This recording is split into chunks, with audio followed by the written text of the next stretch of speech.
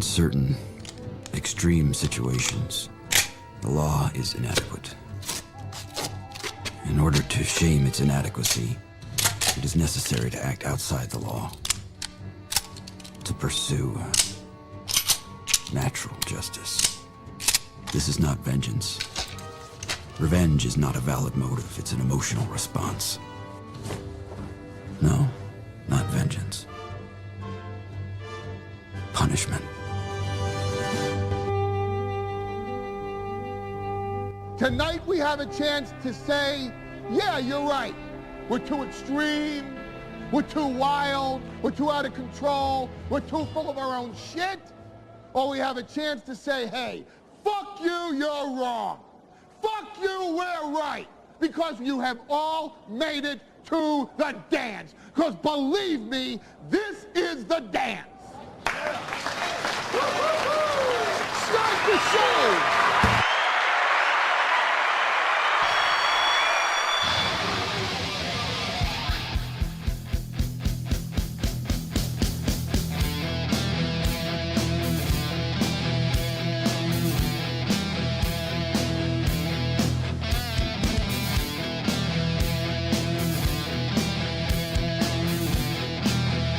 Give us a minute.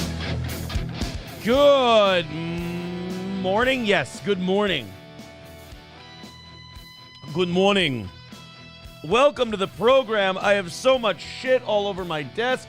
Can you get that out of the frame, please? Thank you. No, like just like out of the, is it going to be out of the thing? All right. Welcome to the show. I got to get all my shit organized. I was decorating. I fucked up the camera. I got to get all my shit together. Let's see how it looks. There we go. Hi, everybody. I don't know how that mic's going to sound. I don't know. Probably pretty fucking... It's a nice mic. Sounds pretty good. I'm happy to use it again. I've only got to do karaoke in my living room with this microphone since the podcast. It's a hot mic. Yeah, it's a good mic. There we go. All right. You're right there with that one. All right. Welcome, everybody. Hi. Uh-oh. What'd you do? Let's loosen that. There we go. Oh, my God. I've been getting everything ready. I don't know if you can tell, but I decorated. Ooh, I have a hat. I did. Well, hold on. Before we put our hats on. Okay. Before we get everything completely ready here. It is my birthday. Well, it's my birthday for all intents and purposes. Yes, it is your birthday. For all intents and purposes, it is my birthday. And now everyone, what should be the dollar amount? So I have a shitload of birthday cards, right? Ooh, nice. And here's what I'm thinking. Everybody who gives over a certain amount and they put that message in there, I open a birthday card, I read their message, and they're sending me a birthday card. Oh, yeah. Should I set it at 10 or 20? How greedy you want to be. I think we can do, well, I'm thinking of, because I've prepped an entire show. Yeah. Like, I'm ready to go 6-7 hours today. Okay. If we have to. I don't know how many times we're going to stop. Oh. That's what I mean. Like, how often do I want to stop to do the birthday cards? Gotcha. Do you want to do 10 or 20? Then do 20 if you want to stop less often. Right? Yeah. I feel like we could make it work with 10, but I don't know. I don't know.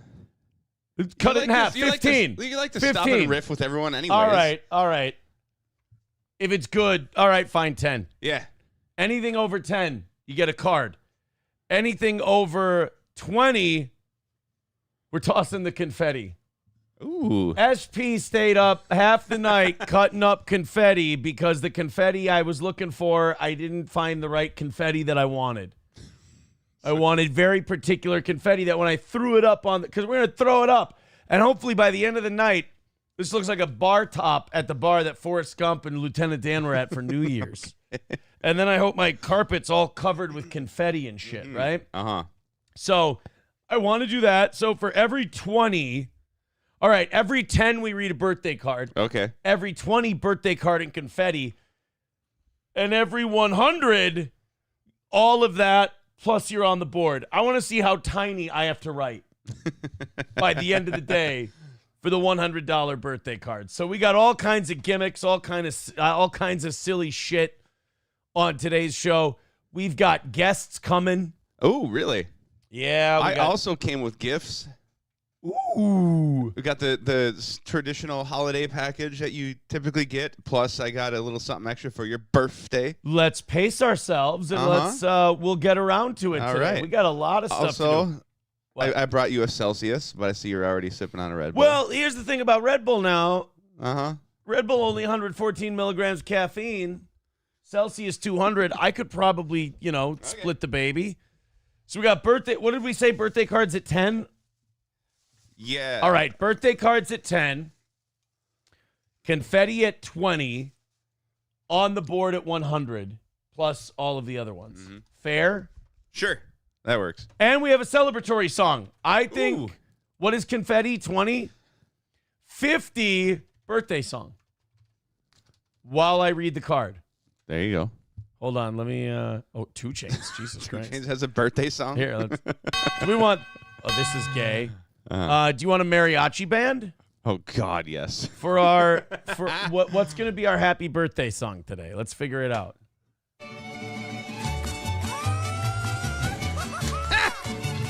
Hola.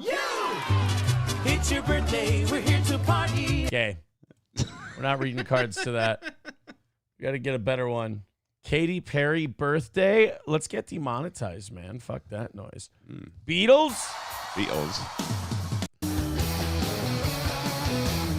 Oh, Okay. is that one? I don't. Yeah. It's too I'm gonna get a difficult. little more. What's this? Sawaf birthday song? Hey, that's the one. Oh, God. And this is 50? Yeah. 50 card confetti birthday song. All right. Happy birthday. Oh, Sawaf. Happy birthday to you. Happy birthday. Happy birthday. Happy birthday, Sawa. Who the fuck is Sawa? That worked great until they What said the fuck is a Sawa? The only comment on this video is, I am not Sawaf. Why is it so hard to find happy fucking Why birthday? can't I get a fucking happy birthday song up in this bitch? Well, we need Jesus a countdown for that Christ. one. It's going to be Sawaf again. How about this?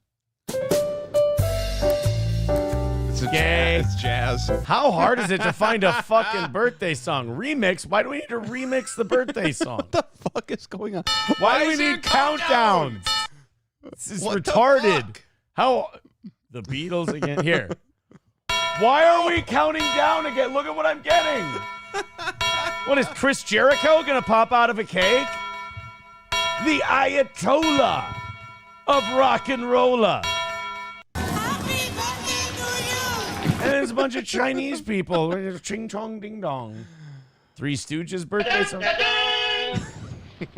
We baked you a birthday cake if you get a tummy ache. Right. Wow. How about this? Can we get this one has an intro too? Come on. Gay is like a baby going to sleep. Can I get something to open my fucking birthday cards to? That's probably racist. Ooh, happy birthday from the Swedish chef. Maybe this will work. We're going to get a birthday show going here. If we can find a fucking birthday song, Christ. I just need a birthday song. Then we can put on our hats. Making a birthday card. We're making a birthday card and read it as Shanny is the one. I mean, I'll sit and watch this, but this isn't going to Oh, be. the birthday card. Stick it in the microwave. It's Aaron's cooking show. Yeah. Oh, that's it. You're sticking in 1, 2, 3.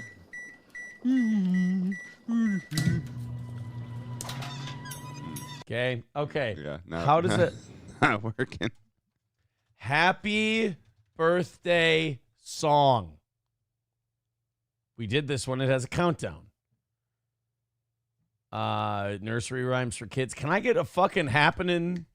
Here's a funny happy birthday song. No. I like the Sawaf one, but who the fuck is Sawaf? Not you. That's fucking. All right, who? let's get past the countdown.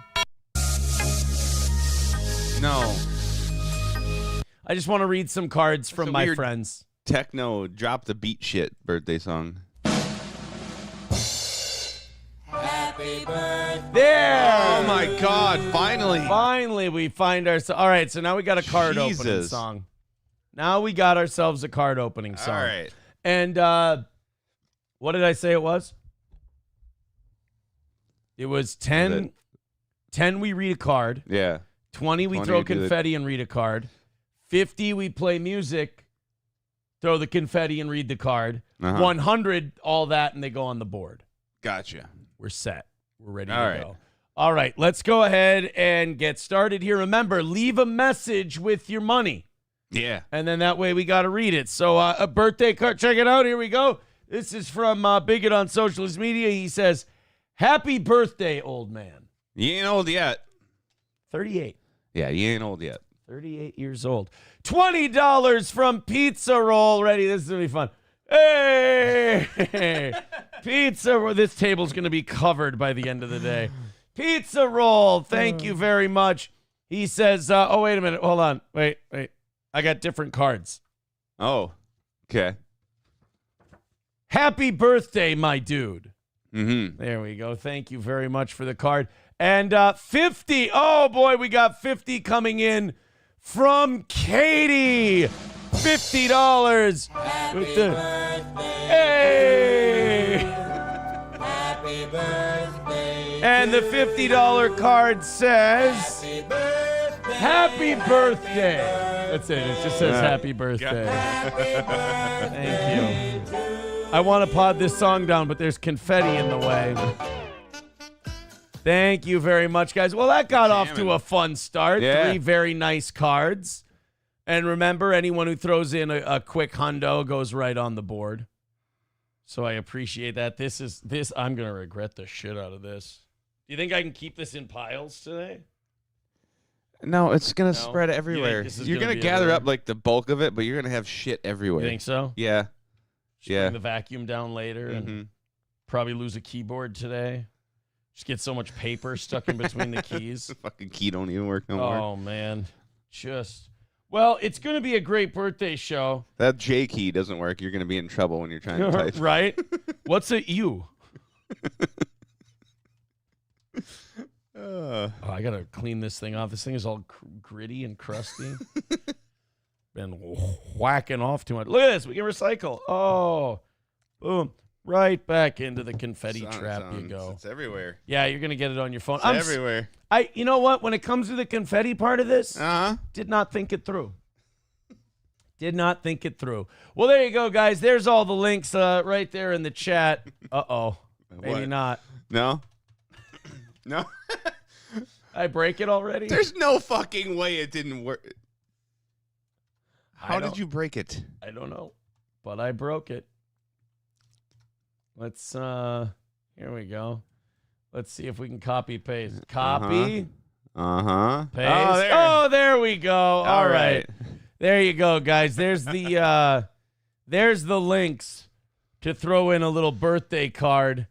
Let's go to Sanford's son with 2857. Hold on. We need. Hey, a weird hey, Matt. number. Hey, Matt. Matt. Yeah. Hey, happy birthday. There we go. This is a cow card. Let's read this. Matadors mount up. It's Sanford's son from 2857. Oh, and happy birthday or whatever. Yes. Do you like the commitment that even though it's on the screen, I read the card? Yeah. That is nice. I got to get my rotation set here. I got a bunch of different birthday cards. This confetti was a mistake. No. It's Did I say great 20 idea. for the confetti, 10 for the card? Yeah, I think Okay, so. we're all set. I should have written this down. All right, before we go any further, It's your show. You should steer the ship. I think what you and I should do Yes. is put on our birthday hats. Oh, okay. I think we should put on our birthday right. hats if we're Birthday going to hat. celebrate a birthday so our double chins can be hooked by the... There we go. Hey! Happy birthday to... Oh, shit. How's this going to work? I did not think this through. Oh, fuck. How do I... There. It's not that hard. Hold You on. just do it like this. See? It works. Hey! Hey, yeah. There it is. All right. It's not going to stay up there. I know that for a fact. That's a fact, Jack. All right, we got $25 from Ozbest Second Mike. Hold on, we got $25. Hey! And then we got, oh, look at this card. Look, this is a puppy card. Oh. Isn't that sweet? That sweet little puppy card. And the card says, happy birthday. I put a link in the chat. Ooh. Ooh. Funsies. How did they know when you were going to read their card? Let's go find it.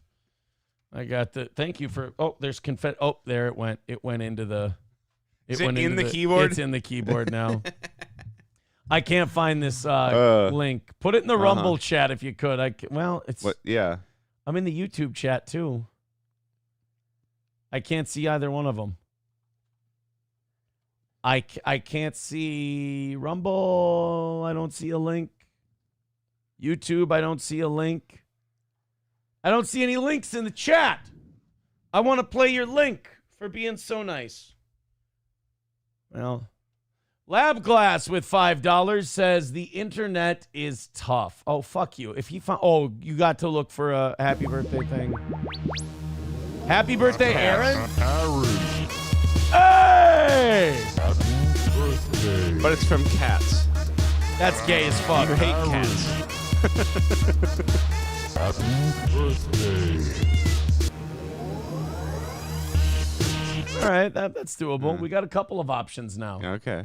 for happy birthdays. I'm excited. This is going to be a good show. It's going to be complicated as hell for a simple guy like me to run, but it's going to be very, very doable. Uh-oh. Did I get... I got rid of our original birthday song. Oh, good job. Great job. Great job. Go to your history and open up the recently closed. Well, anyway, guys, thank you very much. I'm a lovely and talented 38 years old today. 38 years young, really.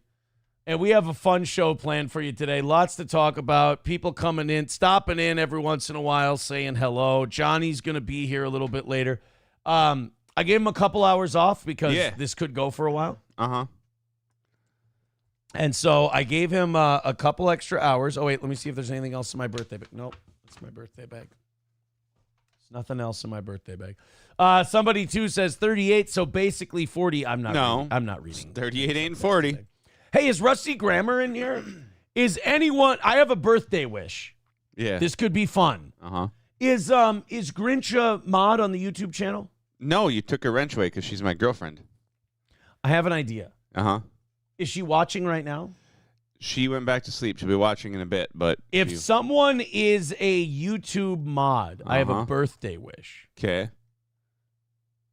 I want my YouTube mods. This is going to be fun. Mm-hmm. Just start banning the fuck out of people. I mean it. That's 100% my birthday wish. Yeah. My birthday wish today is for the mods to go in, and if people are just being... Like, if they're being funny, I love it. Keep them. I don't care. Mean, nice, doesn't matter. But if you got people who are just spurging their fucking brains out because they don't understand why I still have a show. Someone banned Laundry Room who types in all caps a year and a half later. No, I like Laundry Room. Fuck Laundry Room. I like Laundry Room. Don't settle. He won't turn off his caps lock. Shut up. It's my birthday. Guys, he doesn't get to say shit. I just want you to ban the spurgs. Okay. So whoever wants to go in and be the YouTube mod. Rusty's here. Okay, perfect. My birthday wish is for Rusty Grammar and only Rusty Grammar. Here's his birthday gift to me today. He goes into the YouTube chat today and just starts leveling motherfuckers. I mean to the point where these chicken shit cowards, like they always do, come into my DMs after the show and they beg me. They plead with me. And they go, please, Mr. Steel Toe, please, I's just only fun and I's be real good from now on. Nope. Rusty, I want to be begged by people today to be let back into the YouTube chat. Because here's one of the things about these YouTube chat people. Yeah. They talk a real big game when they think they're not being watched. But the minute I tell them, get the fuck out, the minute I act like daddy, the minute daddy comes around and goes, get the fuck out of here, oh boy, do they turn chicken shit real fast. My DMs light up. I was only joking, Mr. Imholt. I'll be real good from now on. So, Rusty, make sure my inbox gets filled up today. My birthday wish, nuke the fuck out of the YouTube chat. Ready for the cope? Here's the cope. Yeah. What is he censoring us in our free speech? Yup. I'm taking it away. I want you to know how much power. This entire time, you've only been here because I've allowed you to. I want you to see that I control your speech. I am in charge of you. Grinch says she's awake. She wants her mod back. All right, tell her to type in the fucking chat. I'll throw her a Type mod. in the fucking... yeah. But Rusty Grammar and Rusty says, say when. Now. Fucking right away. Yeah. Yeah. Go for it. All these people, please don't do it to me. Please. It's my birthday. I get to do what I want. Thank you, Mussolini Dip, for the $5. He says, happy birthday to a guy that is definitely straight. Allegedly. I don't know why they would write something like that about you. $10 from Los Federales. Birthday card time. $10 from Los Federales. Thank you so much for $10 on my birthday. That's so kind. And here we go. Roses are red. Today's your birthday.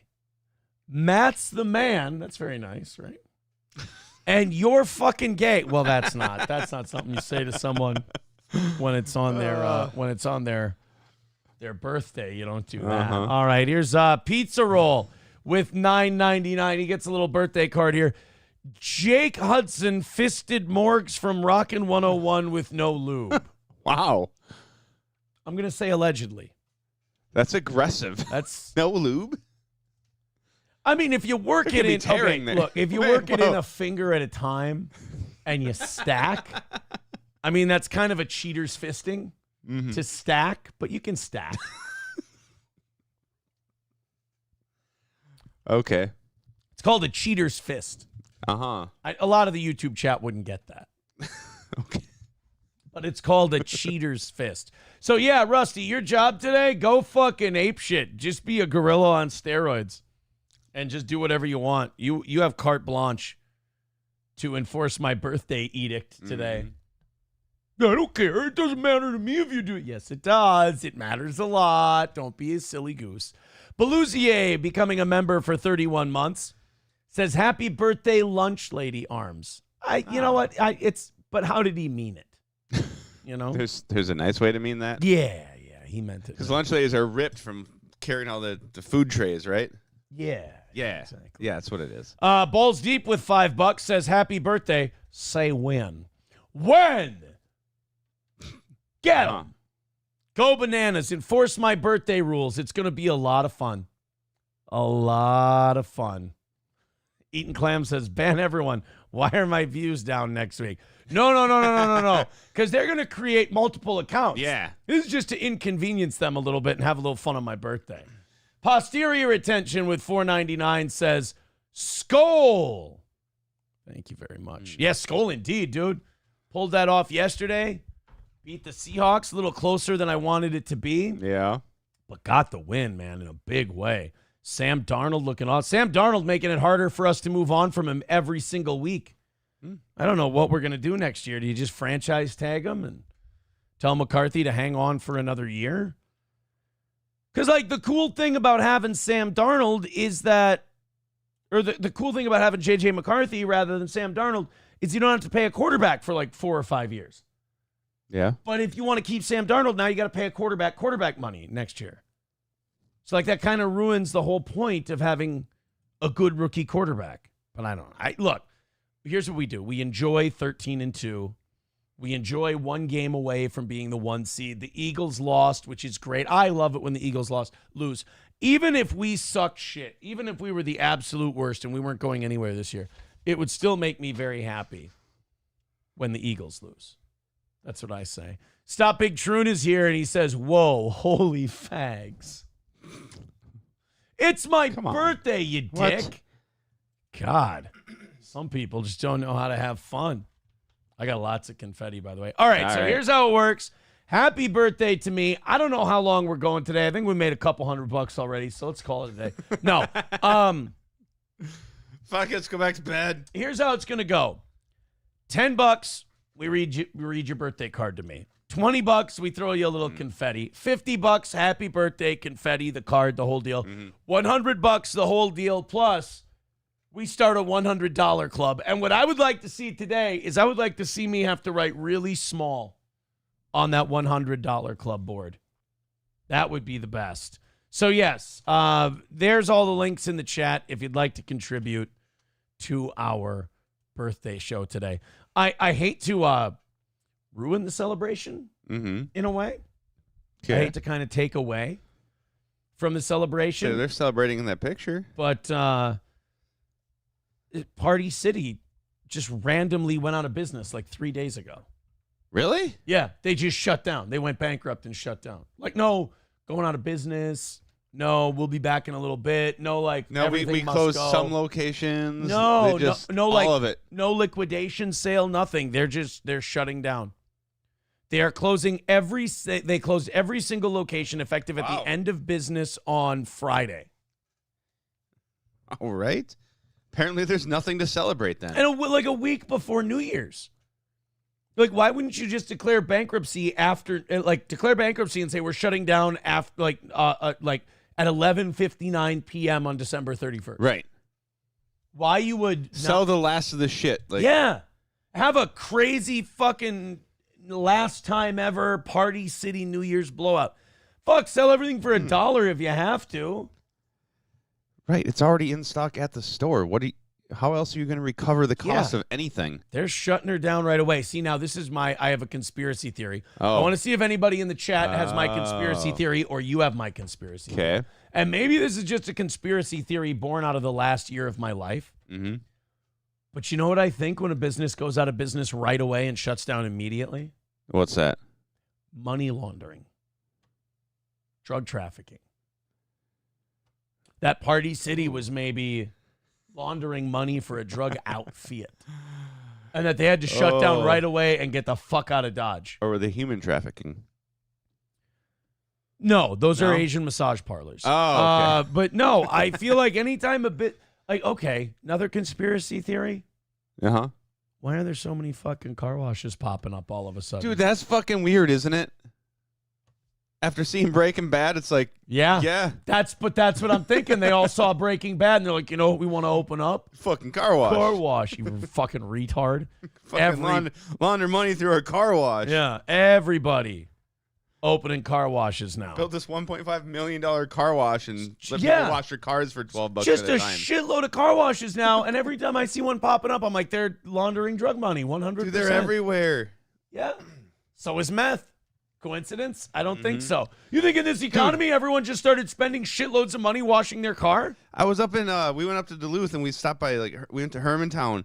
It's just like St. Cloud. There's 8 different fucking car washes on their main strip right through town. You know what Hermantown probably also has a lot of? What? Meth.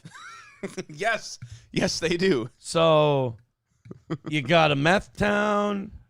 You got a car wash. I don't know. I'm just saying they got Party City shutting down. Yeah. I think somebody figured them out. That could be. I think might be something to your theory, sir. Yeah. Just keep an eye, put a Google alert on Party City. Fucking weird. Yeah, put a Google alert on Party City so you get notifications when there's news about them. We're gonna see some kind of either we're gonna see an investigation, or they shut the whole thing down so there wouldn't be an investigation. Gotcha. And they'd be good to go. Party City closing all of its stores. And corporate employees were told today it is their last day of employment. Yeah, you can't do that to people. Just the corporate people right before Christmas. Go get fucked. You can't tell people the day of that they're going to be out of a job. Oh, no, you can. It's not nice, but you can. It's a terrible way to do business. That's awful. Yeah. But they're not doing business anymore. They're shutting down. No, that's true. That's a terrible way to do business, which is why they're not doing business. Right. It's a great point. CEO Barry Litwin. Can you give me a second here?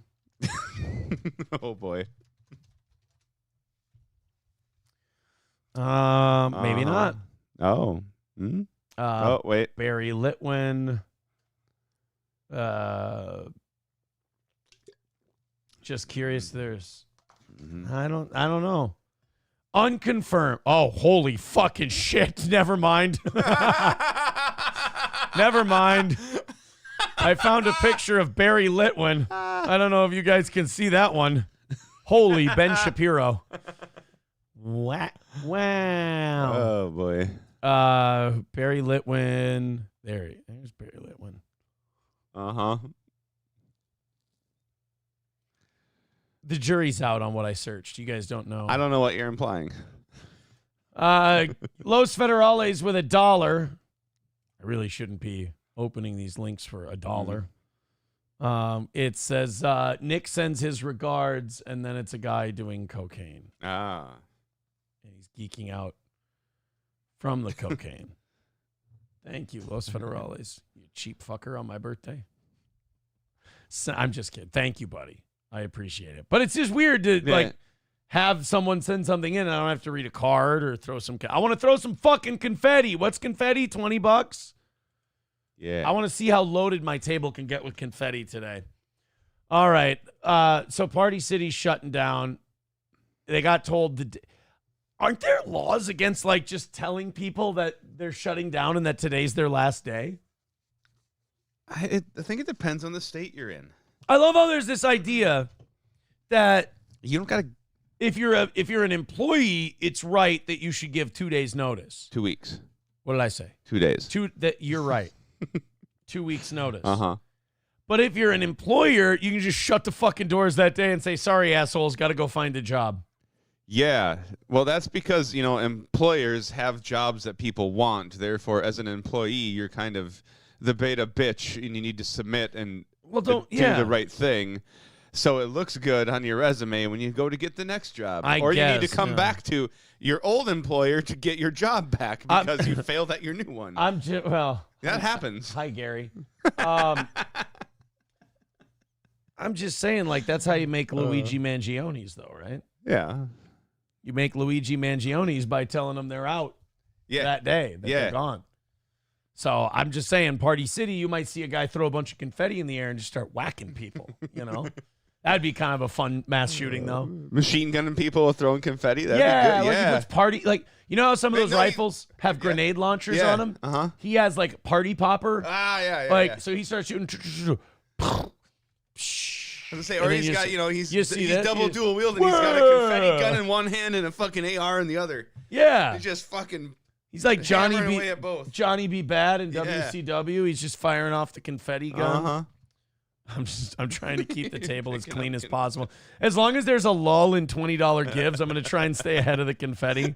But if those start coming in, there's going to be nothing I can do about the confetti situation. MN Vikings with $1.99 says, happy birthday, got an engagement ring, asking today.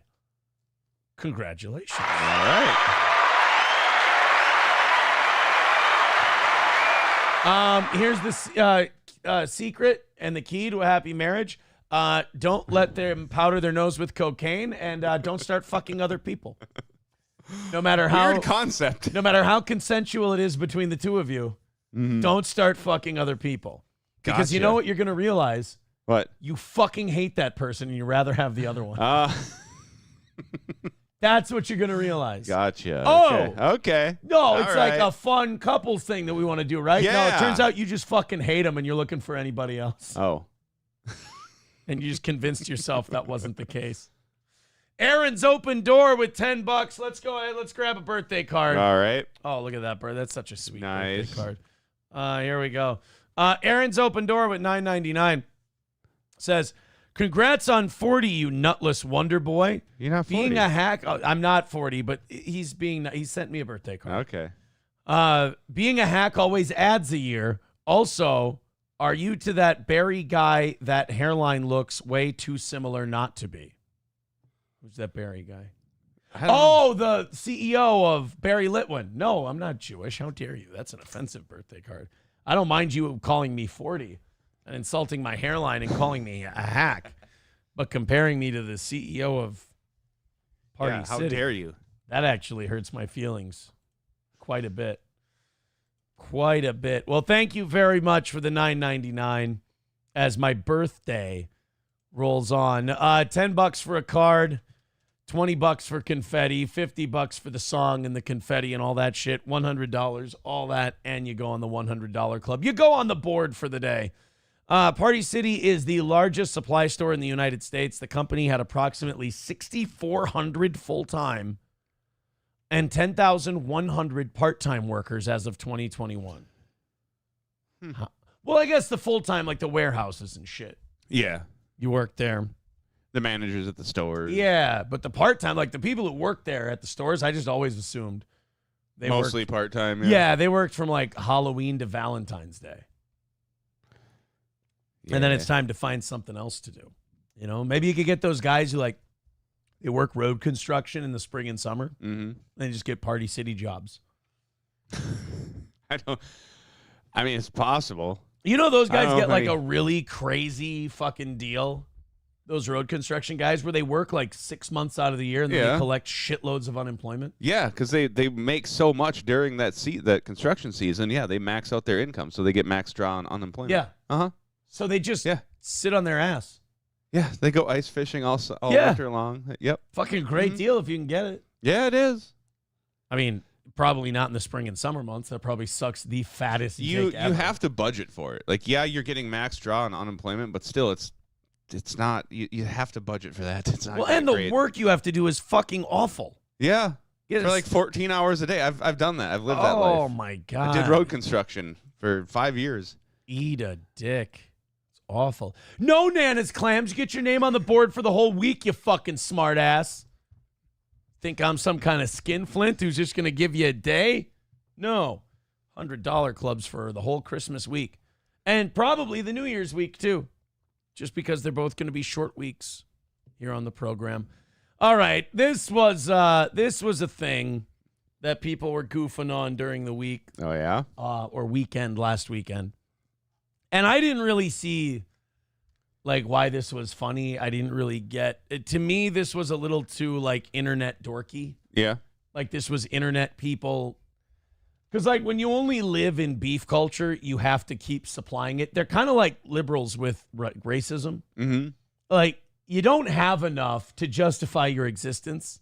Yeah. So you got to try to dig shit up, right? Right, yeah. Or make it up. Yeah. Fabricate. When you live in beef culture, you've got to find things that are pretty harmless and go, whoa, breaking news.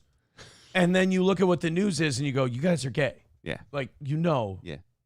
That's why anytime you take like internet beef culture shit outside of the internet, like productive people look at you and go, get the fuck away from me.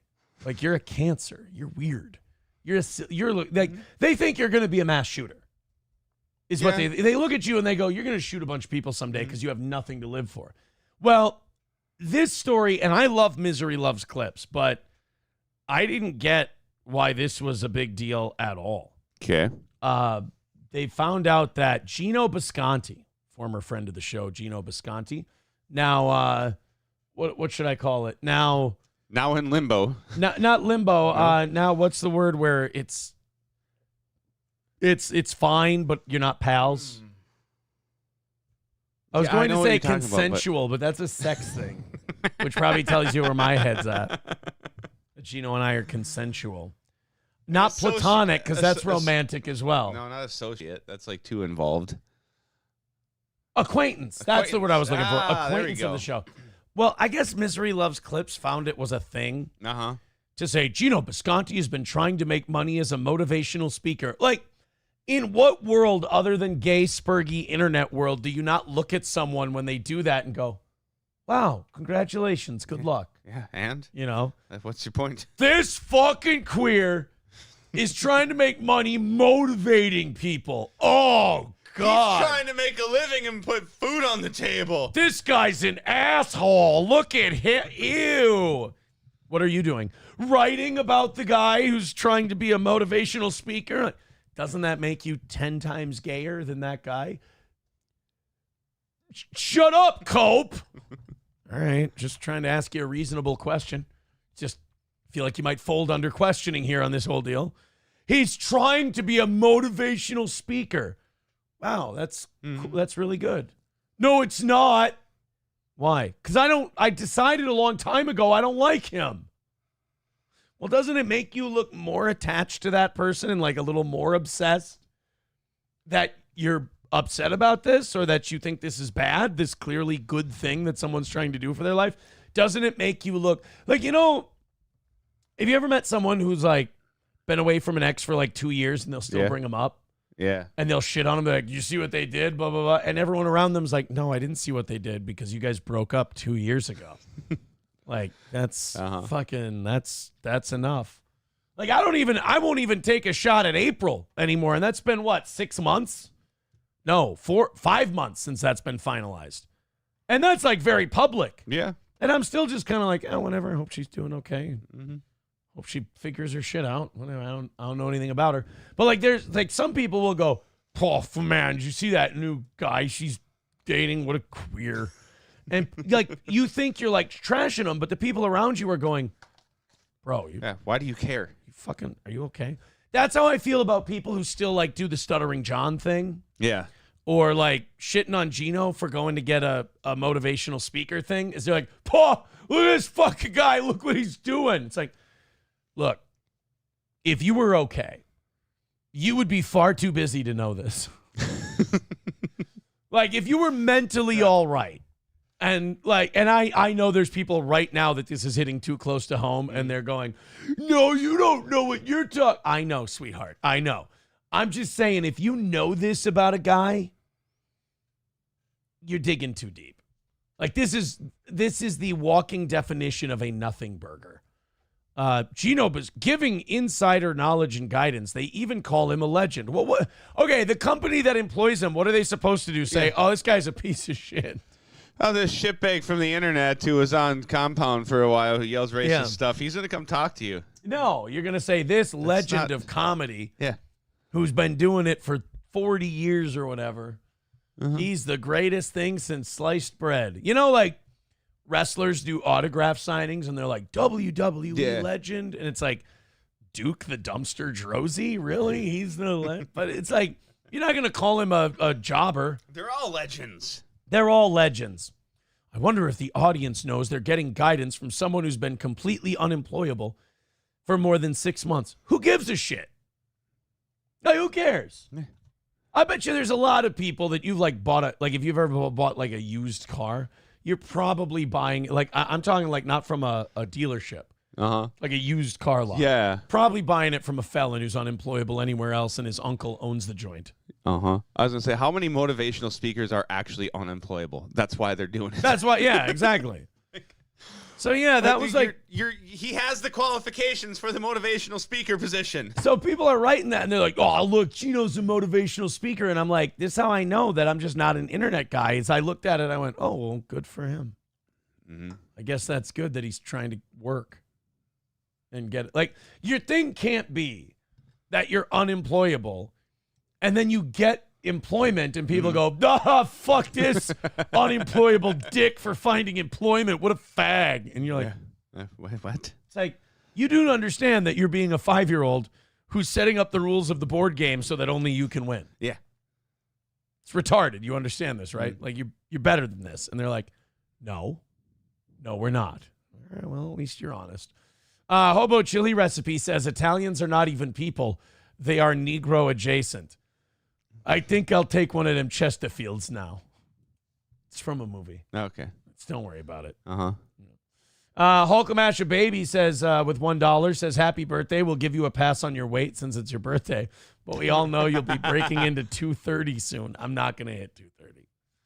No way I'm hitting. I'm not going to let you drag me to hell with this 230 talk.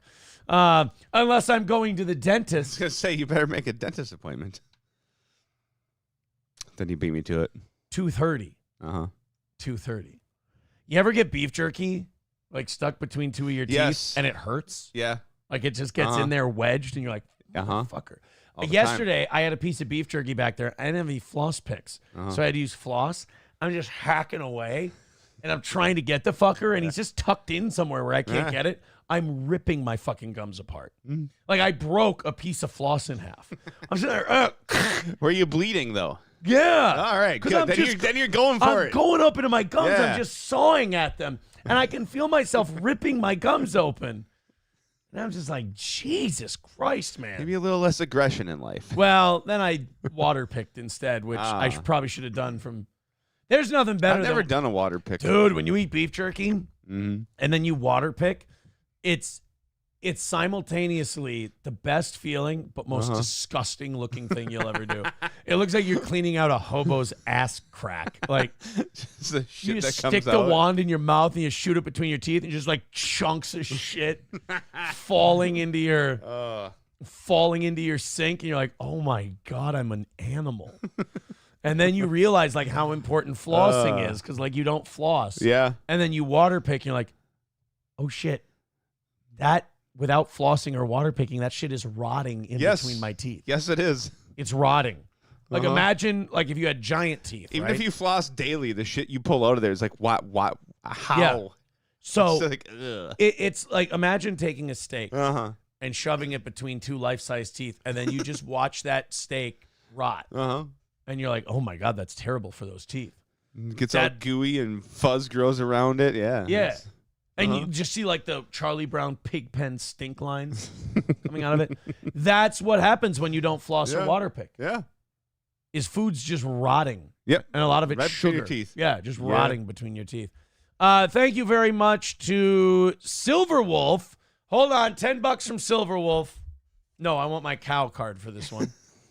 $10 from Silver Wolf. He says, happy birthday / Christmas, you old timer. AARP benefits kick in soon. Love Silver Wolf. Thank you, buddy. I appreciate that. It's very nice of you. And hold on, I think we got a 20 over here. Yes, 20 from Melissa. Oh, that was a heavy one. Christ. Oh my God. $20 gets confetti, and boy, that one got a lot. I think they want us to keep the confetti on the table, though. But then you're gonna run out of confetti. No, I got recycle a confetti. shitload of confetti in here. I don't need to be doing this. I'm literally doing this for my own sanity. That's all this is for. Oh my God, my dick's covered in sprinkles. Why is your dick out? Because it's my... Oh, fuck. That was confetti on my face. Because it's my birthday. Oh. That's why my dick's It's acceptable. Okay. Yeah. It's not okay to have your dick out any other time. Just unzip the pants and flop it out. Yeah. All right. No, just pull it through the hole. Make it look like your shorts are strangling. It's going in your keyboard in that's multiple why places. I'm trying to keep it out of the You keyboard. need to like shake it upside down. Oh, look, this one looks like a tie. Wow. That's adorable. Thank you guys very much. So we got birthday cards. By the way, Melissa's $20 here for the birthday card. It just said happy birthday. Oh, okay. Thank you for the happy birthday. All right, let me just so I can work. I just want to get these out of here so I can. Oh God, there it went in between the 8 and the 9. There we go. Just so I can type and shit. That's all I want to do.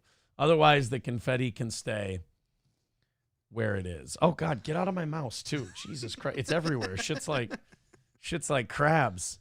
Not that I've ever had crabs. Thank you, Silver Wolf. Thank you, Melissa.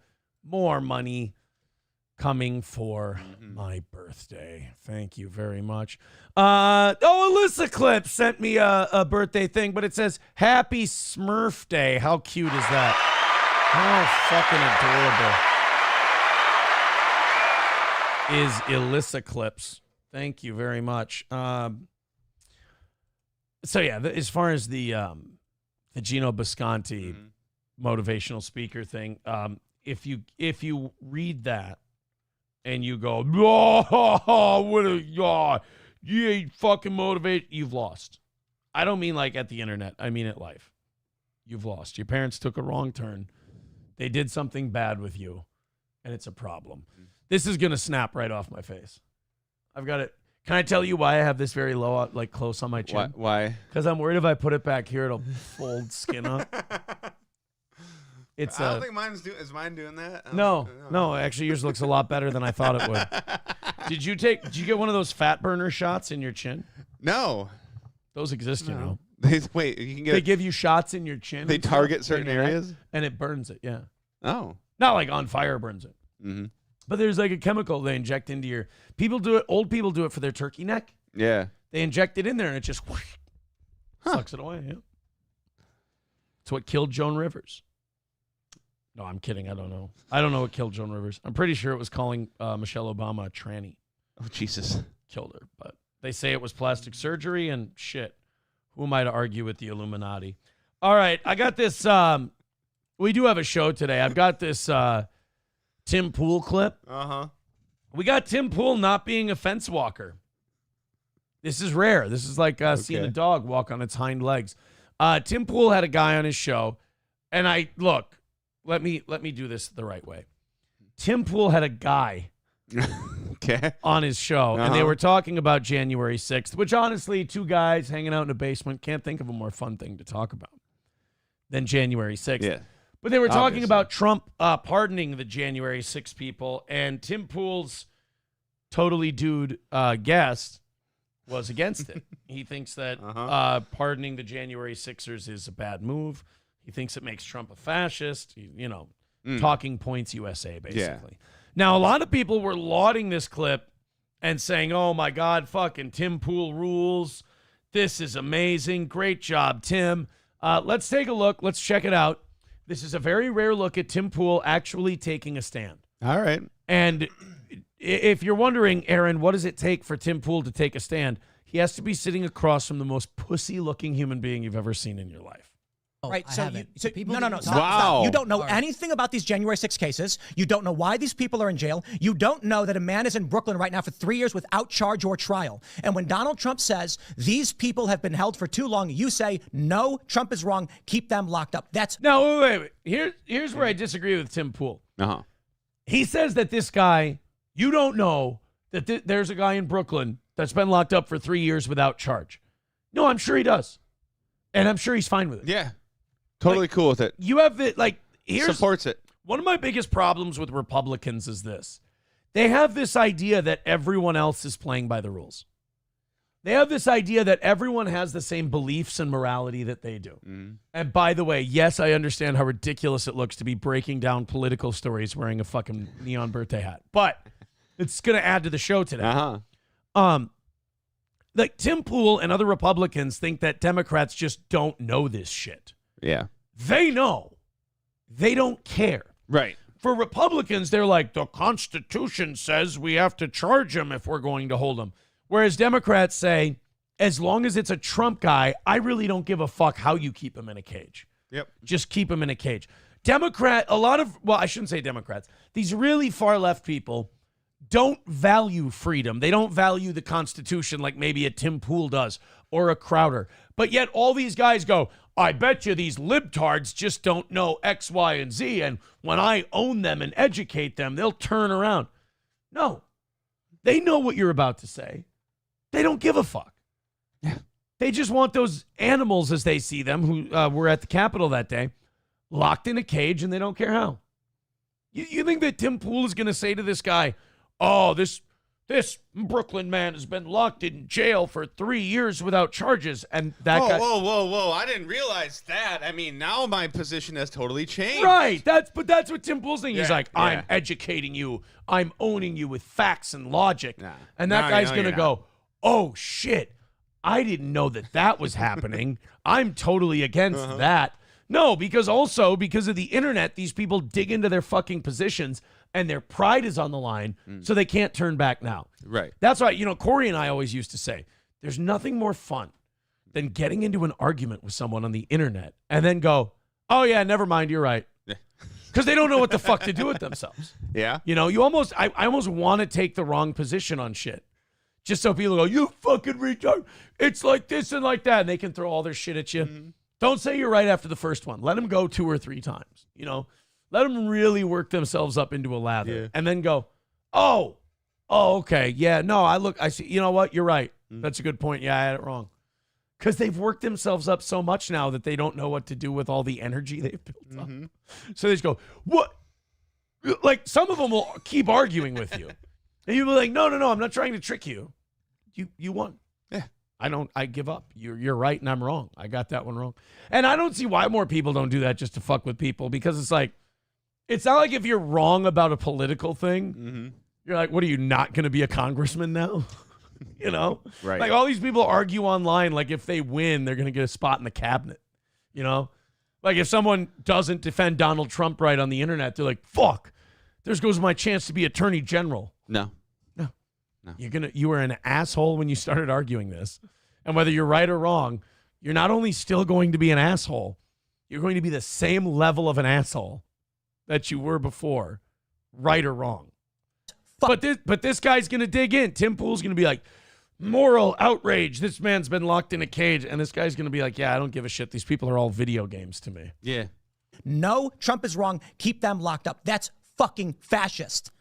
Dude, you have sit here. You see what I mean about Guy? Yeah. You have sit here, by the way. He just said you have sit here.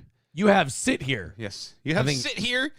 I think he means to say you have sat here. Yeah. And said. He's getting worked up. His words are getting flustered. That you have an XY chromosome, and that is clearly a lie. You fuck. God, what a ponce. That guy just looks like even Butcher Rachel Maddow. Yeah. Fascist. Dude, you have sit here. You've been sitting here with no knowledge of the specifics of some of these cases. There is a man in Brooklyn right now. I'm going to say it again. No, actually, he knows all the specifics. Yeah. He doesn't give a fuck. He just wants them locked up because he thinks they're all fascist and evil, and they tried to overturn the government, and they were a threat to democracy that the left clearly cares so much about, as they just give you your candidate, not let you choose. Yeah. Were you there and not named Ray Epps? Then I want you in a cage. Were you there and you didn't have an FBI badge? In the gulags you go. Me and my fucking clear makeup job and awful poofy hair say that you're an evil bastard. That's the worst thing. Like if there was a communist revolution in this country and they put us all to death, is that fucking they take all your guns. Yeah. And they come take you out of your bed in the middle of the night and throw you in a camp. And it's fuckers who look like that who do it. And you're like, I know one-on-one I could kill this man. Yeah. But they got us. Fuck. It's not even that you're being thrown in a gulag. It's that you're being thrown in a gulag by that guy. Yeah. Like if it was Planet of the Apes, stop. If it was Planet of the Apes and these overgrown, genetically mutated, evolved simian species were just pounding the living fuck out of everyone, you're like, yeah. All right, respect. Right. But if it's some little guy like, you have broken the laws of... It's kind of like when Stallone started getting punished in Demolition Man. Yeah. And he's having a hard time because on one hand, he's like, I could murder every one of these fucking people and take over. Uh-huh. But on the other hand, he's like, I am a police officer and I will uphold the law. So I will let these fucking frou-frous tell me about the 3 seashells and laugh in my face when I could break their arms.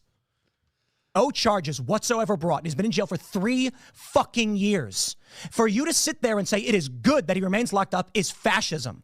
That is saying the hierarchical system of the courts and the government is just, and the process is all that matters. And it makes me mad from the balls of my feet to the top of my beanie. I am angry and upset. Hey, he's what? His beanie. Oh. And I am saying perhaps 3 years is enough. Because I actually have moral logic and an understanding of these cases. Oh, here we go. Facts and logic. Oh. I'm owning you with facts and logic, bro. And you have to now yield to me and admit I was right because I've given you the facts and logic. It's like, no, they can just look at you and go, no, I'd rather not. I don't care. Lock him up. Yeah. Hence, my position on January... What are you good with fact? What do you think it's okay to do that? Well, then that makes you a dictatorial communist. You're like, all right, cool. Like, it's all you have to do. Like, whenever someone comes at you with this performative outrage, yeah, you just have to go, yeah, I guess I'm cool with that then. Because, again, what does it cost you? Right. I'm not going to work at HuffPo, you know? has always been the people who have attacked police must go to prison. But 3 years is a fucking long time for assault on an officer. We have seen people on the far left, notably when they were firebombing shit all across Minnesota. Minnesota. Everyone sounds like Jesse Ventura when they say our state's name. It's so hard. When they were firebombing shit all over Minnesota. 3 people murdered. And how many criminal charges do we get for this? When they firebombed a police station in Derek Chauvin went away for a long time. I mean, did Kamala raise money for the people who were locked up? She did. That was very nice of her. Tim Pool raising any money for the January 6th people? You're not as good as Kamala Harris. Yeah. She's fucking out there doing it. Yeah, like the George Floyd thing. He's like, oh, did anybody go to prison for that? Yeah, Derek Chauvin and all his friends. Yeah. Long time, too. Their kids will be way grown by the time they're out of prison. Force the police to evacuate. On May 29th, 2020, when thousands of far leftists firebombed the White House grounds and set fire to St. John's Church and injured 100 police officers, how many fucking people went to prison for 3 years? How many of them? Oh, look, and I'm guessing by the tone of his voice, none. Yeah. Like that's why I could never do these shows, because I just look at it and eventually at one point while they're shouting, I would go, none of this matters. Uh-huh. Nothing we're doing right now. It's irrelevant. This is performative and we're jacking each other off. That's all this is. Why don't we do this? Why don't we just say up front on our show, we're going to bitch about this all day. It's like we should all just be Jim Carrey and Liar Liar. Like, I'm going to piss and moan like an impotent jerk and bend over and take it up the tailpipe. I object. Yeah. Why? Because it hurts my case. It's devastating to my case. I hold myself in contempt. Who never showed up on that day are in prison for 20 years. Enrique Tarrio wasn't even in D.C. on January 6th. And you are saying that man who his only crime was, quote, don't leave. That's his only crime. You think he should be in prison for 20 years because you're a fascist. You don't care what the facts are. No, you clearly he doesn't look at him.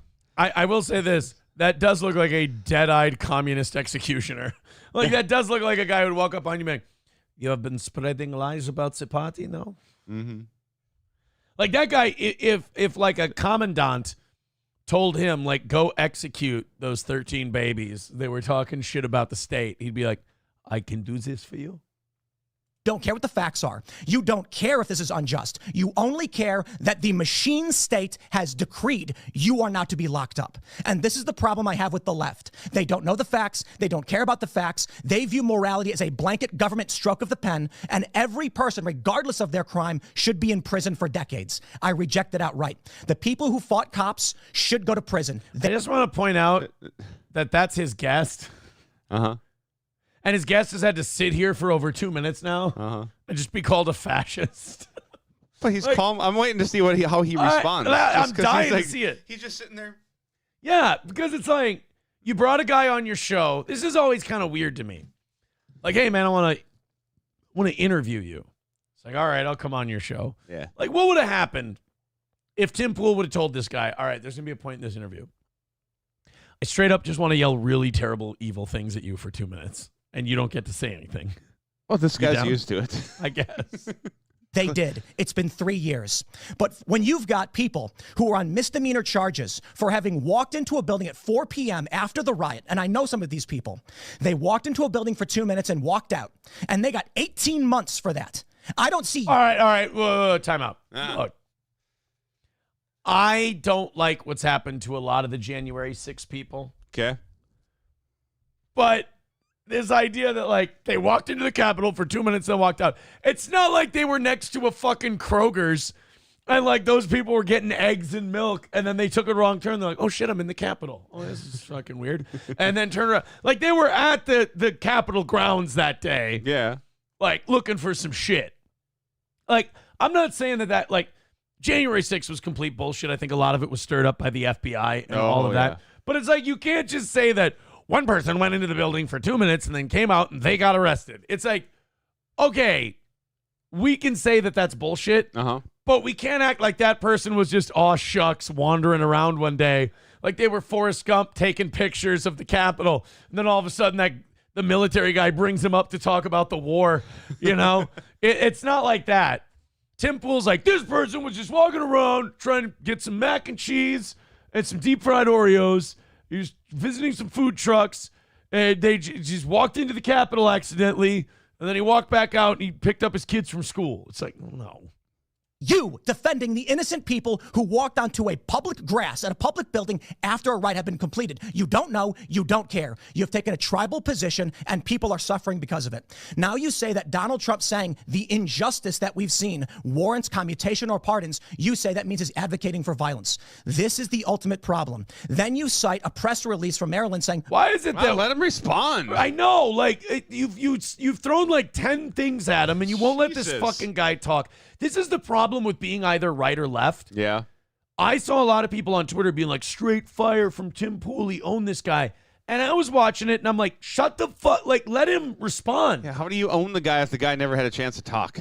Yeah, anybody There's can. no point, counterpoint. This is like when women, like, will confront a guy in public with their phone on, and they'll just scream at him for 10 minutes, and be like, yeah, I totally owned him. It's like, well, I mean, you just kind of sat there staring at you while you had a mental breakdown. I don't really see how that's a win for you, but okie dokie. But the right's more violent. There is a distinct... Tim Pool's, I'm sorry, I'll rewind it here because there's one point I wanted to make, is that Tim Pool has an innate ability to take a position I agree with and still make me sick of him for the position. Like, yes, I know exactly what you mean. Watching this, I'm getting the same damn thing. I'll look at, like, Tim Pool is to me what Bill Maher is to a lot of you. Like, a lot of you will agree with Bill Maher, but you're really like, I don't know what it is. I hate Bill Maher. Like, I get that from people a lot. They're like, Aaron, I get that you like him, and I agree with what he's saying right here, but I just don't like that guy. Fucking hate the guy. That's how I feel about Tim Pool. Is like, I agree with what he's saying, but I just find him to be remarkably unlikable. Problem. Then you cite a press release from Maryland saying, but the right's more violent. There is a distinction between a white supremacist as a right-wing group and a run-of-the-mill Christian conservative who showed up on that day not to protest. Let's talk about Brandon Strzok. He never went in Let him fucking talk. The building. He was on the other side of the building. Is this guy ever going to, like, there's a minute left. Do you think he responds or no? He just responds with, yeah, I think they should all be locked up. It's fine. Yeah. That's it. That'd be funny if you responded. Tim just goes on and on and on and on. He's like, yeah, and I think they should still be locked up, so I don't care. No, it would be funny if Tim Pool was like, and do you think that's okay? And the guy went, no. And Tim went, thank you. I think we should execute them all. That's what I would do in this position, is I would just go, you know what? This is all just performative theater anyway. No, I think we should just nuke the prison that they're in. There was a permitted protest. He walked up the stairs and he was yelling. They put this guy in prison. There was Owen Schroyer. I know. Here's what I would like to do. I would like to be sitting across from Tim Pool and just start doing this while he's yelling, because you know this would make anybody mad if they're going off on a rant like this. Just go like this. Just go. Sorry. Well, he is kind of doing that. He's starting to lean a little bit out of his chair. Who was at a permitted rally, who was yelling death to communists. They put him in prison and specifically cited his speech. My dude, you don't know what you're talking about. My dude. 77 years ago, Mike was brought forth to this continent.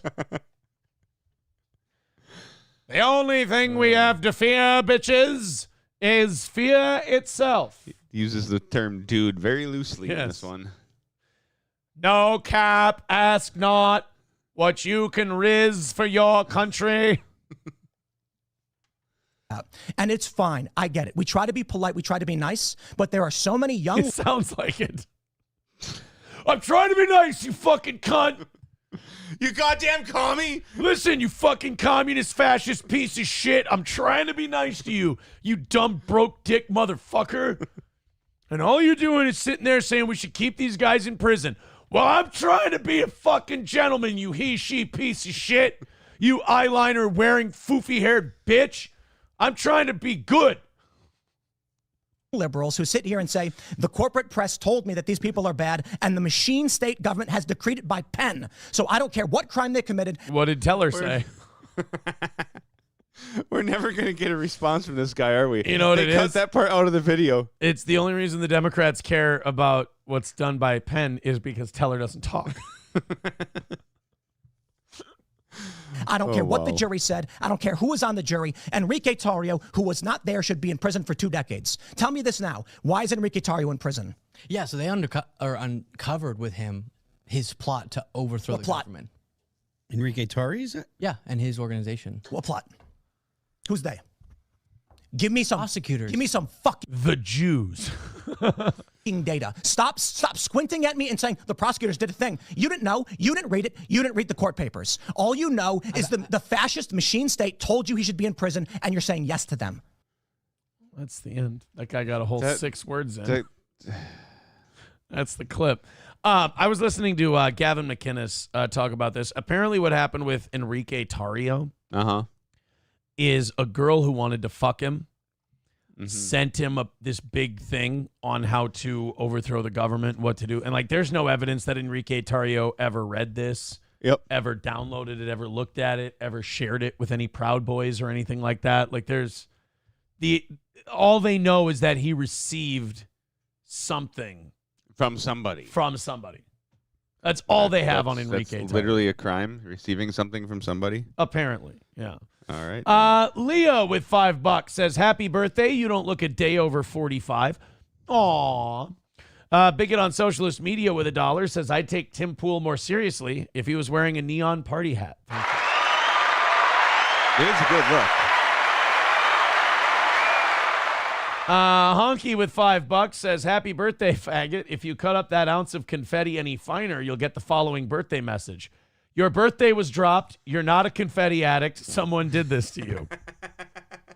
I said I don't take shots at her. Sweet girl. Just turned 30. Yeah. Happy birthday to former co-host. Milestone.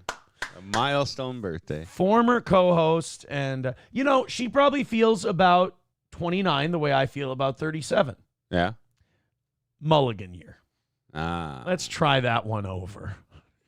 New decade, new beginning. Right. Yeah. Exactly. Milestone birthday, new decade, new beginning. Yep. I started 37 with a wife and a girlfriend. And I'm going into 38 going, you know what? That's probably not for me. Yeah. Now it's just a girlfriend. Starting back from square one. Just a girlfriend. Yeah, and this girlfriend chops up confetti instead of cocaine lines. So that's very nice. Because fucking Party City had to close. My baby is my very own Party City. Oh. Well, then. I'm not going to say. You know what? I've learned from 37. Don't be gross. Don't be gross. Don't go too much into it. No. Rated R Superstar with $1. Oh, my God. Edge writing in. Says silos filled with tortillas in Minnesota. Yes, absolutely. Thank you guys very much for the birthdays. Send in your birthday cards. You got... What, $10? We read your birthday card. We got our birthday cards right here. We're gonna read the birthday cards. $20, we throw the confetti in the air. $50, we got my song, and $100, you go on the board for the rest of the year. $100 happy birthday board. All right, let's get into. Let's go ahead and make sure we're caught up on all the cards. Let's throw those in. I want to throw shitloads of confetti today, so those $20 drops are huge. All right, we're all caught up on the birthday cards. Thank you very much. Do you have that Celsius? I do. I would love that Celsius. It's there you go. I'm kind of upset with you. Why? Because I have a microphone like that. Yeah. I installed it at like this? 101. Yeah. And they kept it. Why are you upset with me because they kept your shit? Because you have that Fuck mic. you. You have that mic. It ain't my fucking fault. I didn't say it was. You should have took your shit. I didn't say it was. I'm projecting at you. Oh, well, stop. That's called projection. Well, Don't. You'd think it would be easy. You'd think it would be easy. You'd think. To just stop. I like this microphone. I know a lot of people who would like to stop, and they just can't. They just can't. All right, guys, let's go. Let's keep going. We've got some very funny political videos for my birthday. Oh, and by the way, we're going to add up everything towards the 10 o'clock hour. Yeah. If the birthday cards are coming in hot and heavy today, we'll go till 11. Nice. If they're still going hot and heavy, we'll go till noon. Oh, boy. If the birthday cards are still coming in hot and heavy, I'll go till 1. Oh, boy. The limit will be 1 o'clock. Okay. But, I mean, I'm talking like a grand. Like if a G comes in. Gotcha. Like right now, aggressive shit. After the first hour, we're like a little over 200. Yeah. If it gets fucking weird in here, I'll go till 1. Okay. Yeah. Anna Kasparian. We have Anna Kasparian throwing a bit of a fit at old Cenk Uygur. Now, we've been keeping a close eye on the Young Turks for a minute now because something's happening. Oh? Something happening here. What's that? What it is ain't exactly clear. Okay. There's a man named Cenk over there And Anna's saying you got to beware. I think it's time we stop. Hey, what's that sound? Everybody should look what's going down. So the Young Turks, I think Anna has liberal PTSD. And like certain shit just triggers her. Okay. And she loses it. Like she's veering off to the right, or at the very least veering towards the center. Mm-hmm. And so now super progressive shit that she used to be into, she doesn't like to be reminded of it. She's in that stage of changing politically. So Cenk Uygur brings up the possibility of Kamala Harris possibly running for governor of California. Oh, my God. See, now that's a reaction you can have. Other people would have a reaction of, ooh, no, that doesn't sound like a good idea. Other people could go, hey, that sounds great. Let's make her the governor. Anna Kasparian has a markedly different response. Okay. And I didn't know there's another option. I don't think Cenk Uygur knew this response was coming. Let's take a look. Cakewalk for governor. No! Okay. What? No! What are you doing? What are you doing? No, I'm telling you the reality, whether you like it or not. Are you Democrat? What are you doing? Wow. It's one thing to go, I'm against that idea. It's another thing to just go, no! No! What are you doing? What are you doing? Wait, no, what are you doing? Yeah. You would think that Cenk was like arming a nuclear suitcase bomb. And like he was going to set it off in the studio. He's turned the key. He's got his thumb over the button right now. He's about to push it. What are you doing? Yeah. Have you seen that Netflix movie, Carry On? Oh, who am I talking to? No, I haven't. Christ. SP and I watched it last night. It's got Taron Egerton and Jason Bateman. It's a terrorist airport thriller. Ooh. It's not great. No. But it reminds me that they have like a suitcase bomb of Novichok 7, which is that Russian nerve agent that Putin uses to kill everybody. Okay. And they want to use it on an airplane. Ah.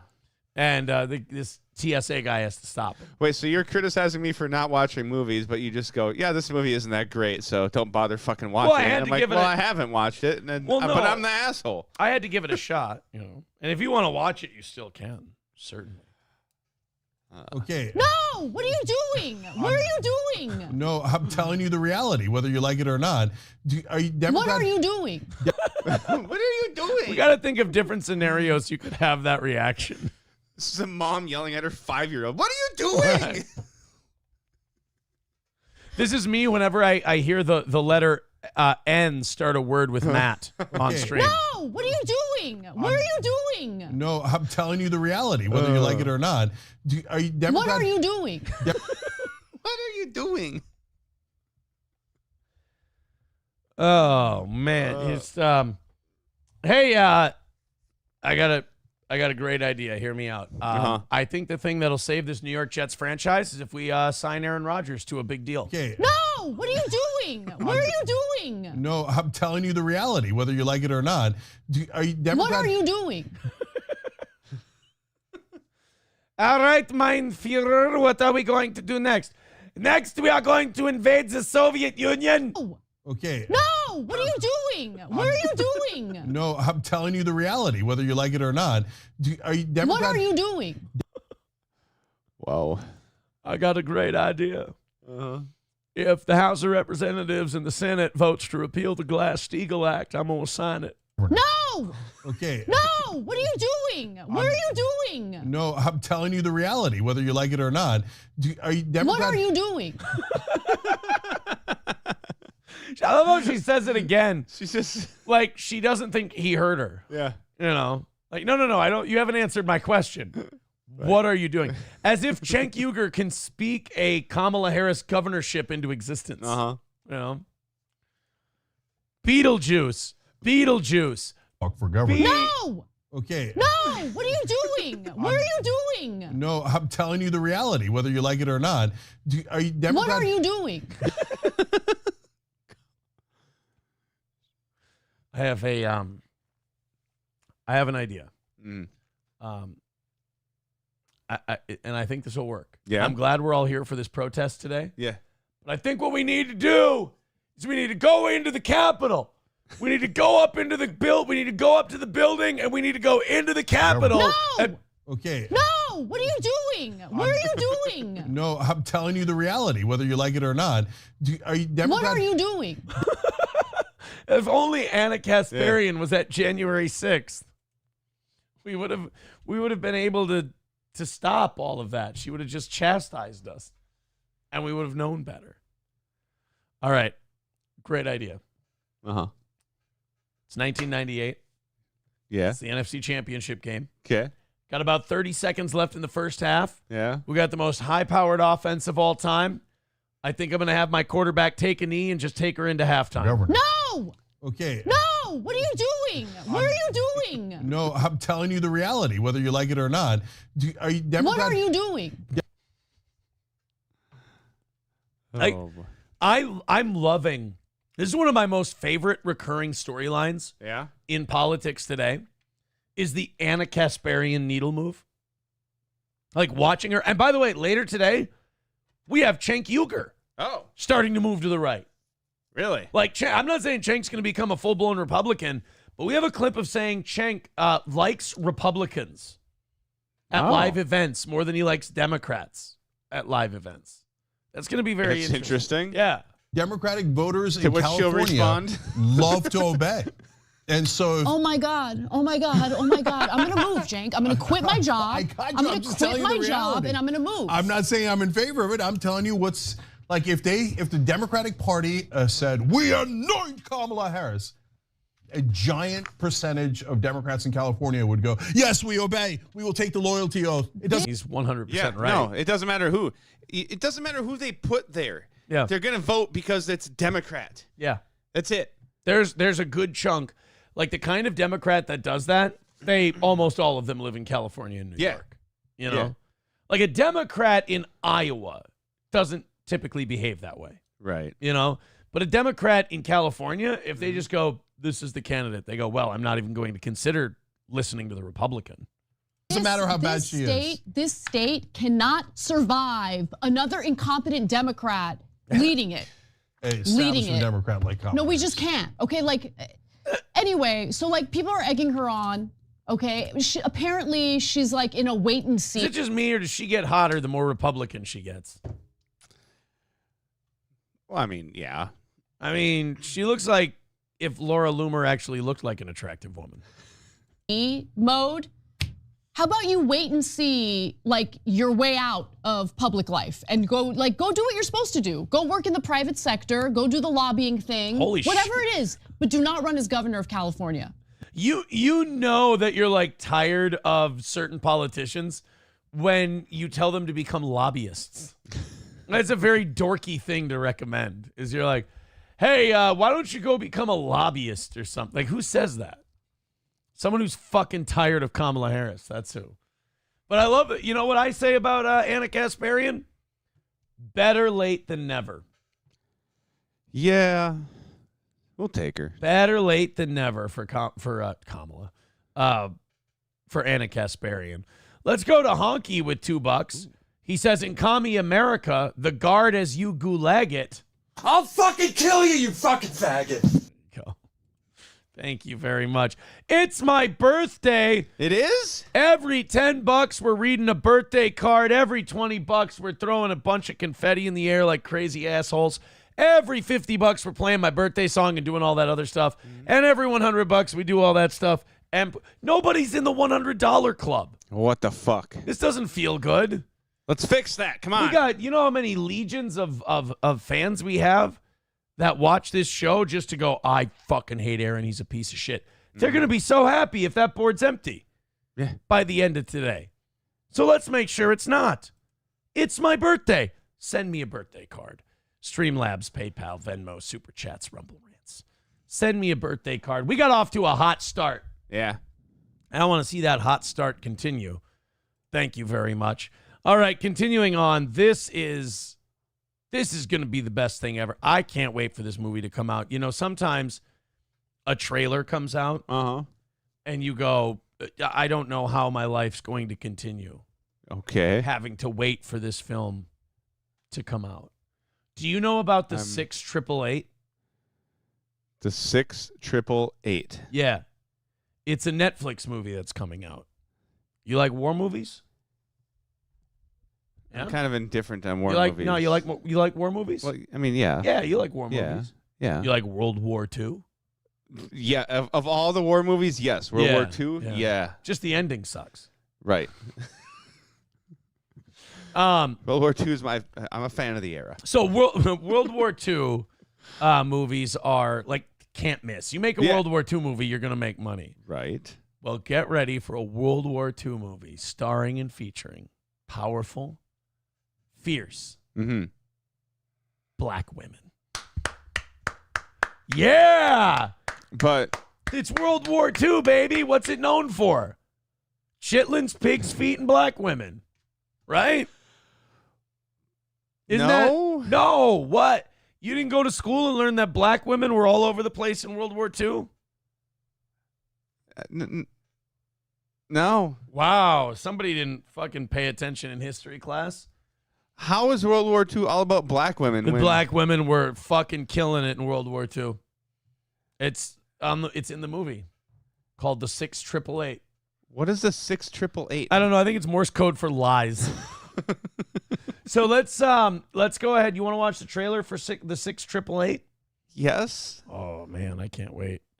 You know, every time I watch a really good World War II movie, I don't know why I'm seeing this. This is. You know what I keep thinking every time I watch a World War II movie? What? Definitely underrepresenting the female black population. Oh, obviously. Yeah. Do you know the Enola Gay, the plane that dropped the atomic bomb? Yeah. Flown by a completely all-black female flight crew? First I've heard of it. Yeah. Why was I not told this? Because the white Jewish conspiracy didn't Okay. want you to know that black people would be powerful like that. All right. Did you know that Pearl Harbor would have been a lot worse, but one black pilot went up and shot down like 20 Japanese planes? Oh. Yeah, it happened. All right, let's go ahead and look at the 6888. See what we've got here. Attention! Never happened. Soldiers, I am Captain Charity Adams. Welcome to the Women's Army Corps. Please let there be a scene where they're like fucking storming the beaches of Normandy. With two pieces. Was there a Women's Army Corps? Probably, but weren't they nurses? Yeah, but they probably didn't do shit. They were nurses and cooked food, right? I mean, they worked in factories because the guys were all fighting the war. Well, that's just a job. Yeah. Was that the Army Corps, the Women's Army Corps? You had a job. Dude, did we even let them in? That's what I'm saying. Yeah. Like, I think if we did, they were just nurses. And they were probably just employed. They weren't in the army. It was just an employee of the government.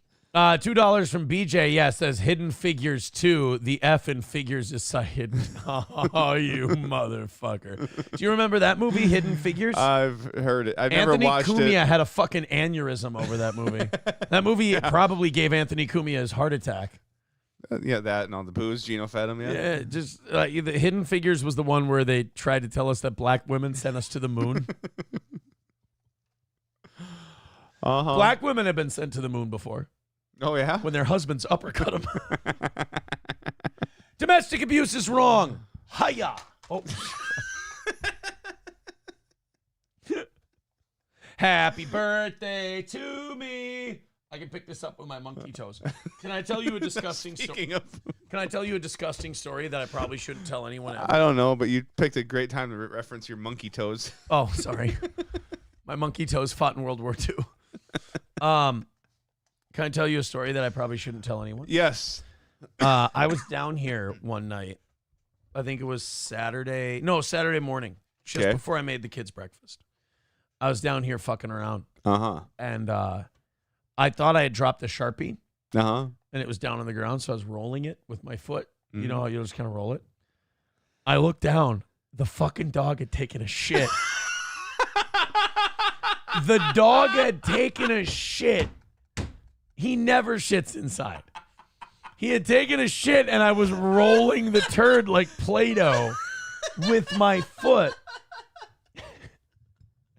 And I'm sitting here, I'm like, this Sharpie feels weird, you know? It's a weird feeling Sharpie. And I looked my down. God. I just fucking sprinted it into the bathroom. I turn on the bathtub and I just rolling start a dog turd with your scrubbing toes. I have tissues here. I pick up the dog shit with the thing, flush it in the toilet, go scrub the fuck out of my foot, go grab the carpet cleaner and some towels, and just, oh God.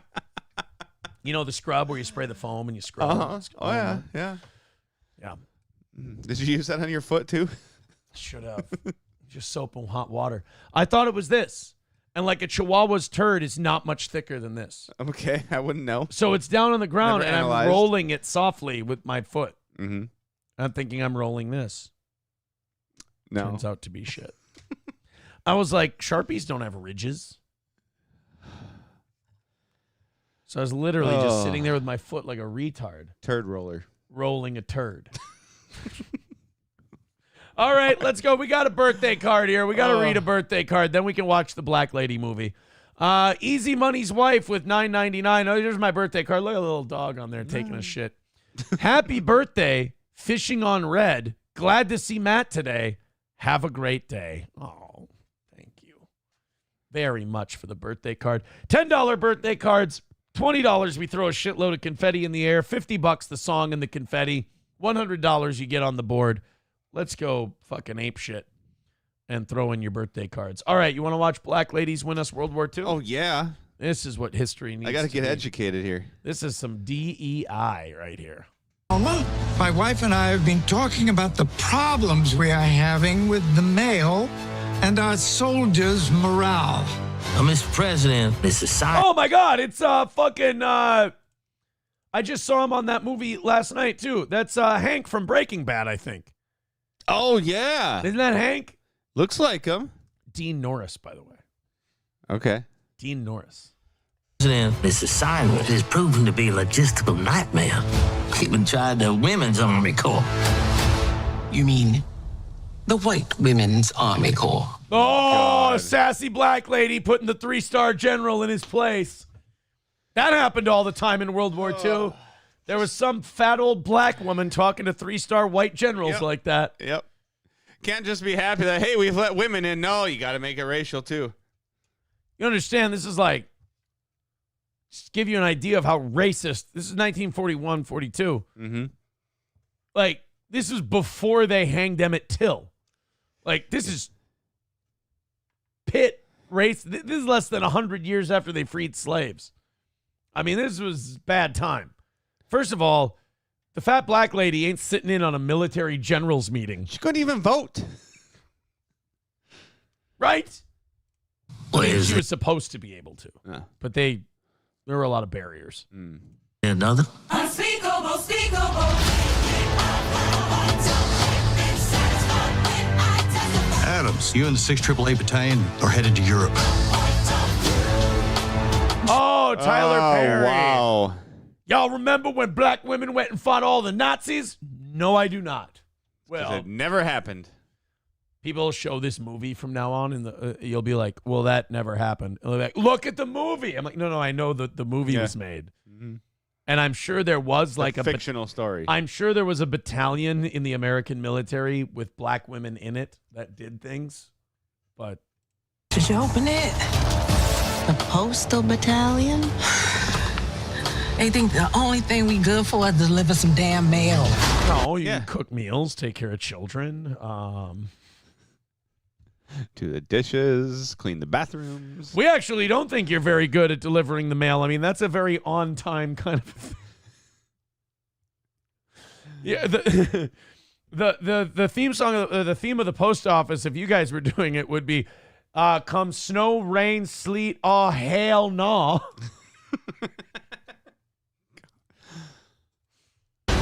Would you like to see all the hangars, ma'am? How many are there? All of them.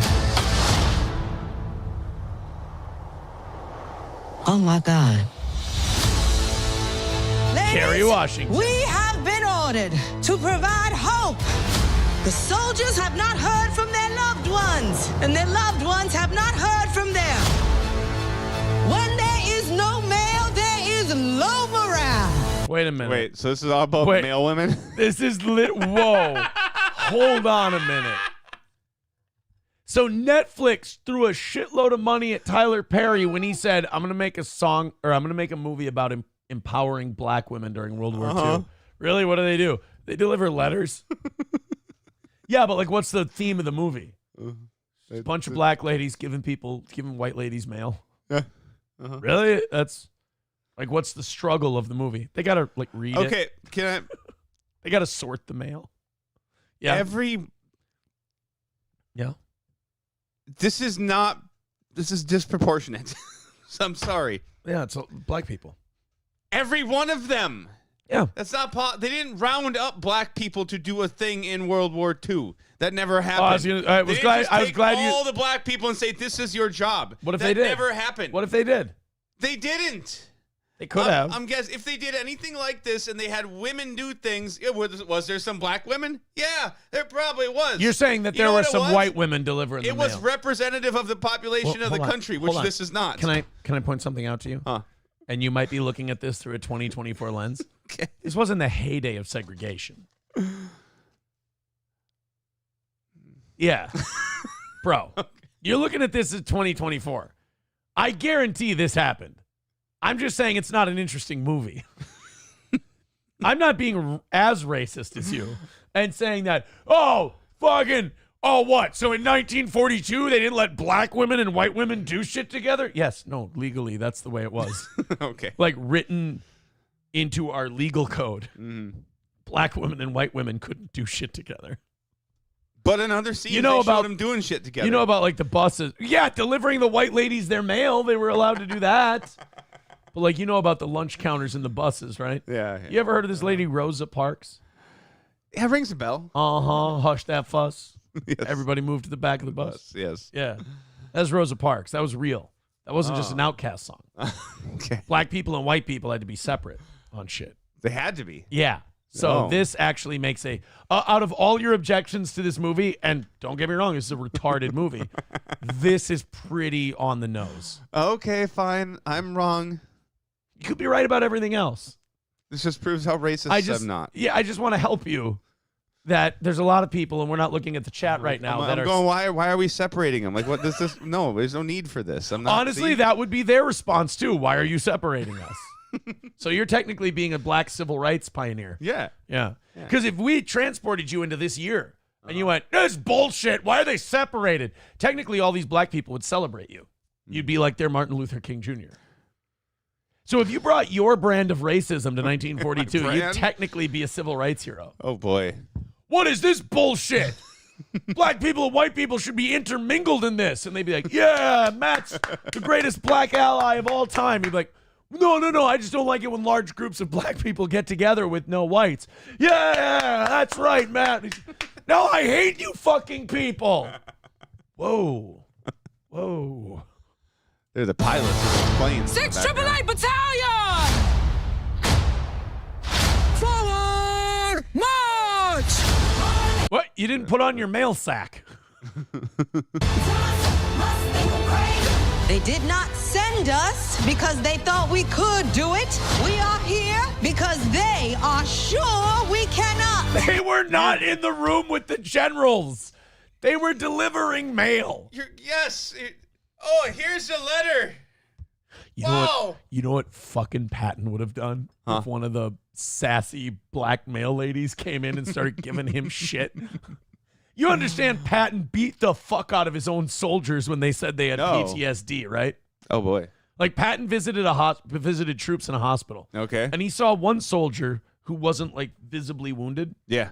And the guy's shaking. And he's just like, I'm just scarred from all the battle. Like he's talking about like what today we would call PTSD. Mm-hmm. Patton slapped the fucking shit out of him and told him that he had to get back in the fight and that he was being a fucking pussy. Did it work? Probably dead. Fucking Patton didn't take I want to know if it worked. Patton didn't take any of this Nancy fucking PTSD shit. My brain's hurt, General Patton. Rub some dirt on your fucking brain and get back in the fight. We are no strangers to making a shackle home. We are at war. You can also make Shaq a center. National Basketball Association. When you are at war, you make do. now that I believe they did. Sorted mail? Just sorted the mail. But if you do that, I didn't know they could read. Yeah. No, I didn't say yeah to that, by the way. But like, the whole thing where they're like marching through fucking Dusseldorf with the like bombed out buildings and shit. Like, stop it. Here's a bunch of mail, sort it. And I swear to God, if you go talk to that general again, I will fucking pistol whip you. Unlike some other folks here, we have the most to prove. Now is where you have the most to prove as a fucking Luftwaffe bomber crashes into a bunch of troops, launching shrapnel into their legs as they'll be disabled for the rest of their lives. Us black women have it much tougher than all these white men out on the front. We got some mails to deliver. We have more to prove than anyone as a fucking headless GI's body rolls towards them. All right, maybe not more than these men. Even if I were a black man, like if I were in the, what was it, the Tuskegee Airmen, I'd be pissed at these women. We have more to prove than anyone. This torso needs his letter. We should probably send this torso back to his mama. Fucking the Tuskegee Airmen are up there. They land and they come out, and the male women are like, oh, thank you, black airmen, for bombing the German targets while facing flak fire and Luftwaffe Messerschmitt 262 experimental jet fighters. But, you know, us male women have the most to prove. What if that's why so many black men run out on their kids? Because they remember the indignity that their grandmas did to their grandpas when their grandpas came back from fighting in the war. They were like, I delivered so much mail, I don't want to hear your shit about the Tuskegee Airmen. And all black men from that day on were like, we're never taking care of your children. You ungrateful pieces of shit. This movie is raising more questions than it answers. show the proof. This is our... Was she just reading someone else's mail? That's a fucking violation. What the hell, bro? Yeah. That's a federal offense. I want her charged. I want her court-martialed. I want her in the brig for reading people's mail. Proof. This is our mission. And we will not fail. Cut to a guy opening his letter. He's like, I got the wrong one. Them dumb ladies fucked me over again.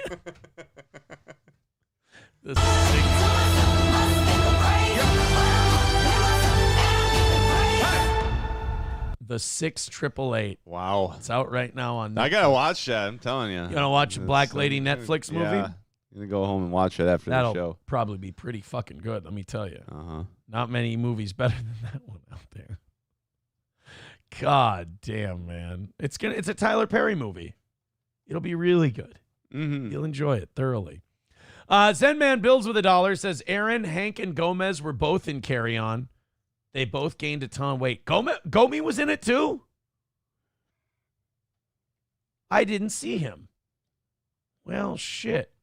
$2 from Honky says that moment when Nuremberg, Nagasaki, and Nazis weren't the worst N-words of World War II. Jesus. Now, if you care to join me in the post office, we'll be serving white mail. Well, that's because black mail is so bad. Mm-hmm. Los Federales with $1 says the irony here is they got illiterate people to deliver letters. Jesus. Once again, this movie depicts just how easy it is to round up black people to get them to do something they don't want to do. Wow. Honky with $1 says the Normandy landings would have been more of a success if Operation Human Shield from the South Park movie were implemented. And Honky says, shit, that World War I era German fighter plane is one crazy motherfucker. Thank you very much for the contributions. Corn Pop with $9.99. Oh, we got a birthday card. Hold on. Corn Pop with a birthday card. This is not nice. Play the Tootsie Roll song. My N.I. Okay, I can't read the rest of that. Thank you very much, Corn Pop, for the $9.99. Thank you to everybody sending me birthday cards. $10 to send a birthday card with a message in it. $20 we throw confetti like a motherfucker. And $50 we get the song, we get the singing, the whole thing. Thank you very much to Christopher with $5. says April is too old for you now anyway.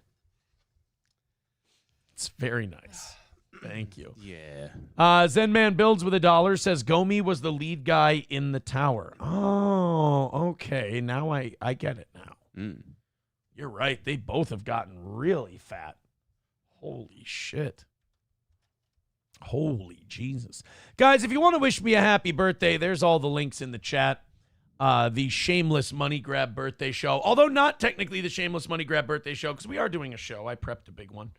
$5 from Stephen Bravo. $5. He says, happy birthday, Toe. I'll wait. What are you waiting for? What are you waiting for? I'm confused. What am I? I'll wait. What did Stephen Bravo do? Go ahead and wait then, sir. The fuck did Stephen... What is Stephen Bravo waiting for? Now I'm confused. I don't get it. Neither do I. Someone asking in the chat, is the birthday song copywritten? Yeah, it is. I think we're going to get demonetized when we play the birthday song. No, I thought the birthday song is one of those that's been around so long that it's not. No, I think it's copywritten. No, I thought Happy Birthday was... birthday song copyrighted. No, see, Happy Birthday is not copyrighted and is public domain in the U.S. and European Union. Yeah. I thought like that guy thought, though. What? I thought it was copyrighted. No. Uh-oh, what the fuck happened? What? My birthday sign fell down. What the fuck? God damn it, son of a bitch. Well, you better put it back up. Stop the show. Goddamn right we're going to stop the show. It's my birthday. Gotta use some better tape. This is fucking male tape. Male tape? You get it from the women we just watched? Works better than female tape, am I right? There we go. Is that better? There we go. Yeah. It's a little out of frame, but fuck it. I'll do it later. Yeah, whatever. I'll do works. it later. Mm-hmm. More birthday cards come in. I'll straighten up. Let me get my birthday hat on. I look ridiculous. Yeah. All right, let's continue on here, guys. Links are in the chat if you want to throw in a birthday card for the toe. We're going till 10, but if the birthday cards go fucking ape shit, we're going to go till 11. Mm-hmm. If they keep going ape shit, we're going to go till 12. If the birthday cards go really crazy, we're just going to go till 1. So basically, it's up to you how far we go. All right, everybody, place your bets. We got a dog attack. Oh, boy. Ready? And the owner of 3 XL bully dogs who was mauled and killed. We just get to it right away. I respect this guy. Yeah. This guy gets right after it. He's like, these dirty, rotten, scoundrel motherfuckers that should all be buried deep beneath the earth's core. Killed another Bully guy. dogs. Yeah, Bully dogs. They're bullies. Literally, it's in their name. They're a bully. They're trying to, like, gimmick up pit bulls now so they Uh-huh. can call them anything but pit bulls. Yeah. Staffordshire Terriers, bullies, Mm-hmm. mixed breeds. Bully dog. Yeah. Mixed breed dogs. Pity. Yeah. Oh, yeah. Pity's another one. Pity. Oh, it sounds so cute. It's Yeah, pity. My pity. Oh, it's a pity. Your fucking toddler shredder. Yeah. Let me try something that's relatable, and then you pit bull owners can tell me if you're being ridiculous or not. All right. I'm going to stop calling the Germans in World War II Nazis. Uh-huh. I'm going to call them fluffy buckets. Because that sounds nice. And by the way, Nazis. The peace bringers. And let me say this, like pit bulls will rip anything's throat out. Yeah. At least with Nazis, you knew there was, if you weren't part of a certain group. You knew if you were safe or not, you're saying. Yeah, like if you were part of that group, Yep. Nazis are way more dangerous than pit bulls. Mm-hmm. But if you're like a white, blonde-haired, blue-eyed Western male, Mm-hmm. you're a lot safer with a Nazi than you are a pit bull. Yeah. The owner of 3 XL bully dogs who was mauled and killed by the animals in a Mira Mesa. And it's chew me bully dogs, we're in a hurry dogs, we've got a long way to go. But they're XL bully dogs. And we'll sing and we'll dance and chew through that kid's pants, and it's maul me bully dogs maul. Park has now been identified. 26-year-old Pedro Ortega was walking with his 4-year-old son when the attack happened. CBS 8's David Gottfredson spoke Well, with him. in fairness, the dogs had to attack and kill the person because if they would have attacked and then lost, they would have been electrocuted and drowned by their owner. Humane Society officers about this investigation. So that's the... Dude, Mexicans fucking love those big Christian candles. Mm-hmm. They love those saint candles. They're hardcore Catholics, man. Oh, yeah. You want to be a real Catholic, you got to be Mexican. Because they don't fuck around. I appreciate the Catholicism in Mexico. They get the big Virgin Mary candles. They go hard. Which, by the way, if you've ever looked online or at a store, they're cheap. Oh, yeah? They must smell like shit. They must be made out of, like, ivory soap. Well, maybe there's just no smell. Just a scentless candle. I've seen those like saint candles for like $3.99. Those big tube candles. They must.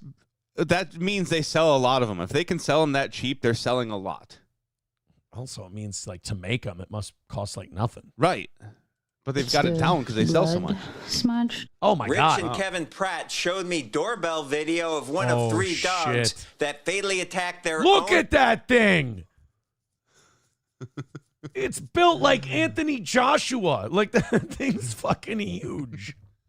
Friday in Mesa, Viking. Where's the toddler? Yeah. We need a toddler. Oh, toddler. Pit bulls and Patrick Melton make the same face when they smell a toddler. They both start fucking drooling.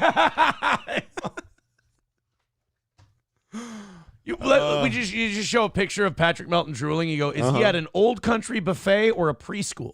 You have to guess. There was a pit bull around my kid when he was a toddler once, but I wasn't worried because this pit bull was like morbidly obese. Are you sure it was a pit bull or was it Patrick? No, it was not Patrick. But this thing was like fucking morbidly obese, right? So I was like, I'm not too worried. It's this one's fine. If there's a park, like I could have, if a problem would have arose, it would have been taken care of quickly, and my child would have been alive. But once this dog realized my toddler at the time was there, the drool. Oh my God, dude.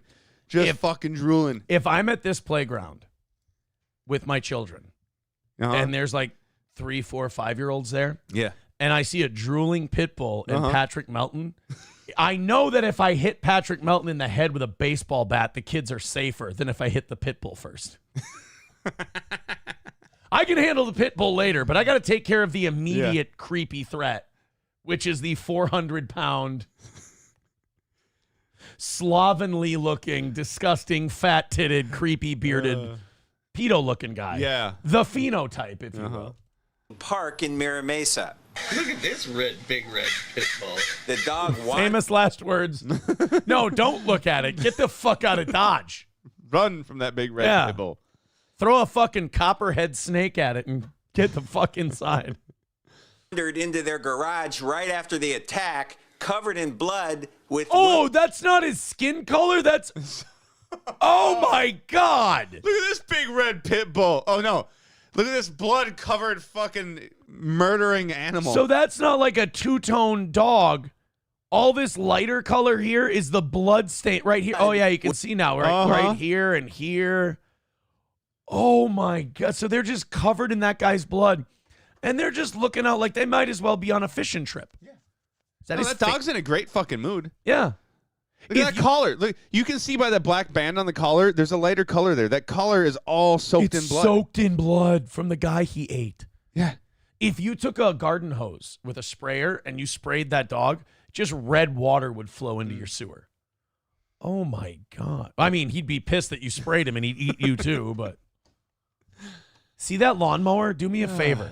Yeah. Tie that dog to the front bumper of this car. Start up that lawnmower and then pop a wheelie right into his face. Trust me. The world will be done a favor. With wounds from a taser that police had used on the animal. Jesus. So he took a taser shot standing. He's like, hey, man, how you doing? I got a couple of fucking prongs in my ribs. You want to take those out? God, those sting like a bitch. He ate a person. He's covered in their blood. He got fucking tased, and he's just chilling there looking like he's in a good mood right now. Fucking George Floyd on PCP over here. Jesus Christ. Is that the guy's finger in his collar? Like the dog takes souvenirs? He was a large XL bully, probably brown normally, but looked red because of all the blood. Yeah. Jesus Christ. Hey, you know what, guys? I want to apologize. Can we agree we just need to round up all of these dogs, put them in a chamber and gas them? What are we fucking arguing, you and I? What do you want to fucking? No, I mean like the rest of society. I was gonna say, I Everybody in ain't the chat haggling. is going, my pit bull is wonderful and he plays with my kids until he fucking eats your kid. They're a nanny dog who chews toddlers' faces off. Let me say this. SP's dog is lovely. Very nice. Until it's not. Very sweet. When I'm around it, Yep. I always have a plan of how I'm going to get its back and choke it. Yeah. You know what else, though? If it starts biting you, just stick a hand right down its throat. Choke it out. Like, if it's going to be biting at you, just shove it down there. Yeah. Fucking choke it out. Rip out his heart. That'd be badass. It wants to bite you. Give it something to bite. And by doing that, you also suffocate the fucking thing. You understand how counterintuitive that's going to be in an emergency situation to anyone. Like right now, you and I can be like 5-year-olds on the playground. Like if they ever Think about it. No, just have that thought. Keep thinking about it. It'll get ingrained. You just fucking suffocate it by giving it something to bite on and choke it out. So I weigh about 225. Yeah. If I lock him in a guillotine and then put my weight on him, is that going to work? Like just a strong headlock and then lean? I don't know. Those things are like they'll pull out. They got that R-word strength. They're built. They're disproportionately strong for their size. Can I take his back? And animals spin around. They're all. Can I fucking take his back and squirrely. do a rear naked choke? Like get him on his back and choke him like that? Pull really hard and snap his fucking neck. If you snap his neck, you're good. No, he's a sweet dog. He's a lovely animal, and he thinks I'm the greatest thing ever. I always have a plan. Like I'll be petting him, and I'm like, if this thing takes one false step, I'm fucking choking him to death. You still have to have that in the back of your head. You shouldn't have to have that thought. No, you know what I have with Gordy? I'm just like, am I gonna pet him or give him smooches? Just little Gordy, just such a good boy. Gordy's such. Let's see if he'll wake up. Gordy's such a good boy. Gordy's a good boy who wants a treat. If he comes downstairs from that, I have to get him a begging strip. SP got him begging strips for Christmas. Oh. Yeah. And taser darts in him. He had taser darts in him. He just his skin was Oh blood my red, God. Yeah. stained red from the blood of the guy he ate, and he had taser prongs in him. Like, tell me it's a golden retriever. Tell me it's the same. No, it's all in how you raise them. I'm sorry, but you can't raise a dog to take taser shots standing. That's just in your makeup. A memorial now marks the spot where the owner, 26-year-old Pedro Ortega, was attacked as he walked with his unleashed dogs around noon on Friday. Wait, so his the own owner- dogs ate him? Right. No, these dogs aren't a problem at all. Nope. Guys, you got to feed them before you leave the house. Oh, look at that. No, little... he fed them after midnight. Oh, they're like gremlins. Yes. With his 4-year-old son. The boy was not injured, but Ortega died at the hospital. That must be very brutal for the kid. That would be traumatic. A Good Samaritan who tried to stop the attack also was injured. So he tried to. Once pit bulls get that murder rage in them. Yeah, I would. You know what? No, I'm just gonna stand back and. Actually, I'm just going to walk away. I'm going to stand back and watch. I don't want to see it. I'm just going to fucking walk. I'm not getting involved with that. I'm not going to be victim number 2. Could you imagine like Randy Orton punting a pit bull and breaking your foot? Diego Humane Society police officers were able to capture 2 of the dogs, but the 3rd dog ran away and was later caught. The Humane Society says all 3 of the dogs. I love how this guy retreats. Who's a good boy? This guy no, that's not his dog. Like, that's not his dog. So this dog just showed up in his garage. He's like, bro, you got to hide me. Like, the dog even knew that he fucked up. He's like a gangster pit bull. And he's like, bro, you got to give me a safe house. I got to lay low for a little bit. You got any crack? Like, and this guy hid in his car. He's like, I'm going to film this blood red dog in my car. Were euthanized. An XL bully breed is not exactly a breed in its own. It's a mix of large Mastiff type bully breeds. It's a Frankenfuck dog. Yeah. So we take these giant aggressive dogs and we breed them all together to make a more gianter, more aggressive giant aggressive dog. Only you can pull those 2 words off. Everyone else would sound retarded if they tried to say that. You're very smooth with that. Yes, I'm just because I'm so good at it. That's your gift. Yeah. Lieutenant Regina Price with the Humane Law Enforcement says, 2 things I'm against: pit bulls and lady cops. Yeah. they don't know what started the mauling. There's They're footage. pit bulls? God. Someone's sneaker got scuffed. Mother Nature. We don't know what started it. I thought you said it was an XL bully. It is. Well, we know what started it. Someone disrespected someone. Yeah. You just got shitty. Of the owner walking to the park with the dogs. As of now, we have not located footage to show what exactly happened. There were 3 pit bulls, 2 brown, 1 white. This jogger says he This pit bull attack brought to you by Colt 45 malt liquor. saw the dog owner the day before the attack in the same park, surrounded by children playing nearby. For me, I think it's just irritation. There's always a bunch of little kids running around here. So what? A bunch of little kids can run around a lot of dogs. Yeah. And the dog will just be like, all right, I'm fucking tired. I'm going to bed. Their immediate impulse is not, I got to eat somebody. There's a bunch of dogs always playing unleashed. That officer told me she couldn't remember the last time there was a fatal dog attack in San Diego County, and she's been with the Humane Society for 12 years. In Mira Mesa, David Gottfredson, CBS. She's not even a real police officer, by the way. What? Is she? She's that woman? Well, he said the officer has been with the Humane Society. Is that a real cop?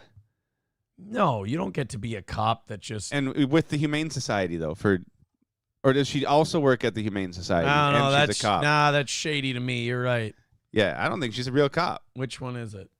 I don't know. All right, we got Los Federales. Oh, he says $10. Says, instead of a birthday card, I made a video for you. Please play in full. I got hard. Oh. I mean, I worked hard on it. All right, let's see the... he doesn't want a birthday card for his $10. Hello there, Aaron. I heard it's a special little boy's birthday today, and I have something special just for you. God damn it. It's a remix to your birthday. We're going out on a Tuesday. Do you want to go to a rave or visit the Indianapolis Speedway from your hometown? Or does that bring back... I appreciate Zach Halverson making an appearance on my birthday show. It's very nice. memories from when you weren't out and trapped in the closet? You were trapped in the closet as you got out from Indiana to Chicago to LA. I believe you can fly. Come on, Aaron, spread your wings. I believe you can touch the sky. We're doing R. Kelly birthday You're a song. miracle, I must confess. Based on that time your beard turned white from stress. So if you feel like losing hope, just remember you married folk. Hey, you made it. You're a TJ. You're the world's greatest. What the fuck? From me to you and your R. Kelly tattoo. I don't have an R. Kelly tattoo. I don't have any tattoos. Happy birthday, Aaron. Thanks. This song was from me to you. I hope this is a birthday for the books. And I would love to see the tattoo sometime. I don't have a tattoo. Have a good day. Have a good birthday. Because today is your birthday. Today is not your birthday, but when you get this, it will be your birthday. See ya. What the fuck? Thank you. Wow. Thank you for the birthday wish. Uh-huh. That's very much appreciated. Thank you, guys. We also have the first person to put up on the board. Ooh. Hold on one second here. Let me get all refreshed up on the PayPal. I got confetti to throw. I got a birthday card. I got to write a name. We got to do the whole goddamn thing here. It's, well, first of all, 1-2 Skip to my Lou with $20 says, happy birthday, Aaron. Drinking a few for you today. Oh, wait. Hold on. I hope that guy has off work. 1-2 Skip to my Lou. I got to read it as a birthday. I got to do the thing. Happy birthday, Aaron. Drinking a few for you today. Thank you for the birthday card. And it's $20. So, hey, it's confetti time. And our first person on the board, let's go. Let's pick up another birthday card. $100. Gray Duckling. He says, Gray with an A. I'll take some cake. Hey, guess what? What? That's our first $100 give. Gray Duckling is on the board. All right.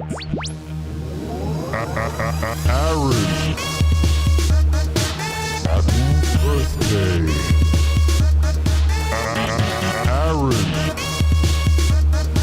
Happy birthday. Cupcakes. All right. No, we're leaving all the confetti. From now on, we're leaving all the confetti on the table. Oh, okay. We're going to see how much confetti we can get on the table. This is how the birthday cards work today. Birthday cards work like this.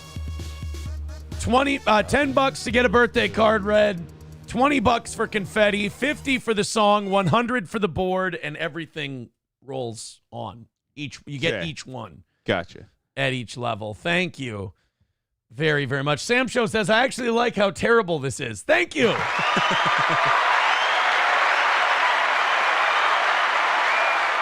Dive Bar with $5 says, "Is SP happy birthday? Is SP going to make you a Skittles cake?" Ooh, that is a good question.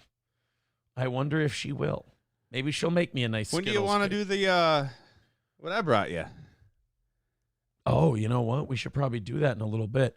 Yeah. I haven't heard from Johnny. Oh. I don't know if he's still sleeping or what.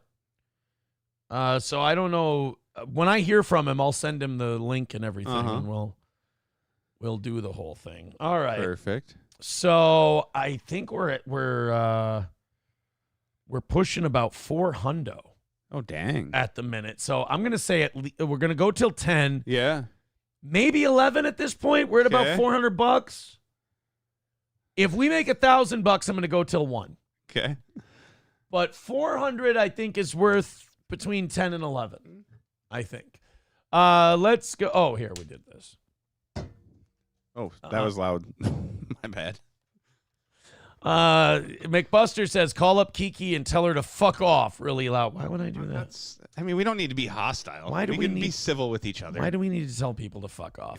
All right, guys, there's all the links in the chat. By the way, Rusty Grammar, let me know in the Rumble chat. Are you cleaning up YouTube? My birthday wish today was that people get the fuck banned out of them on YouTube. Yeah. That's my birthday wish. We just ban a shitload of people, make them really mad. I want my DMs full of people going, I wasn't even doing anything that bad, Aaron. I swear. They all hate you until you cut off access to them. It's a real parasitic relationship. I go, nah, you know what? Just fuck with them today. Cut them loose. And then I'll get a bunch of DMs. Can you unban me? I swear I wasn't bad. I trust Rusty Grammar. So, Rusty, go nuts today. $2 from Mr. Panhandler says, Matt going to let you top for the big day. No, there'd be no topping. No, we have to wrestle. No topping for it. of me. We wrestle for it every time. Rusty Grammar says, working on it with a few other guns. All right, my birthday wish come true. Everybody's getting smoked. I love it. Thank you, Rusty Grammar. All right, let's clear the board here for the birthday cards. We are, I believe, all good. Oh, Johnny says ready whenever. Okay. Do me a favor. Can you help me remember something? What?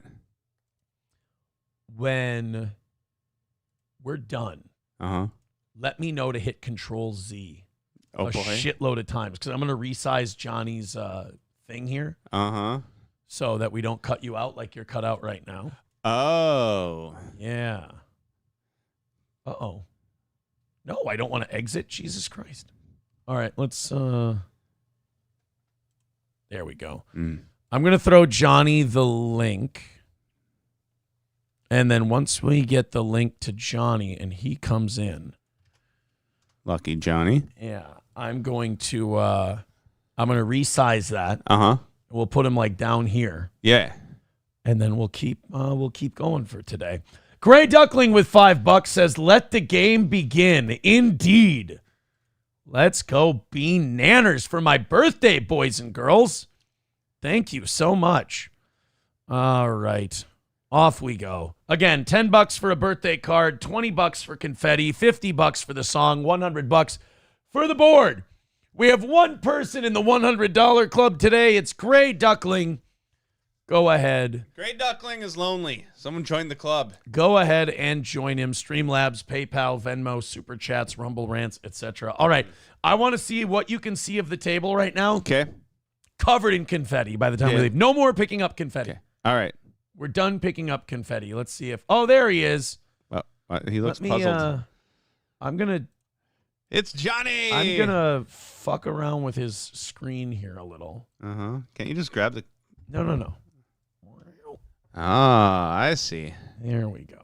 Should we put him If you wanna right? throw that virtual camera up, that makes life easier. We're not even there. We're not there yet. It's all good. I'm just, We're not there. We're not there yet. Give it a second. There we go. All right. What are you doing with it? I hate shows that can't just do one host or a host and a guest. Why you gotta have 5, 6 fucking talking heads? What the fuck is this shit? Because it's the birthday show, goddammit. It's my birthday. We've also got an appearance from Oz pending later. I don't know. Monday's his drinking morning. I also contacted Alex Stein to see if Bert would do the show today. Yeah. Oh, God, that would be awesome. I text Alex yesterday. I haven't heard back from him yet. I hope I do. I get about a 50% answer rate on Alex. All right. And I really hope that we get to see Bert today.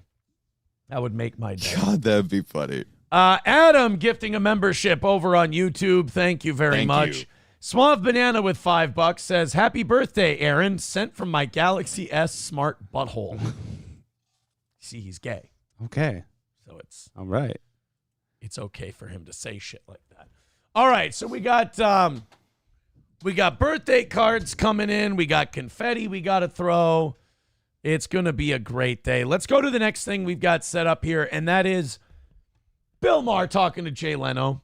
Oh. And I don't know if you guys know this or not, but Jay Leno is, if he's not conservative, he's conservative adjacent. Yeah. Like, he's probably more right than left. But Yes. he's kind of like an old school, like, moderate Republican. I think he got out of the late night game just in time. Mm-hmm. Because, like, if he had Everybody to go... got political. Yeah, if he had to go through the shit they are doing now, I don't... He wouldn't vax dance? No, I don't think he would do vax dance. Oh, can you go to the doormat? Go behind me, though. Or unless you can... Can you navigate that over there? There's another surprise coming for my birthday. Okay. Which I don't think I can partake in today because I got to go pick up the kids. But there is a gift coming that I'm very excited about. Dive Bar for $1 says it's always best to wait till the day before to ask somebody to do something. Shut up. Shut up. I know. But I did. I wrote to Alex. I said, what I said was, is there any chance we can get you and Bert on the show for my birthday? I don't know. This week, not probably a good week to book things for people. Why? It's something going on. It's Christmas and my birthday. Is it anybody there? Nothing there yet. Oh, No. He called, so I thought that meant he was here. He's announcing he's on his way. What do you do? All right, let's go to the... Oh, are we doing my birthday things now? Well, I'm bringing it over here so it's accessible. Well, no, now I want it. Okay. Now I want my birthday things if you're going to bring them over here. Well, all right. One of them's birthday and one of them's holiday. All right. Christmas. I want my birthday thing. Okay, I'll get you the birthday thing. It's my birthday. It's my birthday. It's my birthday. So you remember I said I was in Duluth and went, in Hermantown. Hermantown, yes. Yes. The home of, what did we say, methamphetamine and money laundering? Yeah. There's something up there. Something up there that you enjoy, though. Ooh, that's what people say about my butt all the time. Something up there that you'd enjoy. If this is Nazi paraphernalia related, it's going to be great. All right, come on. What are we struggling with here? The paper. Okay. The paper. This man has been outsmarted by a bag. Hold on. Oh, my God, it's chilly. No. It's frozen, bro. It is frozen. It stayed frozen. Oh, my God. Is this chilly? It's not chilly. It's not chilly. I'm going to turn it slowly.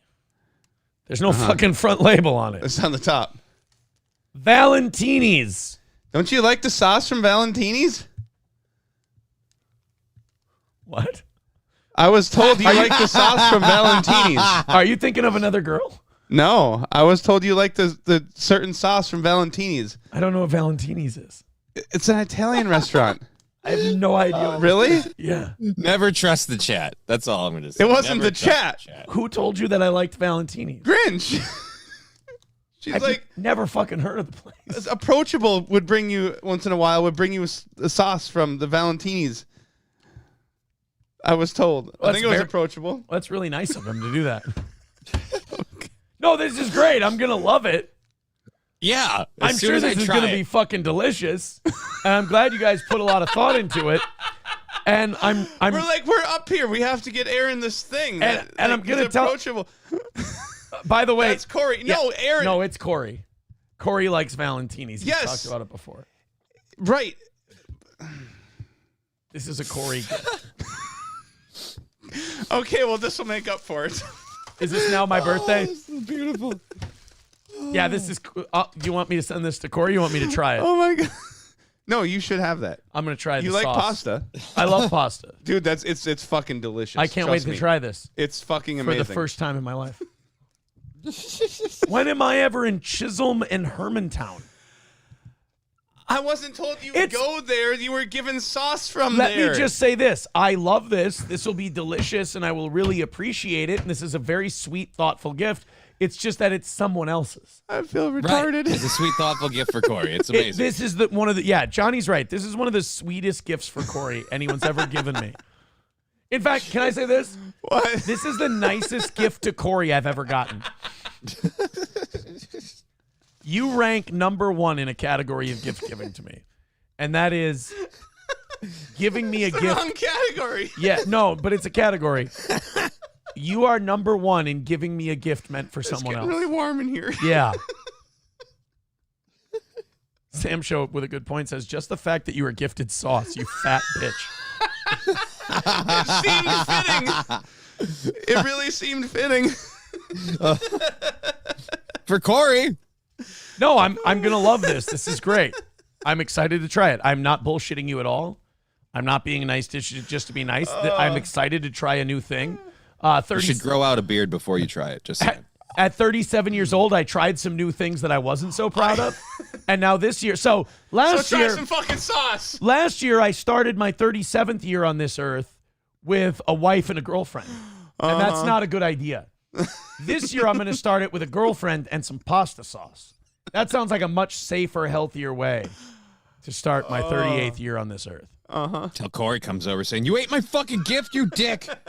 True. I am going to feel like I'm stealing this from someone else. Well, thank you.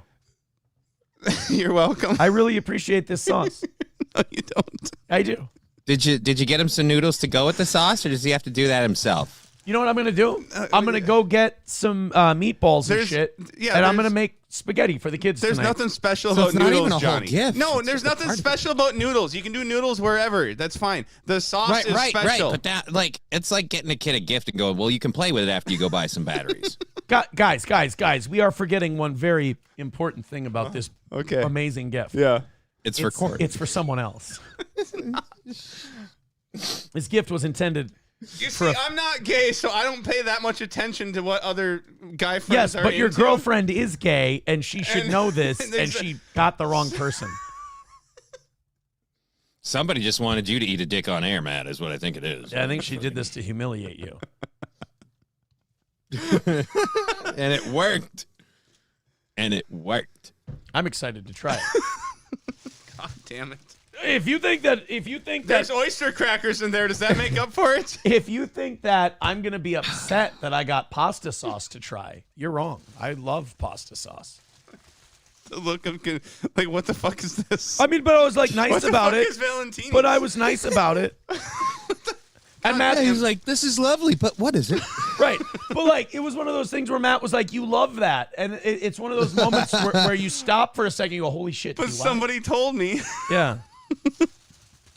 I mean, fine. If you think I'm gonna love it, that's a great recommendation. Boy. You love that. I do? I didn't even know.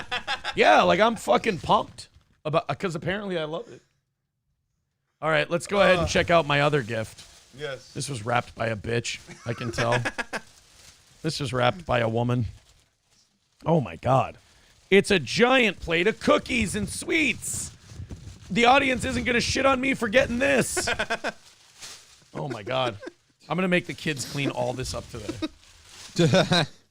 I'll pay them. All right. It's, I'm not going to show the card on the air because that's private. That's gay. Thank you very much. I What's think this? I think the card was supposed to be in that. Is this a gift card to Valentini's? No, I think the card was supposed to be in that and then didn't get put in that. Lazy bitch. Oh, and then there's a key as to what's in there. Yeah, a little list of things. Chex Mix. Get the check that jar. The other jar is what you really love. Is it a jar of cum? Is that We're the baby baked birding on your birthday? Okay. The baked Chex Mix. I love that Mm-hmm. shit. I'll try to save that for the Vikings game, but let's be honest. Let's go ahead and open this guy up. This is the jar that you said I'm gonna love. Yeah. Is it another thing that Corey's like a huge fan of? No, it's. I mean, maybe, but it's mozzarella. You could just under the top. It's a little mozzarella. Yeah. Oh, it's oyster crackers. It's the seasoned oyster crackers. Yes. I do like these a lot. Yeah. All right. I got one thing right. I am making a giant mess over here. All right. Let's. I'm running out of room. I'm gonna have to set these down over here. How are you gonna not eat the oyster crackers? Because they're gonna be sitting over there. I was hoping for a snack. All right, I'll grab you some sweets. Hey, Aaron, Open your gift so I can enjoy yes, it. Yeah. exactly. Open your shit so I can fucking eat. I'm hungry. Aaron, I love your gift. Can I have some of it? I don't know. You want some spaghetti sauce? Apparently, it's really good. I've heard. Oh boy, I've heard it's really. That really went good. well. Turtle Steel Shell with $1 says, "Happy birthday, Aaron. All alleged cum-tasted queso aside, appreciate the show. Thank you."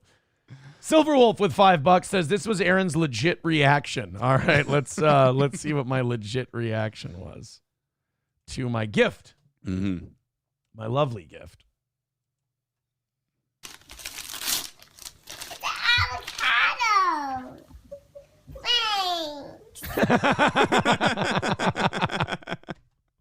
It's an avocado. Thanks. Who the fuck gives their kid an avocado? It's chili. It's not chili. It's the sauce you love. What sauce? I thought it was chili at first. I'm like, I like chili. That sounds good. But then he's like, no, it's the sauce you really like. I'm like, I don't like I make my own sauce when I make spaghetti. Oh, when you make spaghetti. And when I want another man to take a taste. You know, that's my thing, is like, when he drank my cum straight from the tap, I didn't go telling everybody about it. You know? When he begged me, when he was You're not helping the rumors. Like when he was on his knees going, and he was singing the Lemon Drops and Gumdrops song. No. And I'm shooting a load right down his fucking gay throat. I'm not sitting here yapping to These are everybody. images I don't need. Yeah, I second that. When he was begging me and saying, you do it better, Massa, and he kept calling me Massa, and that was a weird fetish. Like, I wasn't sitting here like bragging about it and cocking off. Oh, I thought I know that you're was beating off right now, but can you do blackface? It'll really help the rest of yeah. this thing. I was like I didn't go spouting all his weird fetishes out there.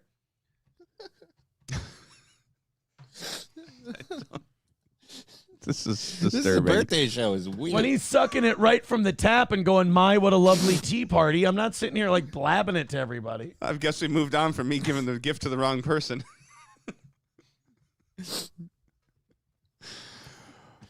Oh, this is wiping that away real quick. And in other news, Corey got a roll of dough for Christmas. Whoops, that was meant for Aaron.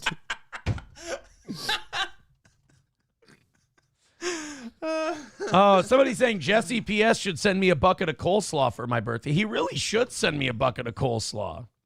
Go with that pasta sauce.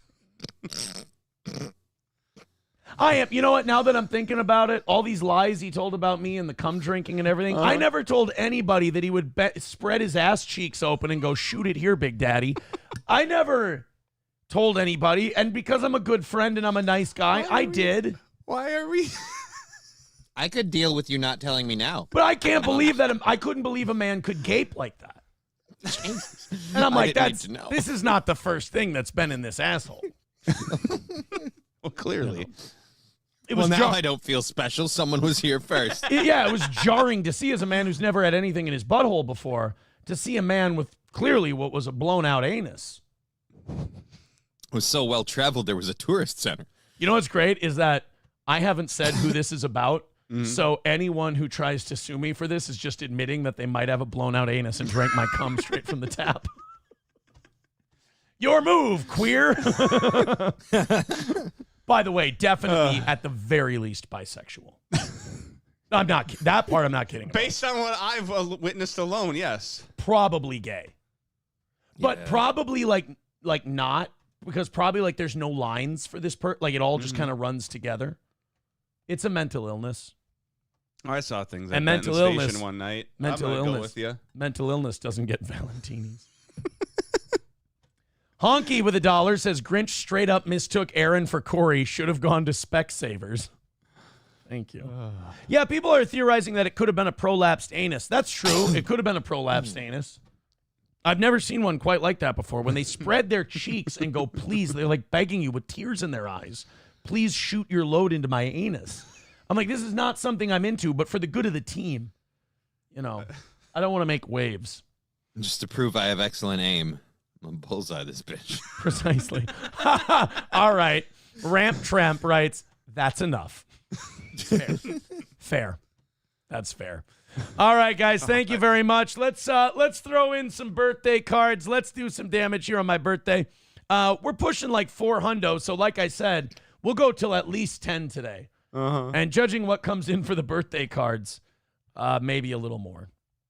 We'll see. You know, I forgot to get that sauce when we left the restaurant. I turned around to make a special trip. Worked up about I turned around to make a special trip. It ain't even fucking your sauce. God damn it. I went back. Dude, it's not one of those things where like I don't remember saying that. I never talked about this place. I didn't know it existed till you gave me this. I'm dying over here. But okay, all things equal, that being true, I'm excited to try this. Well, this is I mean, Corey loved it so much that you thought about getting it for me, so it's got to be awesome. You know? Corey loved it so much that you projected it onto me and got it for me as a gift. Now, you know, you could have saved this if you could have given this to me. You'd be like, dude, you got to try this. Like the minute you saw my face, I was like, what the fuck is this? Oh, greatest sauce. You got to try it. You'll love it. But that would be lying, and that would not have given us all that great content. Yeah, fucking grow up. Lying is fine. Everyone thinks lying is this bad thing. But it's better show like if it when I look people like give you sauce straight to your mouth. Try this one. Yeah. But it's better for the show if I look like a fucking dumbass. I knew one guy. Don't worry, you don't need help. I knew one guy. I do it to myself, clearly. You know that thing the dentist puts in your mouth to keep it open? I knew a guy who used to put one of those in, and he used to look up at me, and he used to go, just write down. I don't even want to feel it hit the front of my tongue. Said, I want it. He used to say, I want it to hit my uvula and go straight down. And I was like, that's the dingly thingy. The dingly thing, yeah. I knew a guy, he used to just open his mouth. And for like the first thing I would say is, what the fuck are you doing in here? I locked the door. He's got a key. That was it. It took me till later to realize. It's like gay Harry Houdini. Yeah. So he would just go, just hit my uvula and shoot it down my throat. And I was like, he'll choke. He's like, I hope so. By the way, the blame is being put on Approachable. Approachable claims that he had brought you that sauce, not Corey. Okay. Turd Burglar says Aaron always wants to try new things. That's what I'm saying. Like at 37, I tried really unhealthy, destructive things, like Molly and swinging. This year, I'm gonna start out with pasta sauce. That's starting slow. Well, I mean, technically, you started out trying sauce, and now you're trying pasta sauce. So it's a side grade. But another guy I know, you wouldn't believe the way he consumes it. You ever seen those beer can hard hats? Yeah. I know a guy. Lives in Minnesota. He would have 2 mason jars. Yeah. And I don't know how long he had to collect the shit or whose it was, but it would be full of jizz. And he would have 2 straws. They go right into his mouth. And I feel like it would go bad. Yeah, I don't know. He was sick a lot. And he would just consume it. Maybe it's from consuming all that. Yeah. Well, it's probably can't be healthy for you. Gave him a bellyache. Fever of 107, he says. No. Which he also lied about. Whoever that was. I mean, it can't be much nutritional value there either. No. You'd probably lose a lot of weight from that. It wasn't mine. Vitamin E, potassium. Johnny should have collected from the guy. He could have made a killing in his jizz business. Oh, come on. I don't have I don't need this. I've already dealt with the IRS. I don't need this his stuff. jizness. I don't have a jizness. There's no jizness. Hey, Merry Jizmas, Johnny. Are you down with the jizness? Sorry. 383 Novocaine. You're forgiven. 383 Novocaine says, Aaron, happy birthday. This explains it all. Womenshealth.com. What is felching? I don't think I need to open that link. In fact, I think I've had the word felching up on the screen for far too long. $1 from Waylon. Blame it on Waylon. Says, here's $1. I'll probably give a full birthday card. Searching for proper words. Just wanted to let you know your head is bigger than Adam Schiff's and your shoulders look exceptionally more gay. Thanks. Appreciate it. Nice compliment on your birthday. All right. Birthday cards abound. $10 we read a birthday card. $20 we throw confetti all over the place. $50 we play the song and throw the confetti and read the birthday card. $100 we throw the confetti, read the birthday card, play the song, and put you in the $100 club. Thank you, guys. It's my birthday. So Bill Maher is talking to Jay Leno. Okay. And, another thing I keep learning about Bill Maher as I get older is that Bill kind of shifts politically toward closer to the person he's talking to, in a way, kind of like Rogan does. Yeah. So, like, if Bill is talking to Leno, he almost feels safer shitting on lefties because he knows Leno will shit on him back with him. But if he's with a lefty, he'll kind of tiptoe around their feelings a little bit. A little bit, but he has shit on lefties in front of a lefty. Well, here's when he does it. So, like, with Jane Fonda, when they're acting so out of this world retarded, he goes, now, come on, that's not true. But he'll try to break it to him gently at first. Let's go ahead and watch Bill Maher talk to Jay Leno about the goddamn kids today. All right. Jay's face still looks fucked up. Look, dude, poor Jay's face. You might as well have put it through a cheese grater after he left the Tonight Show. He's been getting blown up by steam engines, falling down hills. I don't know what the fuck Jay's up to. Well, he's still got a cast on. Oh. As you can see from falling down. Yeah, he was walking from his hotel to the comedy club. He wanted to walk that he was performing at, or the casino or whatever.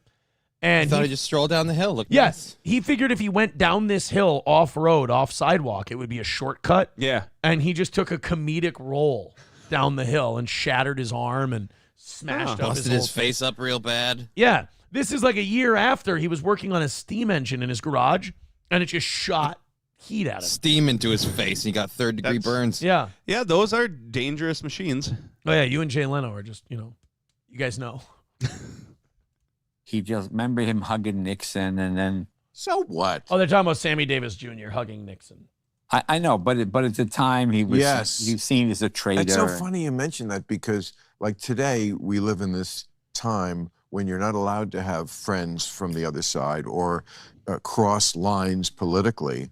And I forgot that there's an example of that way back when. Yeah. A guy who crossed lines politically. Ooh, the worst thing you could ever do, be friends with a Republican?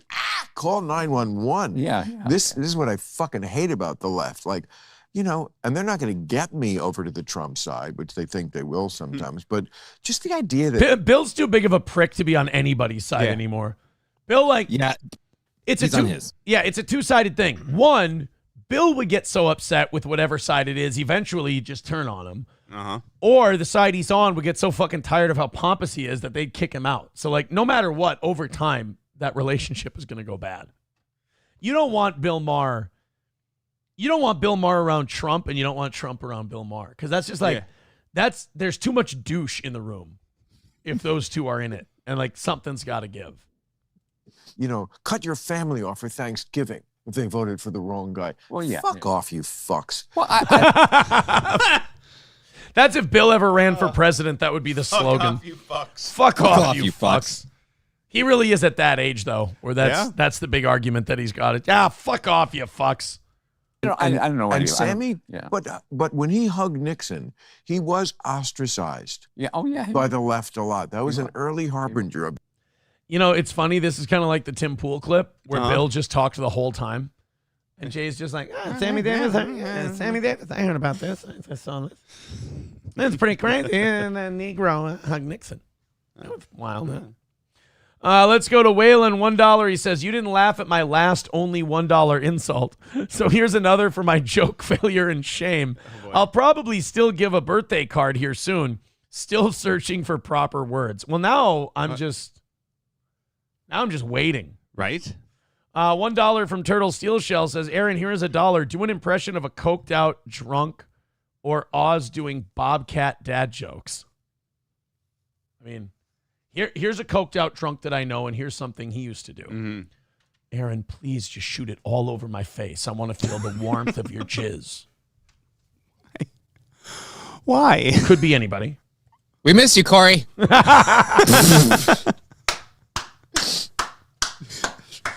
And Mark Allen. That was completely random. I don't know why people would say. Unlucky Irish chick with $5 says, happy birthday, loser. Here, have fun, guys, watching this one. It's not inappropriate, I promise. Oh, did you hear that? It's not inappropriate. I heard so we that. can just click on it and watch and it. put it right? right on the screen, yeah. Okay, let's watch it. It's totally fine. It's not inappropriate at all. Oh, it's the retarded crank anchor. Special ed. This is the record store, yes. Yeah, I want to hear that song. What song? Boom, boom, boom, boom, boom, boom. Yeah, yeah. What song is that? Hey, it's that song. You got it? I like that song. Yay! I'm just trying to know what song you're talking about. It goes boom, boom, boom, boom. Boo, boo, boo. Oh, yeah. I want to buy the record. You know the name of that? It's Florentine, right? I have no idea. That show was a lot funnier when it was on. Yeah. Because, like, I think those calls have all been played to death. Like, phony phone calls are like hit songs. Like, you can hear them a certain amount of times, and you're like, all right, it's lost. It's lost its After luster. its initial reveal, it's got a shelf life. Yeah. And, like, I don't know. I hate to say that I've changed with the times, but, like, laughing at retard stuff is not, I'm not saying I'm offended by it, but, like, laughing at it is not the same as it used to be. You laugh at me all the time. No, real life is still great. It's the pretending. Like, as I get older, What's Eating Gilbert Grape becomes less of a comedy. Except when the mom burns to death with the house on fire with her still in it. That's still hilarious to me. Too fucking fat. Yeah. I still go, after that house burns down, you can go in there and make soap. Yeah, I get older and Saw 7 becomes less of a documentary or less of a feel-good movie and more of a documentary. I will say with complete confidence, speaking for Matt, you're the only person here who's seen Saw 7. Really? That's a lot of tolerance. I tapped out after 2 or 3. Well, I mean, given what's happened recently with the healthcare CEO, you should have seen 7. Oh, really? Luigi Mangione was in it? No, but the same plot, pretty much. Oh. Well, of course, Jigsaw was mad at the healthcare system. He was all wrought with cancer. Why would he be? That cocksucker never died either. That's what I hated about those movies. In the first one, it's like, I don't have long for this world, so I want to fuck with people. And then, like, they're like 8 movies later, they're like, I think he might die in this one. It's like, shut the fuck up. He did die eventually. Yeah, eventually, after years and years, it's like the most slow-moving terminal cancer ever. Oh, the best part is they got the tumor removed, but he still died after that. Someone killed him. It's fucking dumb. Saw movies make me angry. All right, Approachable. Approachable has a clip. Let's take a look. Like this is not the first thing that's been in this asshole. Wait, no, I said no. That was about somebody else. It was now I don't feel special. Someone was here first. Yeah, it was that was about somebody else. That wasn't about me. You cut it. You edited that deceptively. I can't believe you would do that to me. I trust this audience to be fair and balanced. And then you do shit like that. All right, we are all caught up on birthday cards. $10 we read the birthday card. $20 we throw confetti. Guys, let's get those 20s in. I want this fucking table doused in confetti by the time we leave today, which is going to be between 10 and 11 at this point. But if you guys go ape shit, we're going to go till noon. If you go ape shit after that, we're going till 1, etc., etc. All right, let me open up a new set of stories here. We got a bunch of shit for we're ready. By the way, if we do go until 1 today, I got plenty of stuff. All right. Plenty of stuff. All right, we got drunk people, we got horny people, we got all kinds of stuff coming up. Let's do Let's do the Texas Congresswoman story. I love this one. So, you know how like Mitch McConnell has been freezing lately? Okay. And like he fell down. Mm-hmm. Then there was Nancy Pelosi fell in Luxembourg and broke her hip. Mm-hmm. Now we have another old as fuck congressperson story. Oh. This one's from Texas. First, Honky with $1 says, new movie idea. What's housing Imholt Ape? Oh, that's not very nice.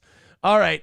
So this Congresswoman Kay Granger from Texas, people started checking the voting rolls in Congress. Yeah. And they realized she hasn't voted for 5 months. Like she hasn't voted on a single bill since July. Then why is she there? She's not. Oh. She's in a mental, what do you call it? A memory care facility in Texas. Oh. Okay. She's been living in an old folks home for people with dementia. And she's still a fucking senator? Oh, no, Congresswoman. She's a representative. Congresswoman. Yeah. Oh, I'm sorry. That's so much better. Oh, yeah. No, she only has the ability to affect, law. Yeah, legislation. she still has to run for her job every 2 years. So, yeah, it's different than a senator. Yeah, they just, I don't know if, like, they never told anybody, obviously. And, like, okay, she had to be reelected this last time because everybody is up every 2 years. Yeah. So her seat was up, and her district voted her in November, last month. So that means that she won re-election from a memory care facility. You guys couldn't beat a fucking lady who can't even remember who she is. What's wrong with you? Well, not only that, they never told anybody that she was there. Just somebody started. But she also wasn't out doing any type of camp. I guess they just put out advertisements. They probably reran the ads from 2 years ago. Sometimes you're in a district, and Minneapolis has these districts too, like the one where Betty you do run McCollum's unopposed. Yeah, or it's just like they'll vote for anyone who's a Democrat or anyone who's a Yeah, Republican. or if you have fucking dementia, the political party should be like, yeah, this person isn't qualified. Let's at least put somebody else in that seat with a D or an R after their name. Why do that when you can just not tell anybody and just keep the seat? Because she can't even attend to vote. So what does that get you? Right. You should. It gets us to control the seat. You think you could But primary not to her? vote. Yeah. If you can throw her ass in a nursing home, you can throw her ass off the ballot, right? And get a new Republican in there. Yeah, can't you put a new puppet in? A fresher, cleaner, newer puppet? Well, like Matt said, at least if you put a different one in there, they can vote. Yeah. This woman can't even vote because she's at a fucking senior citizens at a a nursing home. This lady is the longest tenured member of Congress from the Republican Party, yet she hasn't attended a vote since July, and apparently for good reason. Her office was locked and abandoned in Texas. The glass was covered up and there was nobody in sight. Her phone lines went directly to voicemail. Her last vote was in July, and she's been missing since then. She was just found in a dementia care facility. Jesus Christ. People give a shit so little about their Congress people that nobody even bothered to call her office until 5 months later. Remember, this is 5 months since she cast a vote, and just now somebody decided they should give her a call. Has anyone seen Grandma for like half a year? Nah, I want to look for her. A Republican congresswoman had not shown up to work in D.C. for 6 months because she was checked into a memory care facility back home while she was still in office. She's 81 years old. She cast her final vote in July. She refused to resign, even though she is totally incapable of doing her job. Well, you could have convinced her that she did abandon her job and she just forgot. It's worth a shot, right? Also, isn't there like some kind of path that the other Congress people can take to boot someone like this out? They have fucking dementia. They're in a nursing home. Nope. If they break the rules, they can censure her, but they can't kick her out of office. Not knowing what year it is and who the fuck is around you is breaking the rules. You're not competent to do the job. That's not breaking the rules. What other job do you get to keep your job simply because you're like, nah, I don't want to quit? I'm trying but you can't do it at all. You're not doing your job. I'm trying to think of anything that's not a government job. Right? I can't come up with anything. Right. Granger announced in 2023 that this would be her last term in office, but she and her staff didn't think it was really important to let us know that she wouldn't even participate in the last quarter of her term because she has dementia or whatever. So she is done. So in January, she will be leaving office. Oh, okay. Well, I mean, she's already left office, but like she won't be. In January, it becomes official. Yeah. According to Ms. Granger's roll call vote page, Granger's last vote was on July 24th, as she voted no to the amendment in the House H, Amendment 1157, to H.R. 8898 to reduce the salary of Yahweh Lee, Deputy Assistant Administrator for Pesticide Program, to $1. That's a big vote. What? Yeah. Big vote. Big vote. That sounds like an important one. Yeah. Since then, Granger has not cast any votes in Washington on behalf of her Tarrant and Parker County constituents. By the way, how about the fact that there's a Deputy Assistant Administrator for Pesticide Programs in the government? I don't even know what the fuck that would be. Can we just eliminate? God, I can't wait for Doge. Right? That's gone. Hey, what do you do? I run the pesticides program for the government. Yeah, that's one of the most unnecessary positions I can think of. We then You need me. The engineers can't talk to people. I'm a people person. Who else is going to protect Monsanto from lawsuits for giving people cancer and killing farmers? We then received a tip from a Granger constituent who shared that the Congresswoman has been residing at a local memory care and assisted living home for some time after having been found wandering, lost, and confused in her former Cultural District West 7th neighborhood. Oh. So a sitting United States congressperson was wandering around their fucking neighborhood. They didn't think to tell Congress or the voters, and they just locked her away in an old folks' home. Wow. That makes sense.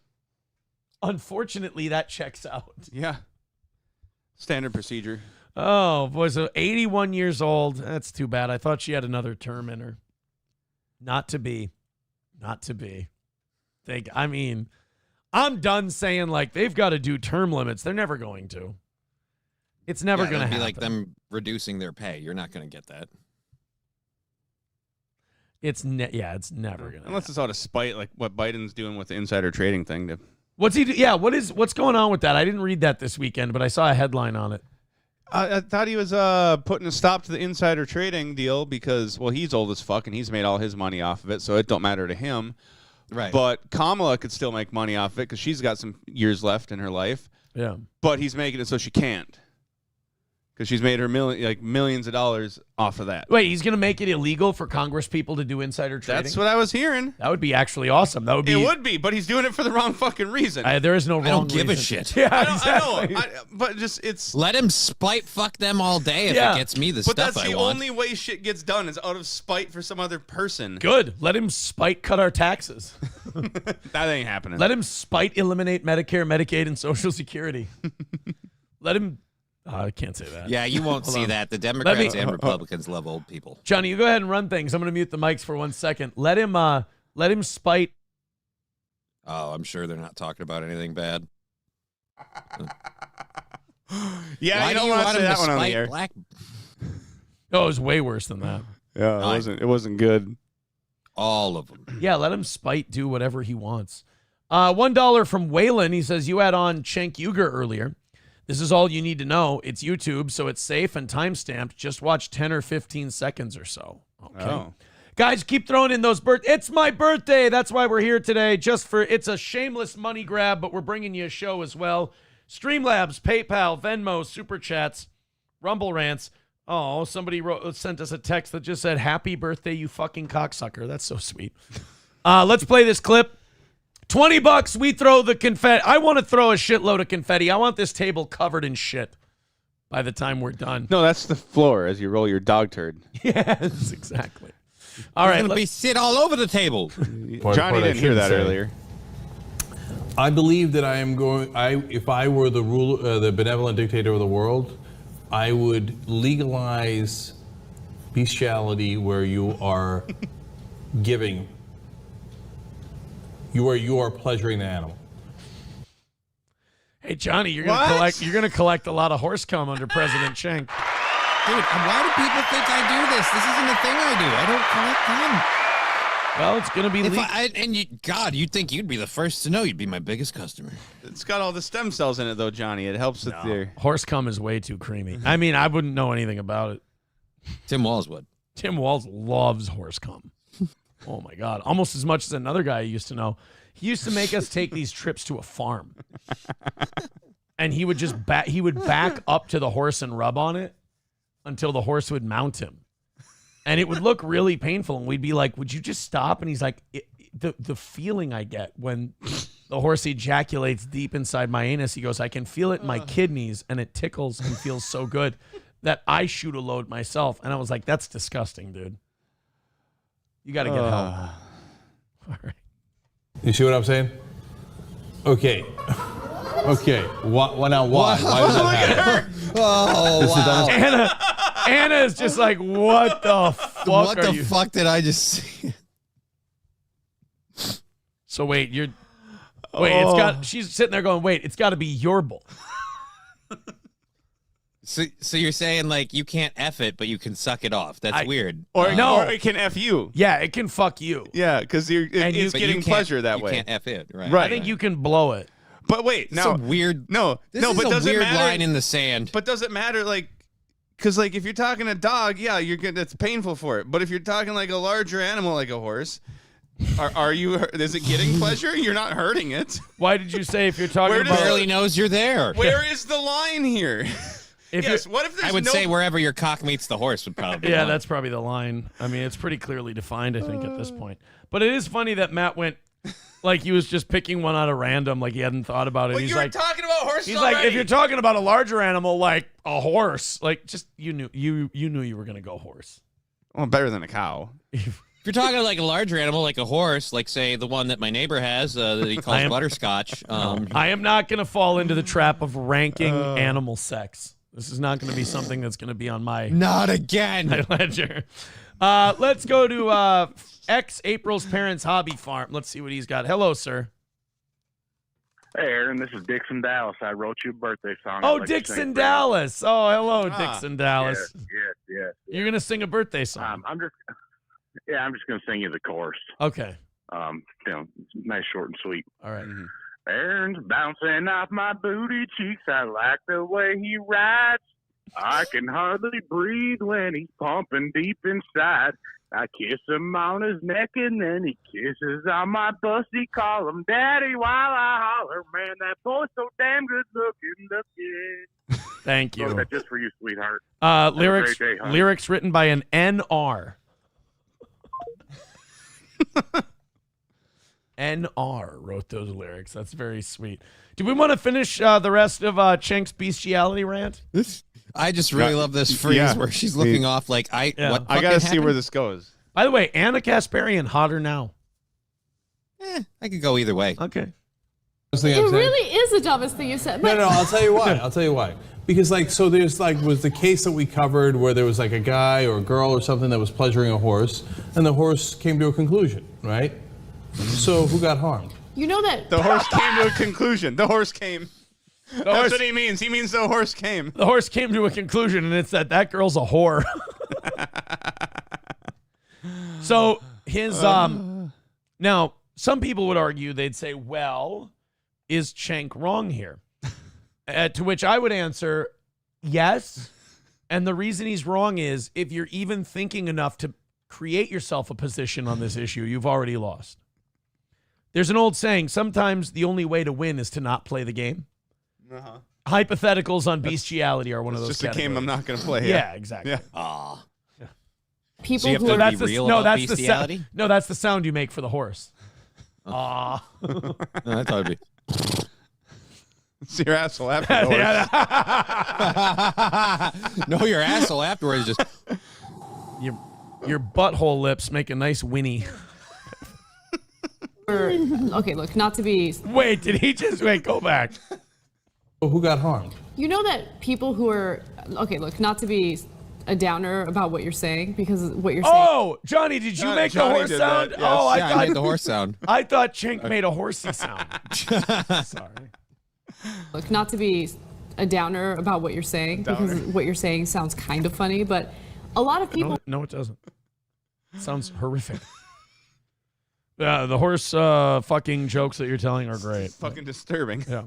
Who are being raped can actually like have an orgasm. So like if a guy is being raped, he can. Yeah, if you're good. If a guy's being R-worded, I feel like if you're not enjoying yourself, how does that thing even work? Well, I knew one guy who always told me, if you go deep enough and hit my prostate, I'll shoot. And I was like, how do you know that? Jesus Christ. And he was like, I was like, how do you know that? And he's like, just, the same way you get to Carnegie Hall, practice. And I said, And that's it's really fucked up. mean of you to talk about Oz before you. Yeah, right. Why am I here for the gayest shit? Can say that technically about every show. I'm just disappointed in how few birthday cards are coming in at this point, and I have a feeling the way I'm talking has something to do with it. Can have an orgasm. It's like you can't All right, say, well, "Oh, number okay, one- if you come, that means you wanted it." That's not the right way to go. But number one, you're being an unbelievable downer. I am, but that's the truth. Number two, they're not both humans. Number three, I mean, if you really asked the horse, did you mind? The answer's got to be, no. Unless you ask Mr. Ed, he could answer. Whoa, Wilbur. Do you see what I'm saying? No. This is such an awkward conversation. It is. All right, I'm going to leave it be. Okay? A good call. You shouldn't have brought it up. No. In fact, no matter when you decide to tap out of this conversation. She don't look like the woman you want to have. Yeah, you don't have that conversation with her. She's not going to partake. I would say. Oh, Anna's a down chick. Let's talk about the ins and outs of bestiality. That's the other thing. Like, imagine you're Anna and you're like, this guy decided that this was something I wouldn't mind hearing about. Yeah. What's he think about her? That would piss me off a little bit. That would upset me just a little. Oh, I got a story for you guys that might be kind of quick. Mm-hmm. It's it's kind of like a facial recognition thing. Like, I'm going to show you guys something. You tell me what you see. No. And I'll see if I'm weird for thinking it. Okay. But first, all the links are in the chat. It's my birthday show. Leave me a little birthday card.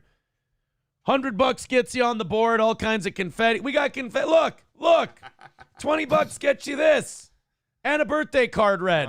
Hey! I got a shitload of it. Wish me a happy birthday.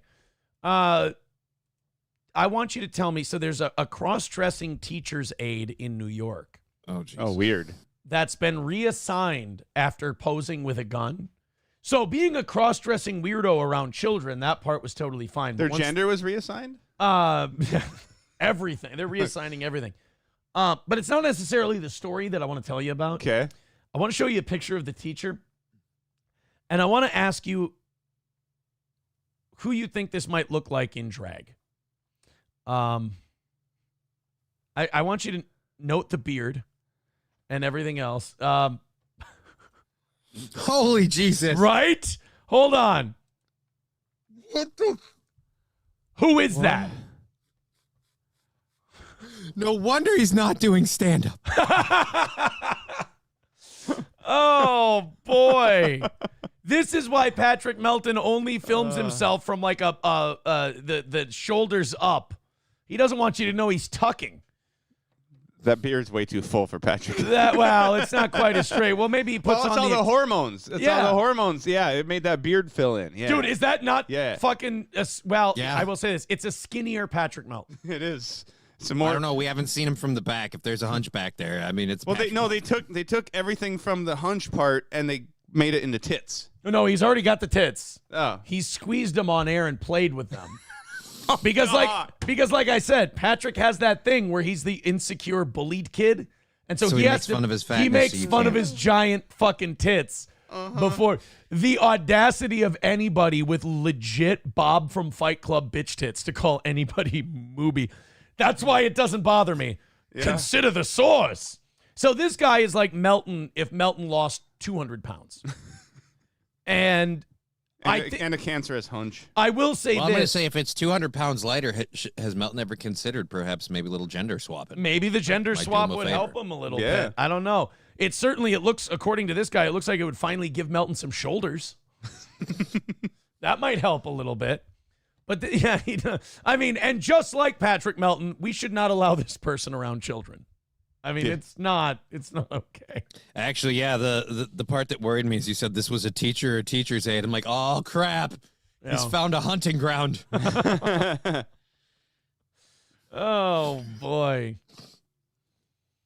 It's a little too uncanny. Mm-hmm. It's people in the chat even going, it's melting, LOL, just a bunch.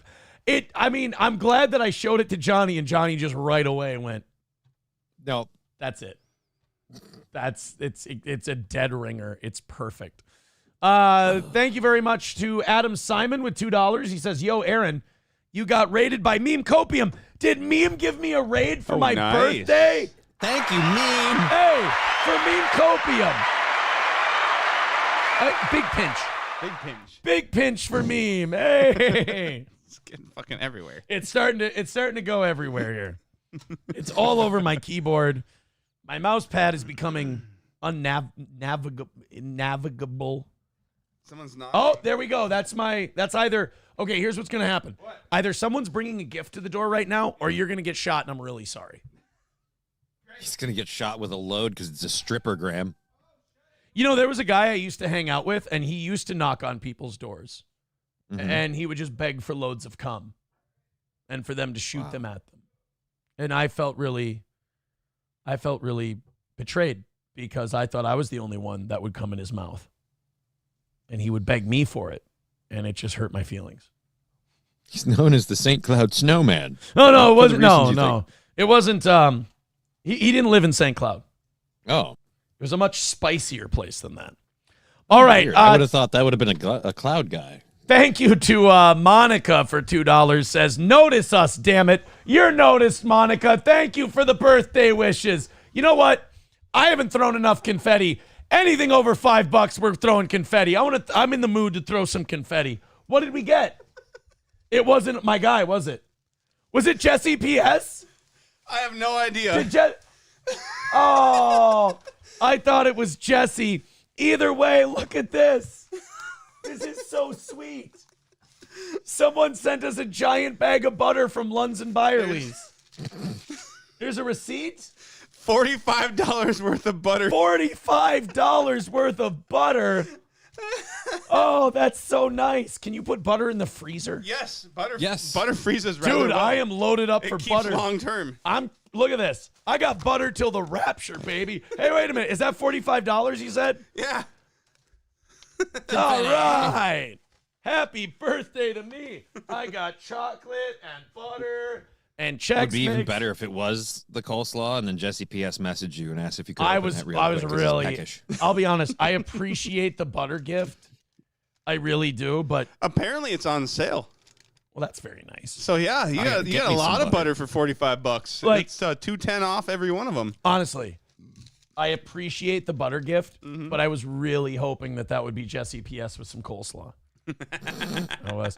Here, can we get a shot of the table? Oh, you know what? All the confetti's over here. I got to get more of the confetti on like this part of the table. Just keep sending in those birthday cards, guys. We'll get enough confetti on the table. Oh, boy. Let's go to Cool Cut Casting with 199. Says, this show is powered by Semen Guzzlers. No, he'll be making a comeback probably sometime in January. $10 from Waylon. Oh, a birthday card for Waylon. Hey! Thank you, buddy. All right. A fucking mess. Let's give him oh, this is a card of me on the front. See, it's a bull. Movie. It's a bull. All right, $10 birthday card. I thought you prepped the bowl. Oh, yeah, it all works out. Says, come back. Ha. I get it. All right, let's go. Birthday card from Waylon. Says, happy birthday. I wanted to think of an extra special insult, but I can't, so I'm going to let you and your feminine feelings slide today, you faggot. Oh, thank you. That's very nice. It's my birthday.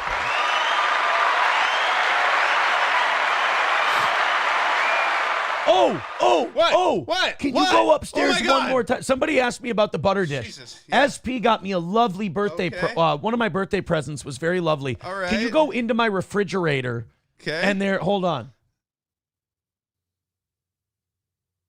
All right, Matt's going to show you what SP got me for my birthday. I'm starting to really get loaded down with confetti here. I've never seen a butter dish that looks like two cheeks and you open it from the sides. It was made in Spicer. You have to actually grab. It was a custom job. The artist signed the bottom. His initials are NR. His middle name, Gary.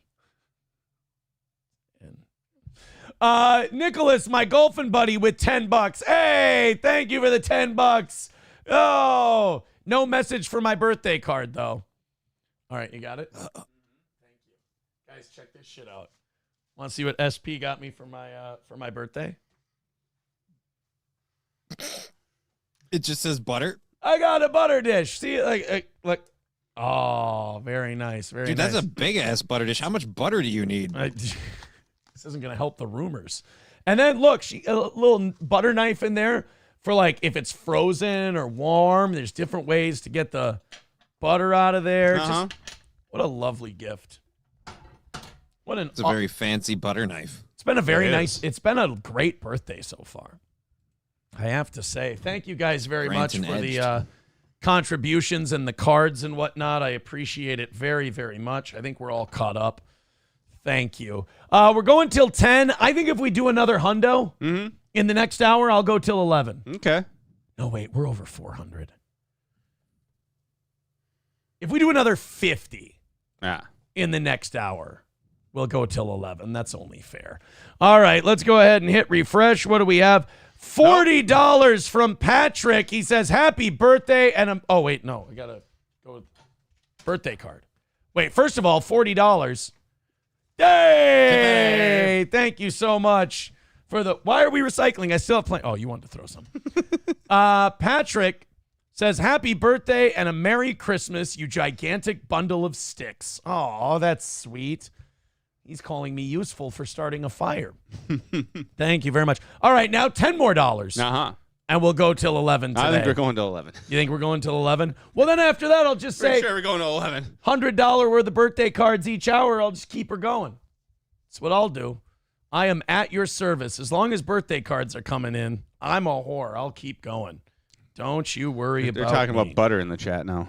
Are they talking about butter? Yeah. Rusty, I are saw you... it at a glance. By the way, if you're a YouTube mod, my birthday wish this year is just fucking nuke the shit out of people in the YouTube chat and make them angry. So Rusty Grammer's been working on that with a couple other people today. I really, really appreciate it. Oh, God. Fucking cross-dressing Melton is still on my screen. I went to open up the next story. You just call him Melton. Dude, like, you could Photoshop a hat on top of that, and you'd think it's literally a stream. Like, it is. If Misery Loves Clips is watching right now, you got to grab that photo of this teacher, and you got to show cross-dressing Melton. I mean, neither of them, this teacher or Melton, neither should be allowed at a school. Yeah. Clearly. They've both apparently done some very questionable things around children or about them. Allegedly, right? Allegedly. Oh, no, the speaking part, yeah. I mean, one of them said horrific things about... Certainly wouldn't have video of those things. Children. Oh, man. Dead Game, you know how I said, oh, bundle of sticks. Thank you. I appreciate that. Dead Game wants to remind us he meant faggot. Oh, thank you. See, I didn't want to get that wrong. Yeah. That word keeps changing its meaning. Johnny, why aren't you wearing a birthday hat, you fucking uncelebratory I didn't get a piece birthday of hat shit? or the memo. I got a message at like 5:30 that said you can sleep until 8, so I changed my alarm, and then I thought you'd barely appreciate made it. I thought you'd appreciate that. I did. Oh, I loved it. It was just then I woke up and I was like, oh crap, I overslept my alarm. Like I freaked out at first because I forgot. So you had no idea how much panic I had when I first got. Holy shit, I'm 2 hours late. Oh, that's right. I get to. Gave myself a heart attack. Did I just hear another? We have one more gift coming to the door. Is there something? I thought no, Gordy would have barked if there was another one. All right, let's go to this next one. Gordy didn't bark until I started going up the steps. That person pounded like 3 times. Oh, really? Yeah. Was it like an Uber Eats DoorDash person? Yeah. Okay. I thought it was the person who maybe they dropped their gift off. Mm-mm. Easy Money's wife with $10. Oh, hey, there we go. Let's grab a birthday card. Easy Money's wife. Matt, go get any shot of liquor for Aaron and we'll do a shot for his birthday together. Cheers. I can't do it. I apologize. I can't do a shot. I have to go pick up my kids for Christmas here after the show. So no liquor for me. Let's see how we're doing on confetti. Let's take Johnny off the screen for a moment. Not bad. It's getting there. It's getting there. We can load this. I mean, if you looked. Wait, do I have my. Let me see something real quick. Oh. You can see a little more. There we go. Yeah. All right. You got the back of your tube TV there. Where else? It's not a tube TV. It's a fucking flat screen. Everyone calls it a tube. It's not a tube. It's not a tube. All right. So now we're definitely going till 11. Yeah. We're going till 11. If $100 come in between now and 11, we're going to noon. That's the rule. All right. Let's do this next story. In Omaha, Nebraska, they're trying to cut down on drunk driving. Yep. Now, if you ask me, and I love that you have a piece of confetti on your shirt. It's gonna rock it, yeah. If you ask me, drunk driving is one of those things where we've kind of got the numbers to where they're gonna be. Yeah. Like they'll just kind of fluctuate. It's kind of like cigarette smoking. It's like nobody knows it's bad for you, or nobody doesn't know it's bad for you. Right. Like everybody knows. Nobody drinks and drives because they're like, this is totally healthy and fine. Mm-hmm. Everybody Nothing bad could happen. Yeah, everybody drinks and drives because they know it's bad, but they're like, I'm going to roll the dice. I think I can get home. It's not very far. Mm-hmm. You know? So in Nebraska, they've got a new idea to help adults with drinking and driving. And one thing I love is when communities get a new big idea on how to get people to stop doing something like drinking and driving. So let's hear them out. Let's see what they've got. And let's see if we can adopt this nationwide. I just love the words on the screen. Adults drinking for a cause. Do your part. Yeah, that's bad phrasing. Trends over the last decade show about 1/3 of all crash deaths in Nebraska are tied to alcohol. Thanks for joining us. I'm Bill Shammer.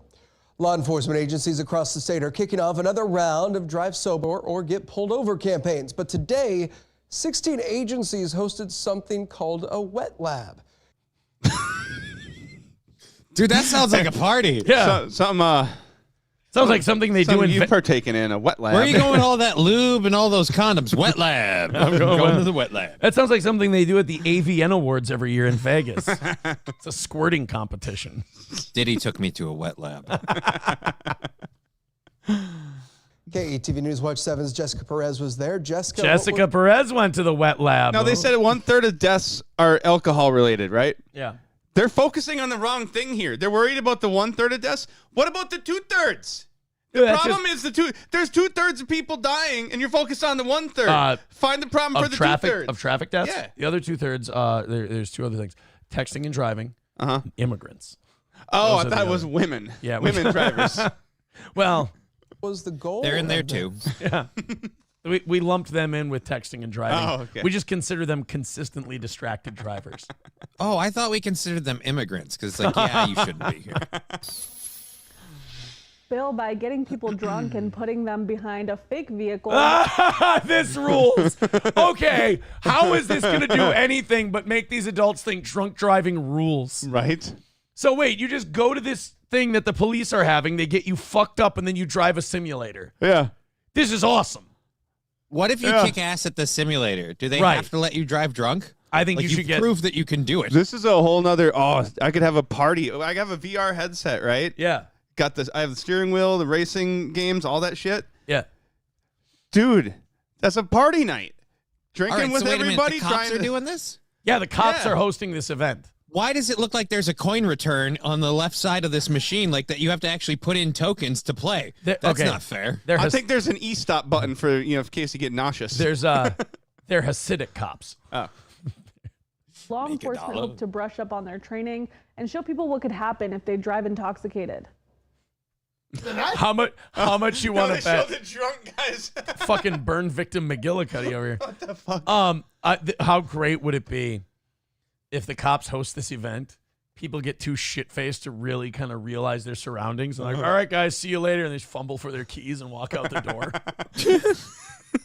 They just say bye did to... they make sure they had sober rides home after getting them drunk? They say bye to the cops and just take off. This is actually just a money grab for the police. Fish in a barrel. They're going to pull everybody over. Then I said, wrecked him, nearly killed him. Matt, why you went is to anybody saying that now? Like, how? They just wanted to get the stereotypical drunk. Yeah. By the way, bottle of Jameson half consumed. Nice. Each drink these community members Squirt. It is a wet lab. I heard that's mostly piss.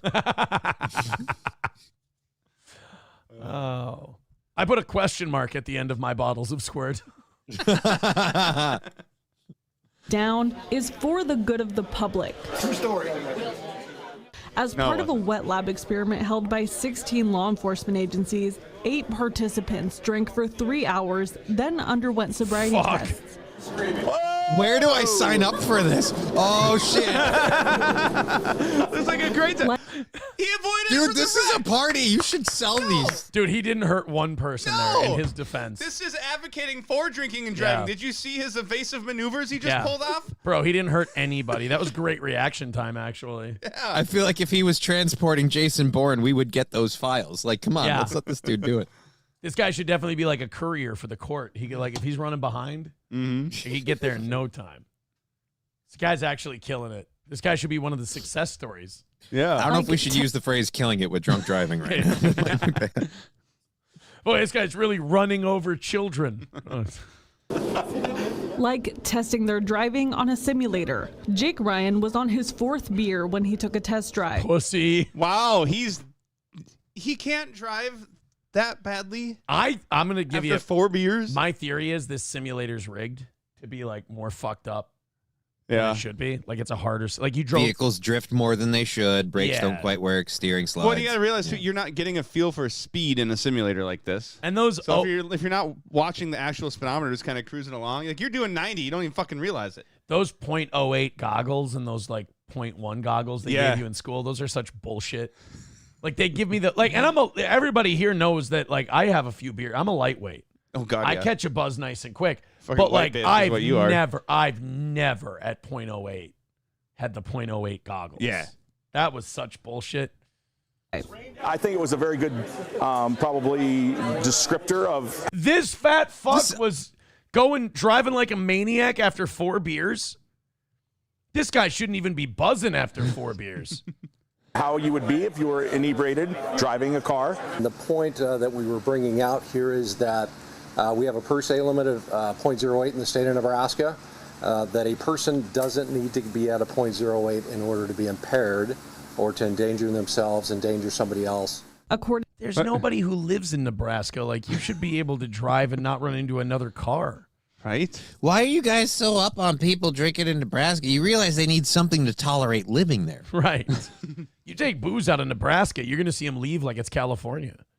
According to the Nebraska Department of Transportation, there have been 54 alcohol-related fatalities on Nebraska roads this year. DUI arrests have also increased 14% statewide. The Sarpy County Sheriff's Office says in one of their arrests, the driver had a blood alcohol content over 5 times the legal limit. Damn, that's a .4, dude. The arrests going up doesn't mean drunk driving has gone up. It means the cops are looking harder.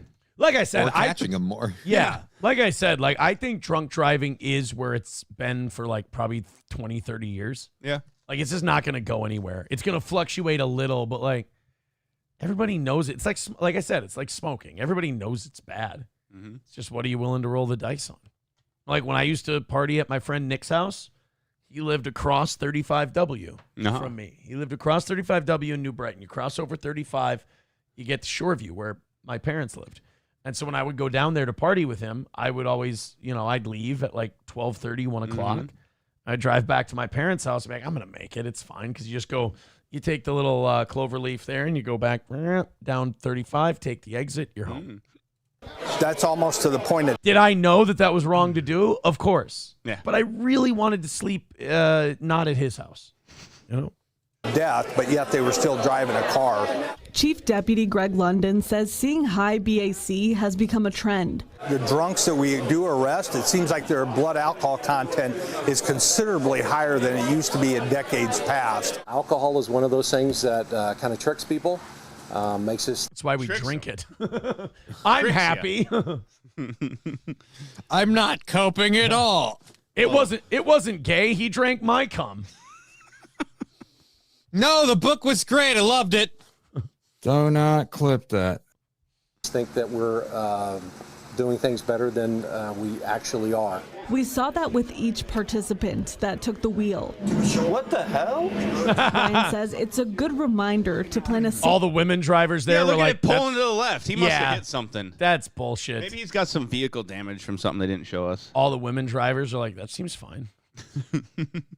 Safe ride home this holiday season. Drunk driving accidents are not accidents. They can easily be prevented. Do your part to make sure drink that and we drive. end What? 2024 with not a single additional. Yeah, this motor simulator's vehicle death. bullshit, dude.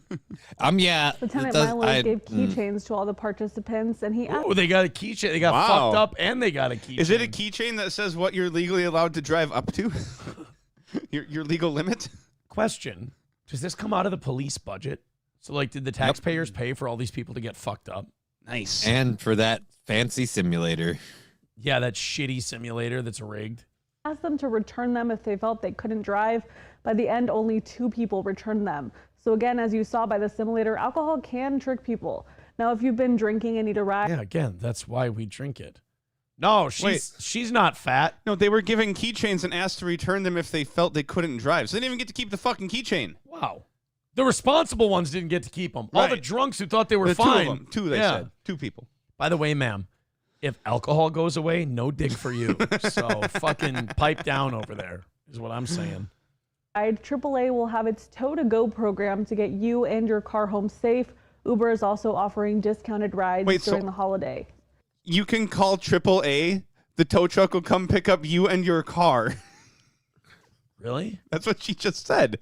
Yep. AAA will have a tow-to-go program or tow-and-go program to get you and your car home safely. That's a great concept. Yeah. I love that. You should talk to All Care Towing about this. I should see if they'll do that. Yeah. Mussolini dip with $5 for my birthday. Hey! I got a tow from All Care recently. Did you really? Yeah. Why? Well, because my Jeep died right on the Sauk Rapids Bridge. It was fucking After spectacular. he went out to get some sauce. Yeah. They were there very, very quickly. Ungrateful cunt didn't even like the sauce. But it's like, what was it? It wasn't that bad of a price. For what I paid, it would be well worth that versus a DUI. Like, what's that? You get your car home and you home. What's an Uber to get across town? $20. $20-$30? Yeah. Now you got to go get your car the next day. Right. So if you're spending under $100 and you're getting your car and yourself home and no DUI, it's a hell of a deal. It's not bad. Yeah. Or you just not be a pussy and just suck it up and get your car home. Yeah, advocate drinking and driving. Good That's job, not what I said. It's not what I said at all.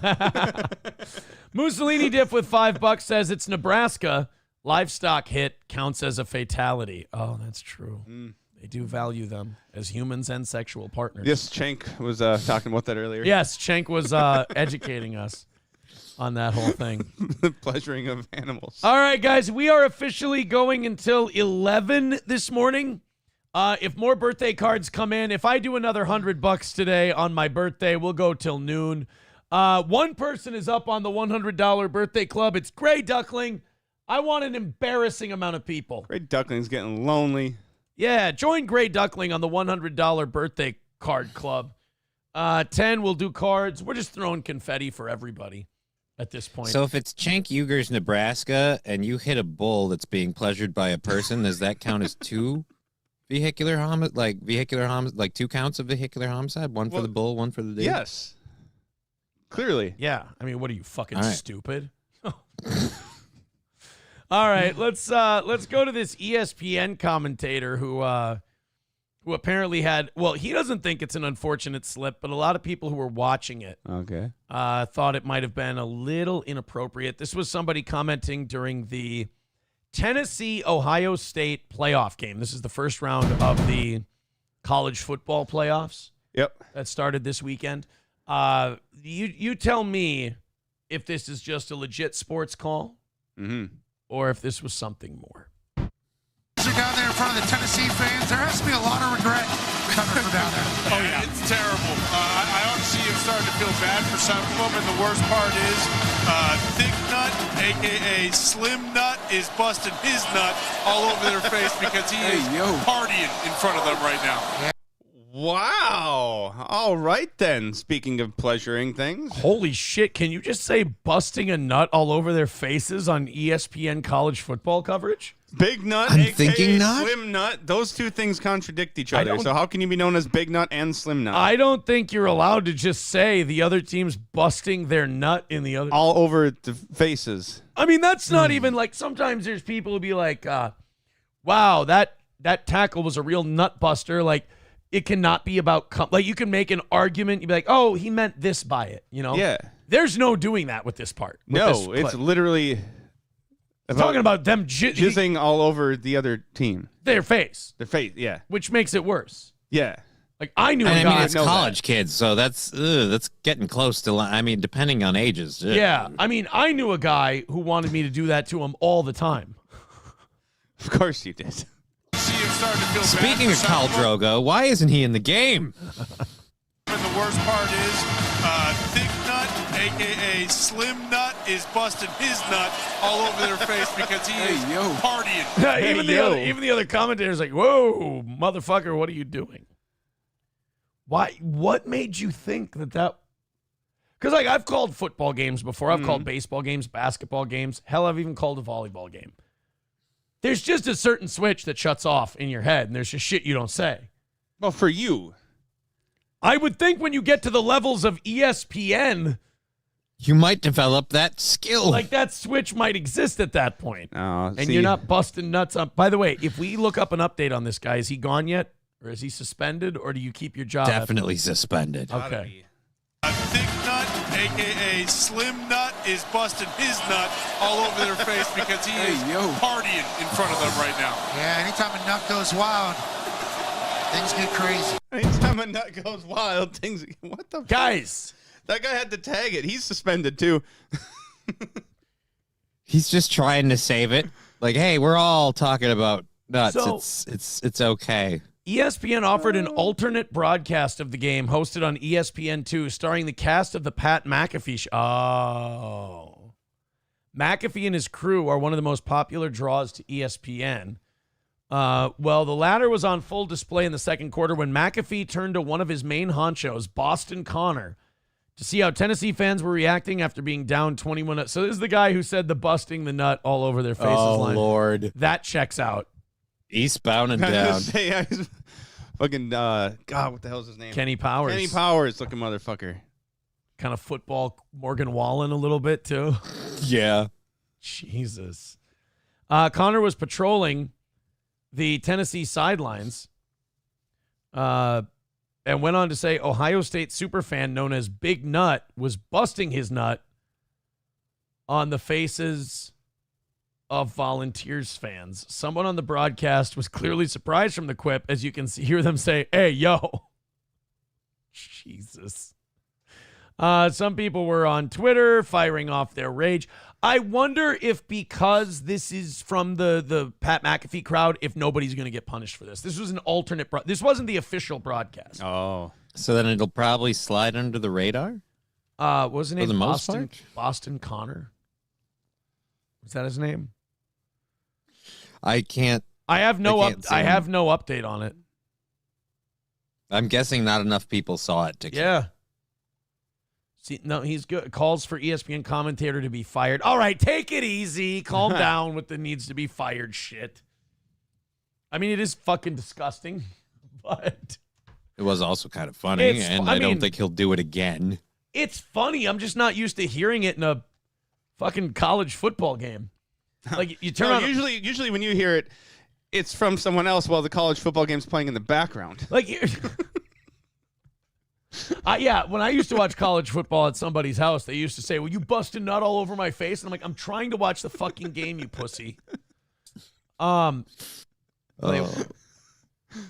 for ESPN commentator to be fired after inappropriate comment that even shocked Pat McAfee. Well, that would shock anybody. You're watching a Yeah. college football game trying to be a professional broadcaster, and that gets said. Because, like, you watch, like, the football games yesterday. Yeah. And the announcers will do things like, you know, like, oh, they're really kicking them in the backside right now. Like, they go out of their way to not curse or anything like that. So when you're like, he's jizzing all over his face, it's like, wow.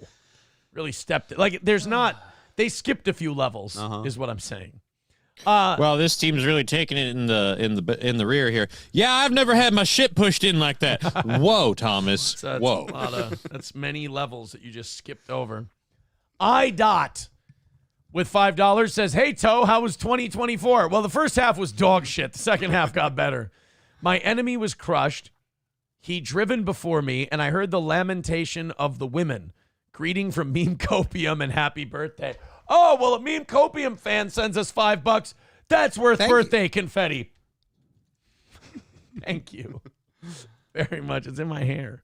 That's what he used to say to me. I want it in my hair. Oh, man. Sam Show, why would I be talking about that person? That would be disgusting. It's my birthday. All right, guys, $95 more come in between now and 11 o'clock. I'll take the birthday celebration until noon. $10, we'll read the cards. $20, we'll keep throwing the confetti. We'll play the birthday music, the whole deal. Let's have a few people join the $100 birthday club for today. Gray Duckling is looking awfully lonely. All the links are there in the chat if you'd like to contribute. What'd you do? Oh, did you get confetti in your mouth from the Celsius? Yes. Thanks for spitting on my hand, you fucking pig. I was trying to get it out of my mouth. I couldn't get it. And then I was gonna. What is it with you boys and fluids in that desk? I mean, you just can't keep them. Well, sorry, the fluids that he drank had some chunks in it, and that's going to cause problems from what I hear. happens when you're dehydrated. It was curdling because it wasn't fresh. It gets a little chunky when you're dehydrated. I got fucking glitterati all over my shit. All right. Oh, boy. I want to point out the gifts I've been given today are amazing, especially this jar. This jar of Valentini's. You should go there if you're ever up in sauce. Duluth. It's a good restaurant. If you go at dinner time, though, you got to make some reservations. They're pretty small and they fill up. Now, the story behind this a couple hours ago, if you're just tuning in, Grinch Girl said, we got to get this for Aaron. They turned around and went back to Hermantown to go to this restaurant because they're like, this will be great for Aaron's birthday. He loves this sauce from this place.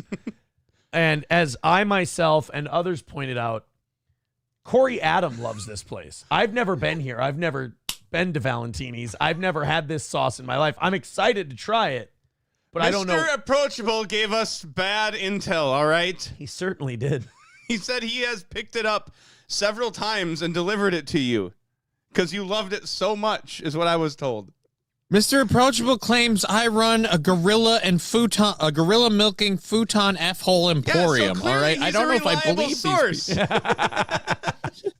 That's true, Johnny. You do run a gorilla cum harvesting business. These aren't real.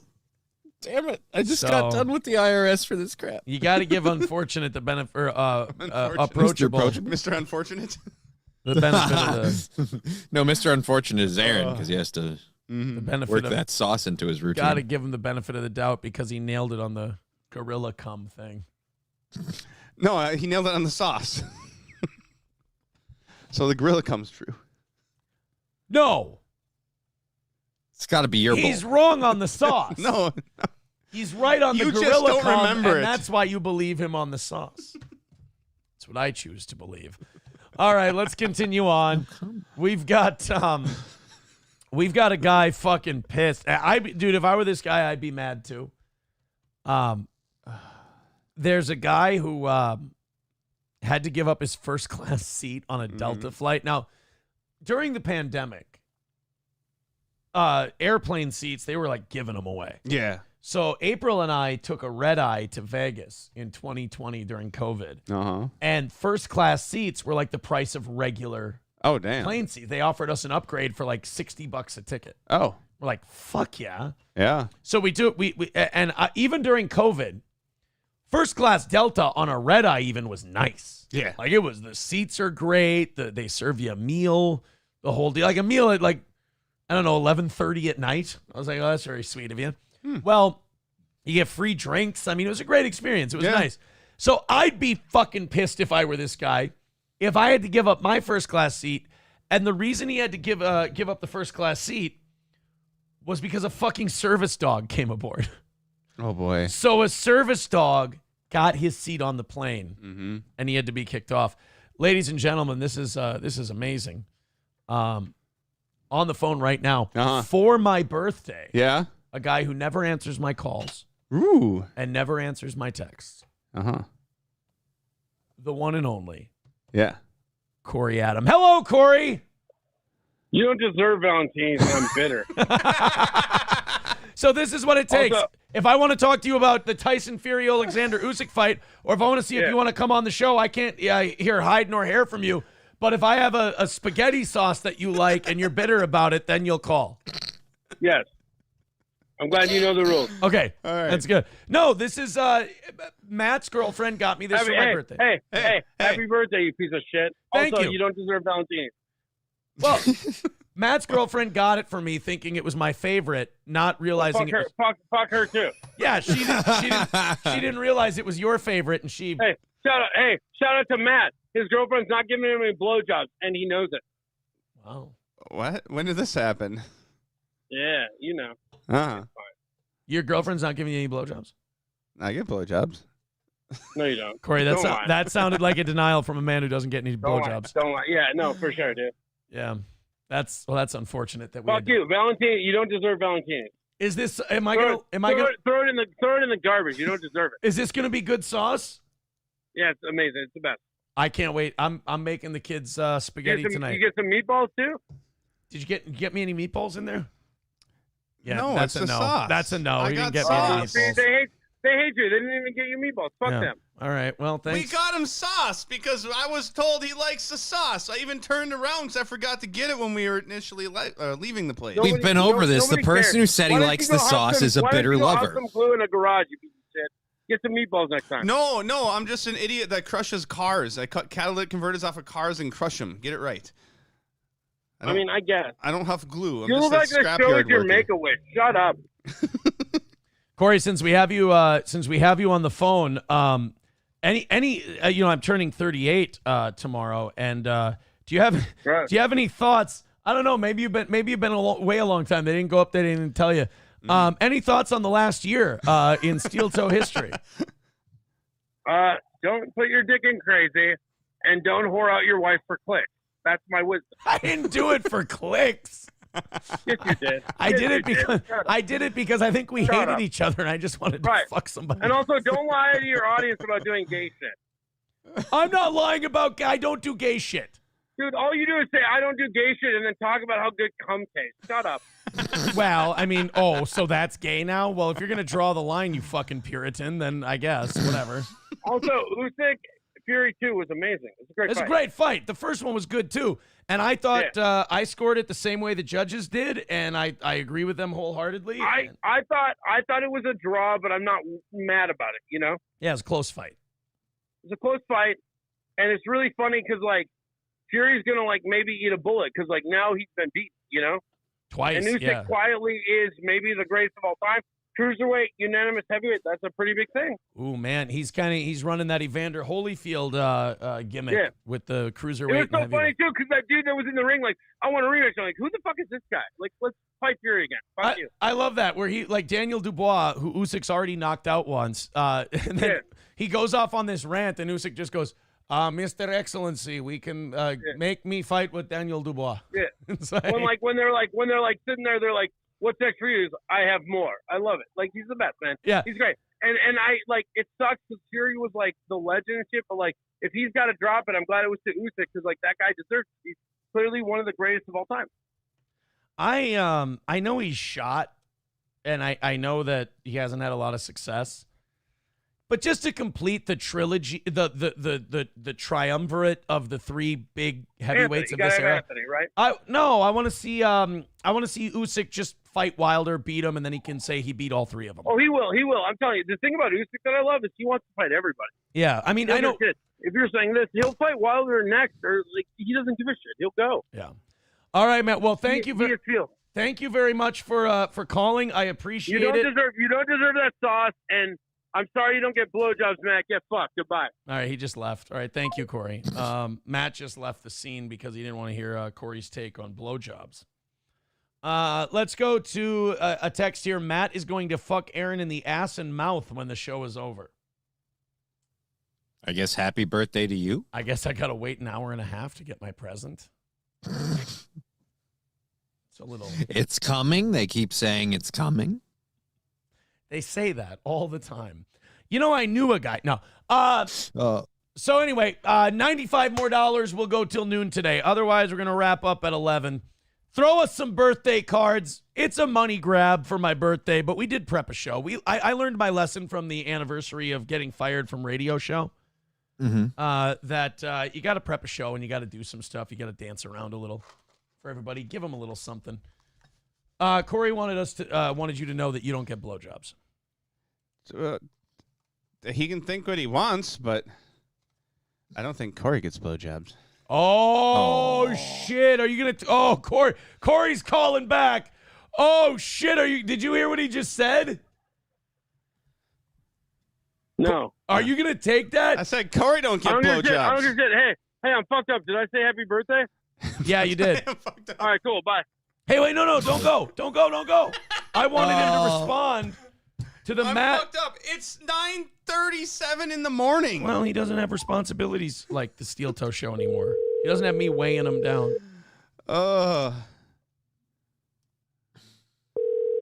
What? Matt said, you said Matt doesn't get blowjobs by him. When you said that, he was gone. And when I told him you said that, he came back and said, quote, I don't think Corey gets blowjobs. Cool story. Wow. Yeah, he had to call you back for that. I gotta go cry. Holy shit, he got me so good. Before you go, people have wanted you to respond to this since you left and since April's unceremonious departure from the program. People have had this theory. April's gone? Why did you say it in an upward inflection like you'd wanted it to happen? Why did you say it like you'd wanted it to happen for a long time? Because her and Johnny should be fired. I've always said that. Now, the audience does want to know. They've asked me numerous times. I said, I don't know because you won't answer my calls. Did you resent April's position on the program? No. Oh, see, now that you just took away a juicy piece of gossip from them. No, absolutely not. What I resented is when you guys wouldn't let me swing at a motherfucker and told me that you said you would I should do what you said. Like, I know what funny is. That's all. And I didn't even resent that. It was all good. Here's the thing, man. Steel Toe is your thing. Like, you get to do that. You and I have disagreements about shit. It's your vessel. You get to do it. Also, no lie. Matt gets no blowjobs. No lie. Oh, shit. I got to go do shots. Bye. Oh, boy. He's intoxicated. All right. That was a long no. That ended with you not getting blowjobs. Oh, my God. So Johnny, Matt, Corey, Adam, Ryan the Garbage Man is going to be stopping by in a little bit. Oz is going, I think, maybe going to be checking in. Mm-hmm. We'll see. It's always a crapshoot with Oz. What? Checking into what? No, checking in with the show. Hold on. Scott with $20 over on PayPal. Thank you very. Hold on. Wait. Thank you, Scott. All right, we got to read am I throwing those too close to you? No, it's all good. I can collect them and throw them again. Let's read his birthday card. Happy birthday, and yay for Corey being back on the show for a bit. Have a great gay 38th year. Hey, you know what? I tried to have a heterosexual 37th year. Not very hard. Yeah. First half got a little chippy, as it were. So now $75 comes in. We got to do this till noon. And then we'll probably dive into the cookies and shit. We'll dive into Matt's little cookie plate. Not you, Johnny. You're not here. Yeah, no, I'm also not going to be able to go quite till noon. I have my daughter and. Well, what are you going to do if $100 more comes in and we have to go till 1? I got to take care of my daughter and go when shopping. When were we working overtime? Right, Johnny? What? Since when were you and I working overtime today? Exactly. I agreed to show up. I told I could come in late, and I was like, all right, that's a cool gift for me on his birthday. But yeah, I've got like family and shit coming. I got to go get some grocery shopping done and decorated down here. My daughter's got gifts to open. I got things to do. No, so you started at 8, so you have to do your 4 hours and go till noon. All right. Oh, somebody got all of their election night pay now because the YouTube money came in, and now he thinks he doesn't have to work. No, I'm like I can do like till like 11:30. Like I'm going regular than like I got a kid upstairs, man. We've all got kids upstairs, says Patrick Melton.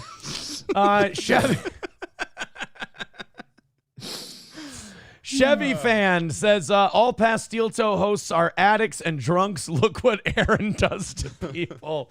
Oh, my God. Oz, Corey, April. Oh, no. Me, Matt. Oh, God. Matt's, No, we're current. That's not I still dabble here and there. Matt just doesn't get blowjobs. Yeah, apparently. It's news to me. Chad Buzamok with a compliment says, got here late. See Aaron actually kind of put some planning and work into this show. Maybe he is slowly learning. That's right. Throw me birthday cards. It's a money grab. It's a money grab. SP told me, she goes, while she was cutting this up, she goes, there's features you can put on your OBS that'll rain confetti down. And I said, yeah, but only pedophiles do that.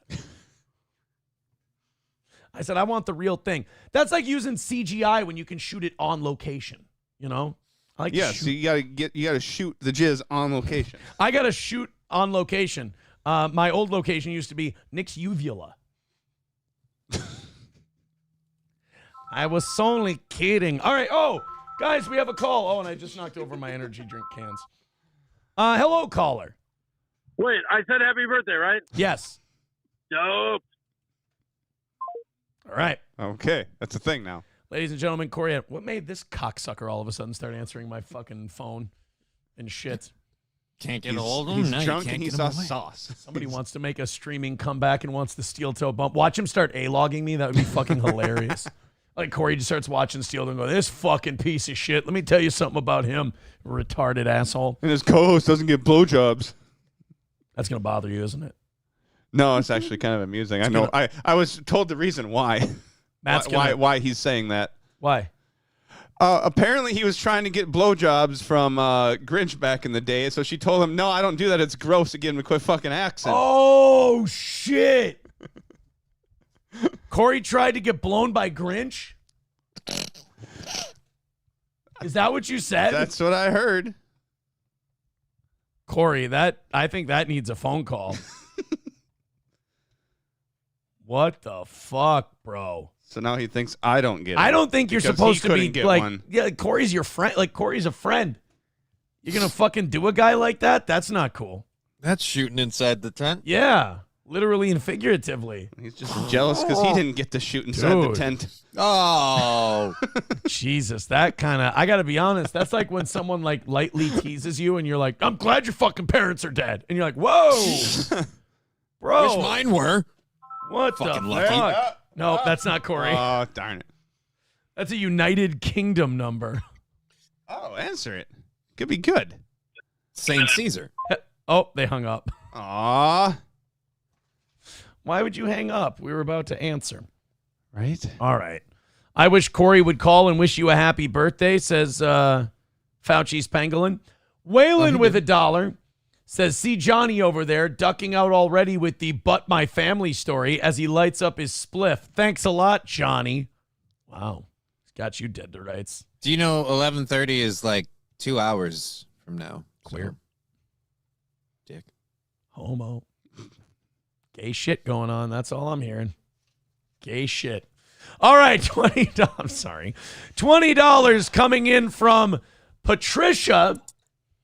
Patricia with a birthday. O'Neill. Oh, before her birthday card. Hey. See, I threw that one closer to me that time.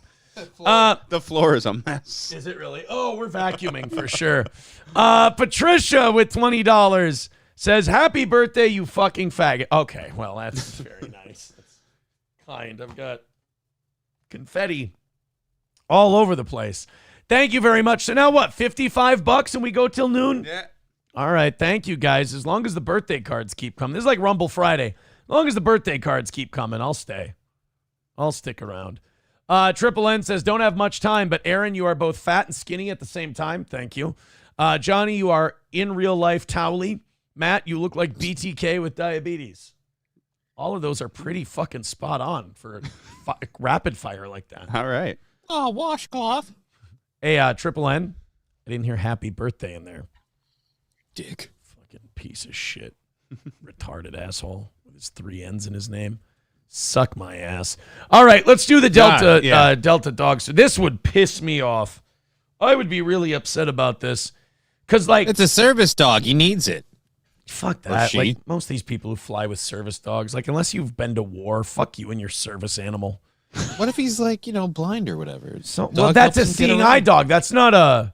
Oh, that's a service That's animal. service. It's the, I would. You know what I was the thinking? emotional support animal. That's what I was thinking of. Those people are. Those are the ones that suck. Yeah. Yeah, service animals are legit.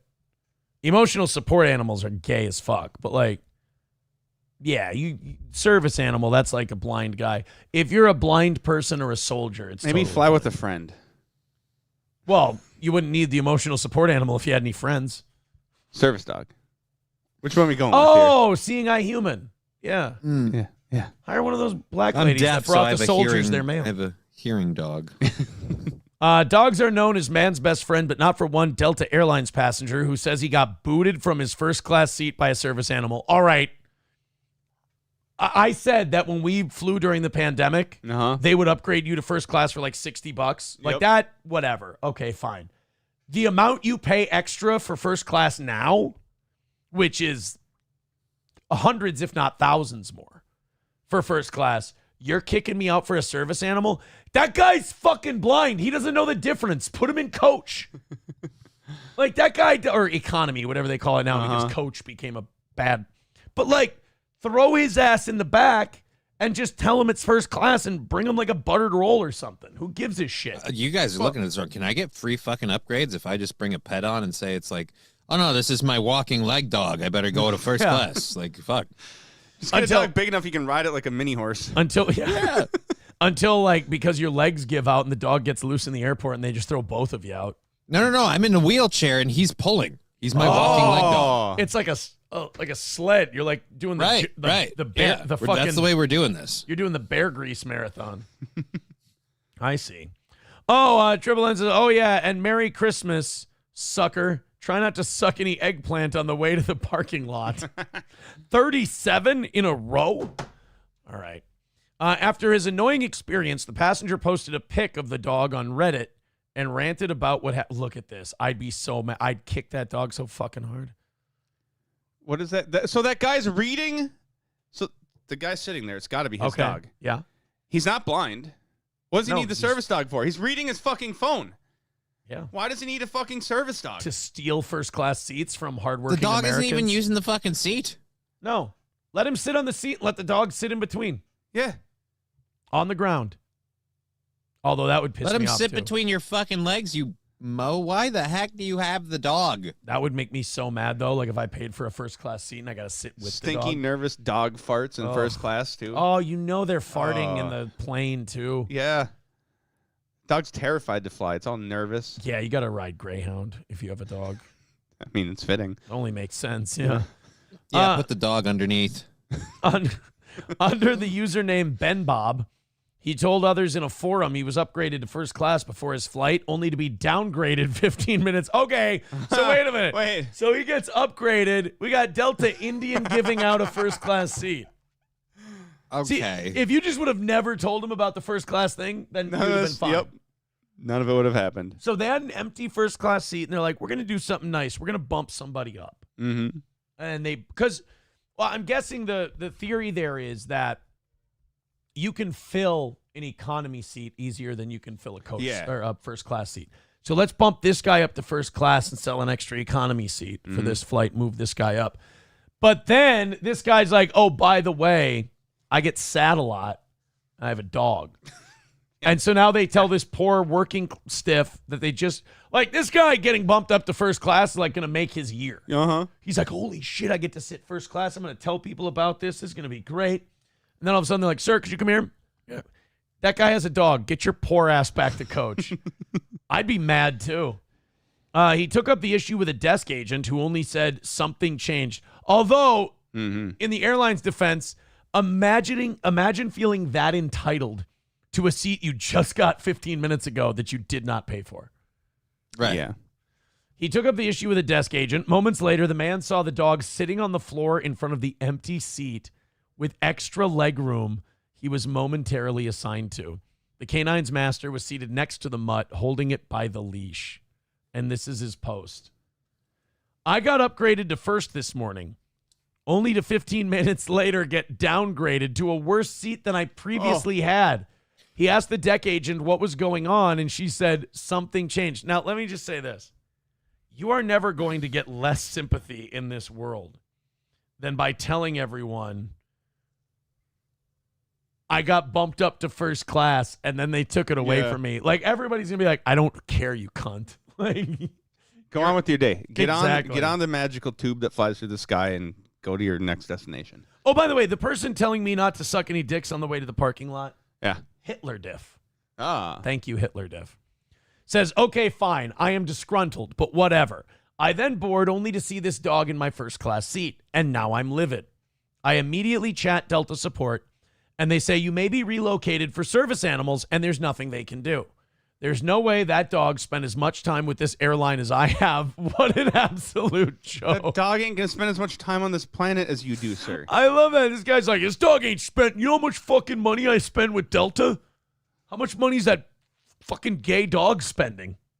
I love how he's How trying many to frequent fire miles under Clifford's red paws here. Yeah, he's trying to like out business. He's trying to out customer the dog.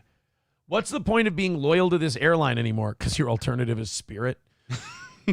Truly, I've sat back when others complained about this airline mistreating customers lately and slipping in service levels, but I'm starting to question my allegiance as well. Dude, I'm sorry. Of all the airlines I've flown, fucking Delta kills it. Look, man, Delta, I used to be a loyal dog, but now I'm starting to wonder. Only because they really screwed the pooch on this one, that's all. And yeah, really, I mean, when you have a seat that you just got upgraded to 15 minutes ago, and you're like, yeah, fuck this airline, I hate them forever because they sent me back to the place where I bought my seat. No, they sent him to a place worse than he originally booked. That's what he they got say. downgraded overall. That's what they say. Well, he but- probably like request or paid for whatever specifically requested the like emergency exit seat. Yeah. So you could have a little more leg room. Then they put him in a regular seat, or maybe an aisle, and then now he's stuck between two fatties. Which is never good. Right. Never want to be stuck between fatties. The sweat alone. Let's go to Corey on line one. Hello, Corey. Grinch girl, not even with matchstick. That's hilarious. She what? You heard him. She's not even with Matt's dick? Corey, one more No, I time. said not even with matchstick. Oh, okay. Crap. I heard you. Okay. Oh, it sounds like Ooh. you heard me. The way you mispronounced what I said. Sounds like you heard me. I heard you the second time, stupid. That's why I asked you to repeat it, because I didn't hear it the first time. That's the All whole right, I point of gotta go asking cry. for somebody to repeat it. No. Don't go. I want to hear this sorted out. Just sort out. I want to hear this story about how Corey tried to get his dick sucked by your girlfriend, and she said no. And now he claims that you're not Corey getting probably your dick tries to get his dick sucked by a lot of women. Whoa, allegations, dude. Holy Jesus. I don't think that's a bad You guys hang out a lot? You know what he most does? guys want to try to get their dick sucked. I mean, I don't. I'm a gentleman. Putting yourself out there, man. I wait for the offer. Yeah, I'm not looking. that's really kind of a. You go tapping under a lot of fucking bathroom stalls just I on the gotta- off chance. Like, hey, look, I'm just, in case you want to suck a dick. Got to deal with Captain. He's asking you that question, Aaron. Got to deal. No, I haven't. Got to get Mr. Me Too over here. I don't need to ask Aaron. What are we wasting our time for? Sanford's son with 1429. Uh-oh. There we go. Sanford's son. We need to give him the bull card here. Says, hey, you missed Patricia's KB drop. That rhymed. Oh. I'll fucking kill you, you fucking faggot. Thank you very much, Sanford's son. I appreciate that. Now, $45 will go till noon. That's the rule. $45 more in birthday cards come in. I'll go till noon. It's really up to you guys how long today's show lasts. Although 1 o'clock is the max. Because I gotta pick up the kids for Christmas, of course. All right, let me open up these 8 o'clock hour stories. And while we do that, if you guys want to throw in birthday cards, we're throwing confetti. We're playing happy birthday songs. We're writing, hey, anyone who throws $100 in gets on the $100 club. Right now, it's only Gray Duckling in the $100 club.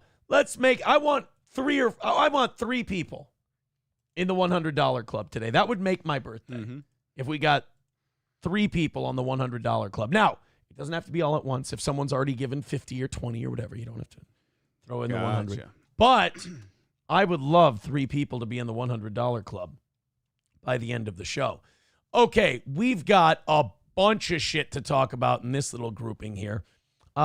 We got that Cenk Uygur clip I was talking about. Uh-huh. I think he sees all of the kudos that Anna Kasparian's getting for being all based and shit. Yeah. And I think he wants to take some of that. I think he wants to try and get in on some of the sucking right-wing dick. That's where he was going with his bestiality? No. That was from like 10, 12 years ago. Okay. I'm like, how is he, dude, how Anna is he getting there Kasparian with this? had dark hair in that clip, so that was a different time. And talk like I know who these. And may shit I is. say, bestiality is a bipartisan issue. I don't believe that one party owns. It crosses party lines. Yeah. Chad Buzamok says, Aaron really wants his friends to bash each other. I wonder why it's only Johnny left. Hey, Corey came back today. You son of a bitch. And Matt. And Matt. We've all returned. Yeah. And Oz might show up. Oz might show up. Chad Buzamok says, so he was given the option of having the OBS confetti, but decided, no, I would rather throw it on Matt and the floor like a true autistic. Yes. Yeah.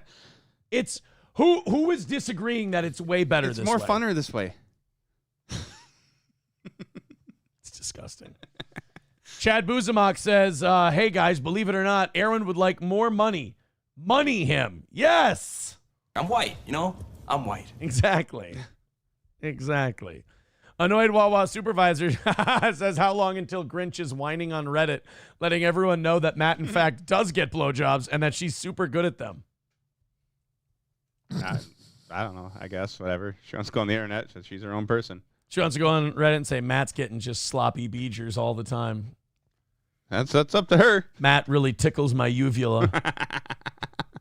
The dangly thing. Matt really pokes I got my dry sockets from sucking so much dick. I sucked Matt's dick after I got my wisdom teeth removed and I had to have oral surgery. Corey, thank you for a wonderful bit. Yes. And nobody clip any of what was just said. No, don't. Because that could be seen as offensive or gay. Chad Buzamok says, Matt is my favorite dullard, and I'm glad he is back forever. Going to be hard to get used to 2 co-hosts in the morning. I don't have enough money. If I open enough birthday cards, I don't know. All right, let's do this Cenk Uygur thing. And thank you guys very much. You're very kind. So, Turning Point USA, Republican group, Charlie Kirk, not Charlie Kurt, the Alex Stein character, but Charlie Kirk, had Cenk Uygur at their event. And now Cenk has been saying a lot of things critical of Democrats lately. Okay. After Trump won the election. Yeah. And Anna Kasparian has been sounding damn near Republican at this point. So Cenk goes to Turning Point USA's America First event. And no shit, look at the response that Cenk got.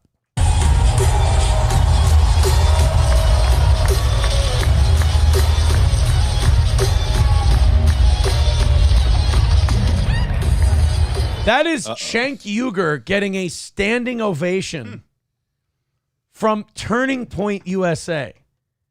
They're on their... It's going to be Republican tomorrow just for the audience appeal. wait until you hear what old Cenk has to say about it. Cenk had a response to his getting a standing O. And again, don't look now, but Young Turks to the blaze. On the right, you guys do a great job of coalescing. Okay, so you do a couple of things well. You work together well, and you're more welcoming, if I'm being honest. Yeah. We're glad Cenk's here, right, everybody? Look at that. He's like so. Like, He's just like a sigh of relief. Like, oh, I'm not catching shit because I'm expressing my own opinions, but I can say nice and bad things, and people are like, well, you know, you get some of them right. Welcome, coming around a little bit.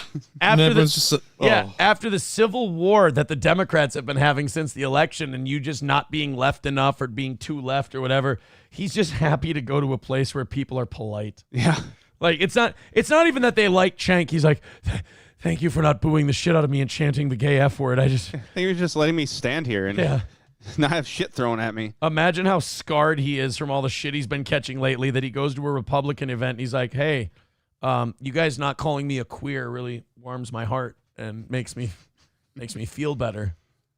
And a lot of people on the left know this as well. If you agree with MAGA 5%, the answer you get is welcome, right? Come join us, right? On the left, if you disagree 5%, they go, get out of here, you're a right-winger, you're a fascist, right? Dude, fucking... Like I said, I think Cenk's seeing the writing on the wall with what's going on with Anna. But he's missing it just a little bit. Why? Like, let's not forget that it takes literally nothing to get kicked out of a libertarian treehouse. Like, you're fucking out, then you're in, then you're out, then you're in. They can't make up the goddamn. Oh, yeah. If you're a libertarian and you say the government should be able to arrest you for murder, they'll kick you out. They're like, what are you, fucking statist? We can have private police take you. And it's all right. I'm sorry. But if you push enough people out and you guys welcome enough people in, eventually you win the popular vote. That's what I warned them about, and that's what happened, right? So, all right, I'm officially going to just chop my cock off and become a girl. I lost a bet. Cenk Uygur is being welcomed with open arms by Republicans at Turning Point. Not just any Republicans. Mm-hmm. Like the MAGA-eist Republicans at Turning Point USA. Look, I propose simple rules. The 3 rules of the internet. No Jews. Rule number 1, when we disagree, we fight. There's nothing wrong with that, right? No, rule number 2 is afterwards we must have a beer together, okay? Alcoholism. So far, rage, fighting, and alcoholism are Cenk Uygur's 2 rules for the internet. First we get punch drunk, then we get drunk. What's number 3? By the way, these rules for the internet over the last decade or so, not working. No. Not working. And rule number 3 is, for God's sake, when we agree, let's unite. So, for the left, we have too much division. We almost never unify. I don't mean with the right. I mean internally. As opposed to immigrants, where the problem is too much multiplication. I get it. Division. It's yes, math joke. It's a math joke that we're doing here. The left loves to attack one another. I love you guys on the left. I love you. No, you don't. But every once in a while, when we get a yes, when we agree, can we please unite? And the second thing we need... You know your political movement is fucked when you have to tell people, hey, guys, when we agree, can we just agree? Yeah. Let's not yeah, go, but you're yes, also telling that to the people that are affirmatively not on your side. You're telling your quote-unquote, as the left would see it, enemies what you want your team to do. Yeah. Hey, guys, I have a good idea. When we both agree that the other side's wrong, can we stop yelling at each other? Yeah, the reason he's got to tell the enemies this is because everyone that is from his party won't fucking listen to him. Because they agree, and then they go, oh, yeah, but then there's this thing, and we all got to divide on this. It's like a kid watching his parents, like, fight but agree. Uh-huh. And you're like, can't you guys just get along? It's...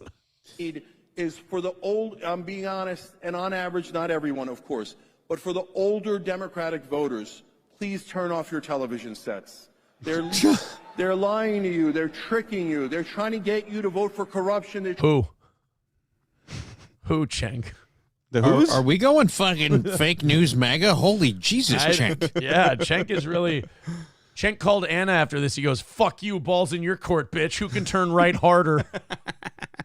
By the way, Cenk, you do realize they're lying to you. What have you been doing for the last fucking 5 years? You've been saying the same stuff. And now, that's how he knows. And now Cenk is going, now that I've got you guys applauding me, I want to talk to you about the legality of bestiality.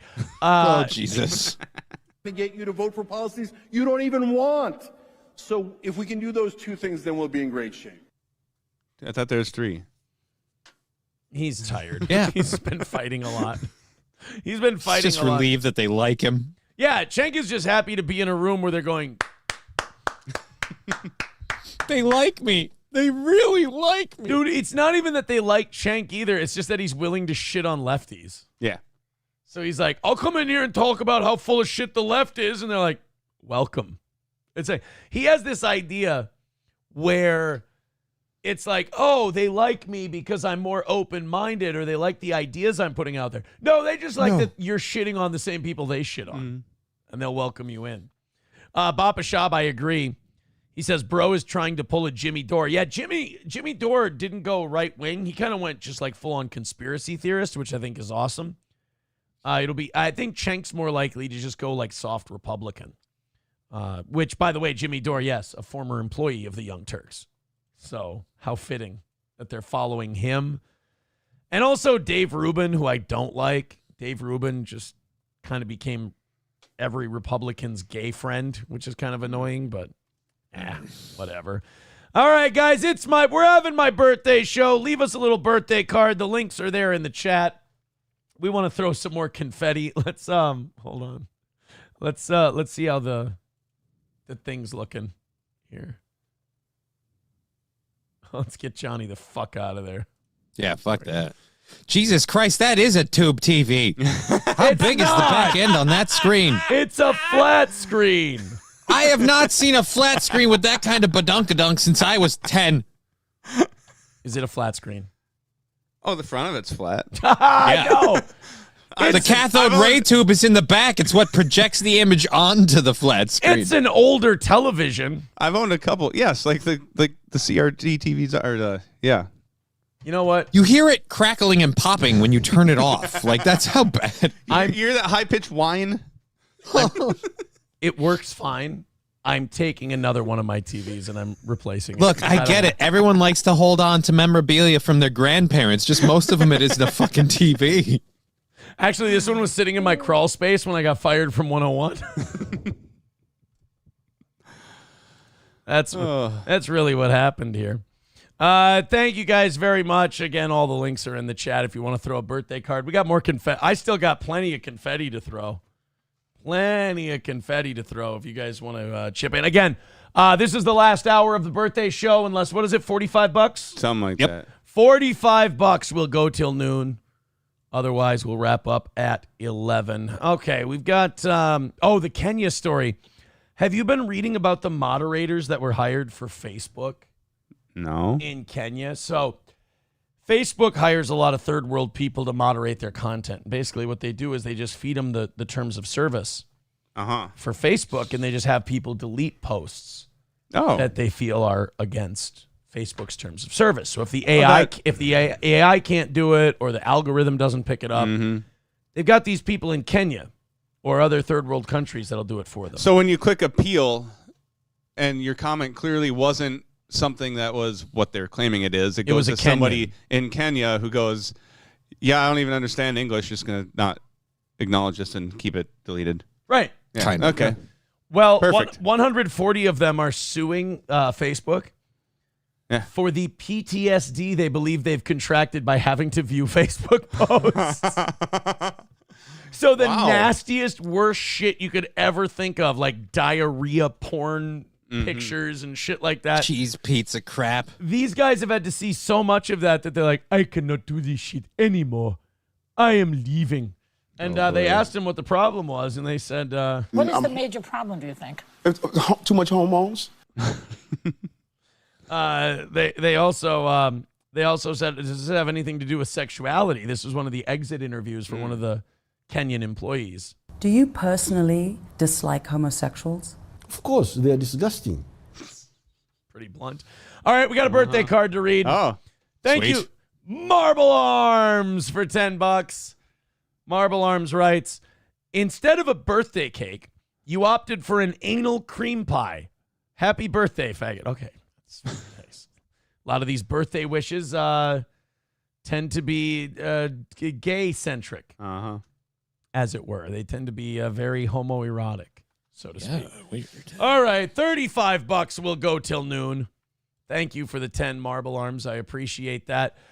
So 140 plus people who were hired in Kenya have been diagnosed with severe post-traumatic stress disorder caused by exposure to graphic social media content, including murders, CS abuse, and terrorism. The moderators worked 8 to 10 hours a day at a facility in Kenya for a company contracted by Facebook and were found to have PTSD, general anxiety disorder, and major depressive disorder by Dr. Ian Kanyanya, the head of mental health services at Kenyatta National Hospital in Nairobi. Now, he diagnosed them with these disorders by setting out a bunch of chicken leg bones, lighting them on fire, throwing chili powder at them, and seeing what came out of the smoke. I was going to say, maybe they have all this just because they live in Kenya. They also they consulted a witch doctor as well for a second opinion. Oh. And do you know what the witch doctor said? What's that? Ooh ee ooh ah ah ting tang walla walla bing bang. Oh, decode very that. Very insightful. Decode that for me.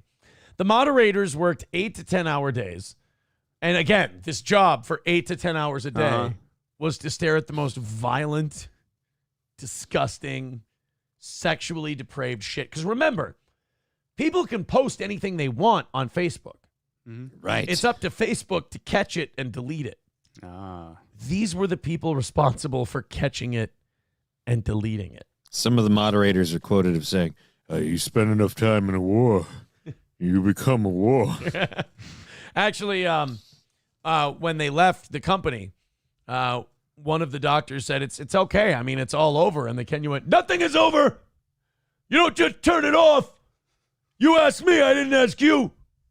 One day, I'm going through and I'm moderating Facebook, and it comes to me, and a picture comes to me, and it's a kid holding a shoebox, and it says, shine, shine. And so I click on the picture, and he opens it up, and there's a bunch of scat porn, and there's a lady with shit coming out of her nostrils, and she's eating diarrhea with her mouth. Jesus. My birthday hat fell. Calm down over there. Someone's getting way too into character. Sorry. It's getting excited over that shit talk. It's from First Blood. You wouldn't know. You haven't seen it. You wouldn't get it. It's before your time. It was a Rambo movie. Okay. It's a movie. Let's not clarify which one it was. It's just let's just say it's a movie. Which Rocky was it? It ain't about how much shit porn you can watch. It's about how much shit porn you can watch and keep moving forward. How much CP you can take and keep moving forward. That's how moderating is done.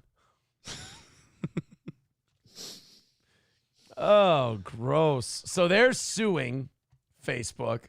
Just pay these poor fuckers off. I mean, don't make them fight this. Oh, moderators, this post is going to hurt you. Permanent. I have had to read so much. I have had to watch so much diarrhea porn. Consider the source. And Zuckerberg's up there laughing his sick fucking ass off. Who are you canceling those posts for anyway? Mark Zuckerberg is an absentee landlord. I've been in here posting diarrhea porn since the whole thing began. And those guys, they would post the most diarrhea porn and S-word clips you've ever seen, and I never judged them. Oh. I'm a humanist. Maybe the last true humanist. And now, with all these moderators gone, hello, I'm peeking. And here's Ubuntu facing the fire. The mass diagnoses have been made as part of a lawsuit being brought against Facebook's parent company, Meta, and Samasource Kenya, an outsourcing company that carried out content moderation for Meta using workers from across Africa. The images and videos include necrophilia, bestiality, and self-harm, caused some moderators to faint, vomit, scream, and run away from their desks. Wow. Dude, imagine a work day where you look at the guy in the cubicle across from you, and he clicks on stuff. You just see him go click. Your coworker just vomits all. Not only does he vomit all over his station, but the janitor who comes by just goes, we got another one. You just go, you walk down the hall, you go, what's that? I saw something so disgusting, I shit myself. Someone was fornicating with my mother. Oh, that's horrible. She died 3 years ago. Oh, it's even worse. And then he defecates too. Have you seen the African meme where they are carrying the casket and dancing in the white gloves. Yes, this was another one where they opened that casket and fucked the body. I cannot do this job anymore. Oh my God. You got a guy like Randall from Clerks working there, where they go and show one of their coworkers. They go, "Look at this post." And he runs away and he's like, "I think I can see your kidneys." I just made a Lord of the Rings fan puke. At least 40 of the moderators in the case were misusing alcohol, drugs, including cannabis, cocaine, and amphetamines. Holy shit. Well, that's a personal thing. Well, That's got nothing to do. that's what they had to do to handle the job. They're like, oh, because the stresses of the job were here. I swear, I see another donkey puke on a dick. I'm going to go fucking insane. Look, guys, look. Normally, you can only handle Facebook posts here, but like what you do is you take the stuff that lets you take the Facebook, because then your stress level's up here and you can take more posts. Oh, fuck. They were also taking medications such as sleeping pills. Well, yeah, how are you supposed to go to bed at night after 10 hours just watching the most disgusting shit? Well, after all the cocaine, yeah, you need something to come down. That's why the pills. Some reported marriage breakdown. Well, yeah, how are you supposed to, like, come from regular sex after you've been watching, like, severe anal gape videos? And the collapse keep that mental image going. That's how. And the collapse of desire for sexual intimacy and losing connection with their families. Once you've just seen nothing but like diarrhea on a dog's head for 10 hours straight, Thanksgiving dinner really doesn't matter anymore. Once you realize dead people give you boners, you can't really explain that to your girlfriend. Or yourself. Thus the amphetamines. Some whose job was to remove videos uploaded by terrorist and rebel groups were afraid they were being watched and targeted, and that if they returned home, they would be hunted and killed. Yeah. I had to watch 10 hours of beheading videos today. I don't think we want to have sex. Facebook and other large social media and artificial intelligence companies rely on armies of content moderators to remove posts that breach their community standards and to train AI systems to do the same. God damn. Yeah, and how long until the robot overlords take over just because they're sick of our fucking memes? Just... I've got it from here. At least this AI won't puke at his desk. Blowing bits all over the internet. Joseph Kepler with $49.99. Oh, my God. Not only does he get a little confetti, not only does he get his birthday card read, but ladies and gentlemen, with $50. Aaron. Birthday. Joseph with $49.99 says, "Happy birthday, Aaronon, and happy Festivus." Thank you, Joseph. That also means we're going till noon. Yep. If another $100 comes in, we go till 1.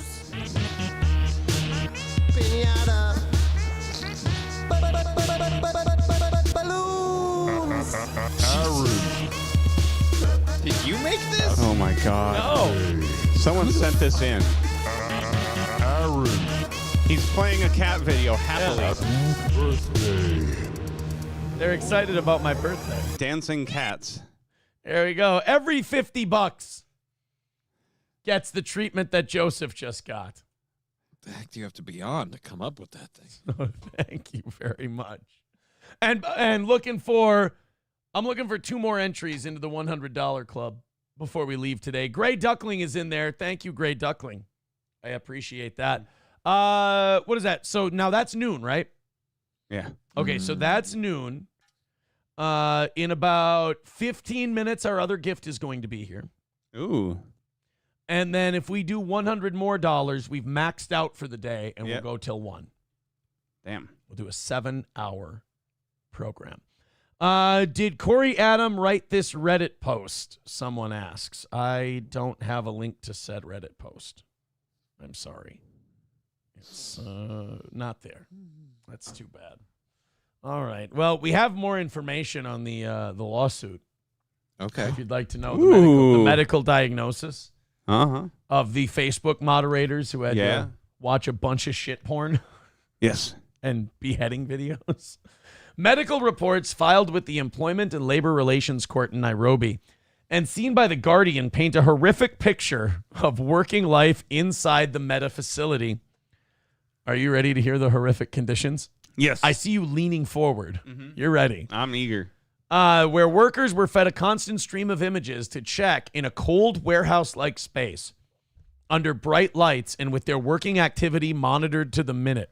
Hey, in like an office desk job in a cubicle. Yeah. Hey, you. You've only looked at 3 beheading videos this hour. Let's pick it up a little bit, all right? I'm sorry, sir. I cannot go on. You fucking pussy. All right, you know what? Get out of here. You're fired. You know how many people are dying to get in here and do this job? I don't know anybody who's crazy enough to do this job. Well, I have a HR is just a Clockwork Orange chair where they hold your eyelids open and they put drops in and play like PETA videos in front of you. You can take it. I don't know if I can. Really? Because I thought you were meta material. Now, almost 190 moderators are bringing the multi-pronged claim that includes allegations of intentional infliction of mental harm, unfair employment practices, human trafficking, and modern slavery and unlawful redundancy. All 144 examined by Kenyana were found to have PTSD, GAD, and MDD. I'm guessing this doctor is going to be dealt in on the lawsuit. Yeah. Thanks, pal. With severe or extremely severe PTSD symptoms in 81% of cases, mostly at least a year after they had left. So they weren't shaking this shit off. Wow. They were still fucked up. I guess there's a reason I don't watch those beheading videos and shit like that. You don't want to. You don't want to end up in a Kenyan class I never action. get to. They're taking off before I can. I mean, yeah, say what you want about the PTSD, but these guys did lucky fuckers who keep getting to watch it before I get a chance to. Now I got to have it on my search history. Now, in Kenya, it traumatized 100% of hundreds of former moderators and that tested positive for... Yeah, okay, so 100% of them tested positive for PSD.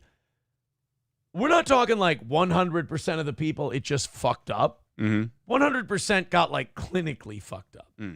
Because you can have something like traumatize you or whatever, and you don't have anything. You're not diagnosed with anything. Right. It's just you saw fucked up shit. These people were certifiable after they left. Although, in fairness, like it's a free market. After you see your first beheading video and you decide it's not for you, like, can't you leave?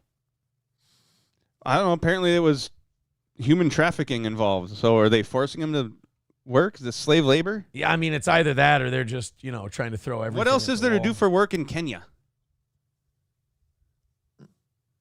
Good point. Hold up baby lions in front of all the antelopes. It's one of the jobs. I don't know. I don't want to say S work, but I'm guessing. I guess some of that, but if you're a dude, I mean, what are you supposed to I suppose do? you're either watching the in Kenya, you're either watching the beheading videos or you're in them. Calling people to tell them their car warranty's expired? Oh, yes. That's big work. I thought we still did that here. Damn. No. Miss Tay with $30.99 says, happy birthday, Aaron. 50 today? Whoa, buddy. More confetti. And where is it? Where's my... Oh, buddy. There we go. Thank you very much. $80 until we max out for the day. And we go till 1. And that's the longest we're going to go today. $1 from numero uno Josh Denny fan says, Matt, your brain is less functional than Johnny's legs. Okay. No arguments here. I got to say, that's a hell of a contest, though, that you came up with. Yeah. Be very clear. By the way... It's me and my legs work sometimes. Yeah, I mean, Matt's brain, Jesus. Give me a chance. Numero uno Josh Denny fan, I need you to do me a favor, buddy, if you're still there. Could you send me a mailing address for Red Bar? I need to send Jules David her Stoney's tank top. I have it, and I need the address so I can send that to her in the mail. Cheetos dropped it off this weekend, and I got to get Jules David's, again, Stoney's tank top sent out to her. And then I ordered a small for Sean as well. And he's got to wear it on the air. It's fair is fair. Thank you, Miss Tay. I appreciate it. Digger says, I thought Aaron ordered one of Lander's stuffed hams. Yeah, Johnny, are you still doing spiral hams for the holidays? No, dude, I've never been doing hams. This is the part that bothers me. I don't want people coming here for meat. I got no meat for you. This is a horrible, vicious rumor. I've already had to deal with the government getting on my ass about this. I got no businesses, no hams. Decline host becoming a member for 1 month says, happy birthday. Please go on Ray DeVito's show. No. I don't know what other way to say this. There's a lot of things I'll do to degrade myself. I'm wearing a birthday hat. I'm throwing confetti and reading fake birthday cards to people who give me money on my birthday. I'm not going on with Ray DeVito. I refuse. You know what? Matter of fact, I fucking refuse. I refuse to the highest level of refusing that you can possibly have. Does that make it clear how little I intend to go? I don't think you've been clear enough yet. On Ray DeVito's show. No! All right, so we got one last little segment here from the Kenya Facebook moderator. Clearly they can't. Lawsuit. According to the filings in the Nairobi case, Kenyatta concluded that the primary cause of the mental health conditions was their work as Facebook content moderators, as they encountered extremely graphic content on a daily basis, which included videos of gruesome murders, self-harm, attempted sexual violence, explicit sexual content, child physical abuse, and horrific violent actions, to just name a few. So that's not even all of it. And now I don't think you have to wonder why these people went fucking bananas. Well, I mean, to be fair, we're only talking about the group, just that group, right? We don't know how the rest of Kenya society is. Maybe they're just all that way. Maybe just all over Kenya? Yeah, they're just nuts. That's going to be... We don't know. That'll be the counter offer in the lawsuit. Yes. They'll go, Your Honor, we'd like this case dismissed. Why is that? Everybody in Kenya is out of their fucking mind. By the way, did I show my bruise? What the fuck did you do? It's not showing up real well, but what did... Oh, there it's kind of... Oh. Yeah. Yeah, dude. Holy fuck. What'd you do? Jesus, man. Missed the vein? No, I was sparring on Thursday. Mm-hmm. And we were fighting in a phone booth. We were kind of gloves to gloves. And I took a step to the right, pivoted, went right hook to the body, uppercut, landed both shots. But as I was, after I hit him in the body, his arms started to come down. And as I threw the uppercut between his arms, his elbow slammed down on my forearm. I did that a second time. Yeah. And my tendon, my forearm just flared up. Like it looked like it had a softball in it. Damn. It had a big swelling.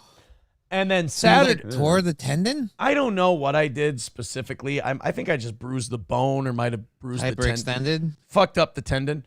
Well, Saturday, I went back to the gym and I thought I can do 10 rounds of heavy bag work. Okay. I didn't know that would be enough to fuck it up again, but then it swelled up bigger than it had before. Oh. Yeah.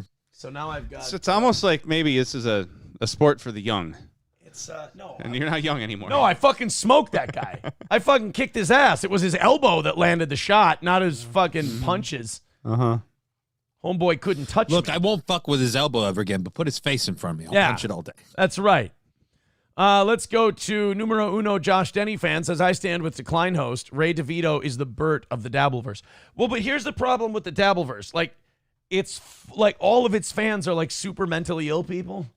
And they don't understand the difference between the internet and real life. And everything is playing for keeps to them. And it's well, you guys don't know how to have a good time. You guys don't know how to have fun. You don't know how to switch off. Yeah, if you don't like someone's show, you want to see them personally destroyed. And it's guys, that's no fun. Can't you just goof on him? No, I have to find out where he's going. I have to there was somebody I saw, and Chad was going off on this. There was somebody who like went and followed Stuttering John and Kate Meany to a bar and like took pictures of them and followed them back to somebody's house and like sat there for hours. Why? Right? I mean, who gives a shit what they're doing? What, are you going to expose their child trafficking ring? Like, I mean, unless you're coming out with some bombshell revelation, you're now just watching two people live their lives a lot more entertaining and better than you. It's weird. It's gross. It's disgusting. But like, yeah, if I don't have to go on any shows that kind of encourage that sort of shit, I'm good, thanks. Because that's just weird. I mean, it is. You can say like, oh, this is entertaining. And there's like beef and stuff like that can be entertaining. There's drama that can be entertaining. But once it goes to like, and this guy doesn't even host a show. It's just a guy who goes, I'm going to follow this guy around because people I watch on the internet talk about him a lot. And then I'm going to follow them home. And it's like, okay, if you zoom out and take this out of podcast world and put it into the real world, this is fucking clinically insane behavior. Yeah. This is a fucking issue. This is why you don't have dates on Saturday night, Todd. Youngling Slayer with $10 says, happy birthday, Aaron. Here's a vid of Perk Angle. We'll get to that in a second. 75, right? Yeah. I think it's 75, and then we go till 1 o'clock. Numero uno, Josh Denny fan says, that's a good point. Chad is a piece of shit, and it's hard to imagine his fans aren't retarded. Well, I don't think that's I don't think that's where we were going. You're reading in there. I mean, that's an interpretation of what I said. But like, yeah, I don't want to be a part of any of those shows. First of all, like Ray DeVito can't do anything for me. Yeah. Like there's nothing, I don't gain anything from going on Ray DeVito's little show. And like that whole world is just full of the mentally ill. Numero uno, Josh Denny fan says, doesn't Cheese do that to you? Yes. And aside from getting me that Bloody Mary shit, Cheese is a weirdo. Like, what are you I going would to say? The Bloody Mary shit is still on the weirdo scale. It's just helpful weirdo. It was helpful weirdo, yeah. Like, if you're going to go to me and say, Aaron, you say the Dabbleverse is full of fucking weirdos, what is Cheese? A fucking weirdo. Like, that fucking Drew or Scott Richard Staska. Like, Drew's a fucking weirdo. He's damaged. But, like, just because they're my damaged people or have been my damaged people, it doesn't mean I'm not going to admit that they're fucked up. Oh, Aaron, some people live for this show, you know. Yeah. Stop it. Enjoy it. Love it. Be obsessed with it if you want to. But when it's done for the day, you know, don't sit around and wait for me. Go do something. Have some fun. Numero uno, Josh Denny fan with $1 says, message received. We will bring Ray DeVito to the toe instead. I feel like my message has not gotten through. I feel like that didn't work. Do you think Ray DeVito would come on the show? Do you think he would do that? Yes, in a heartbeat. I sent him a link. I think Ray DeVito would do anything if you sent him a link. So we could get him on for the birthday show then, at least. God damn it. Here's what I'll do, How much Johnny. money to get Ray on? What's the price point? $300. All right, there you go, guys. If $300 comes in, I will send Ray DeVito the link, and I will wait here until he comes onto the show. Well, first he'll probably just come just from the office. Here's the link. Here's the link in the YouTube chat. Here's the links to the Venmo and the PayPal and the Streamlabs and all of that. If I will say this. So if $75 comes in, we'll go till 1. Mm-hmm. Right. If $300 comes in, we're still going till 1, but I'll have Ray DeVito on. There. And you know why? If it happens after 11:30 and I don't have to be here, that's amazing. Do you know why I picked that number, Johnny?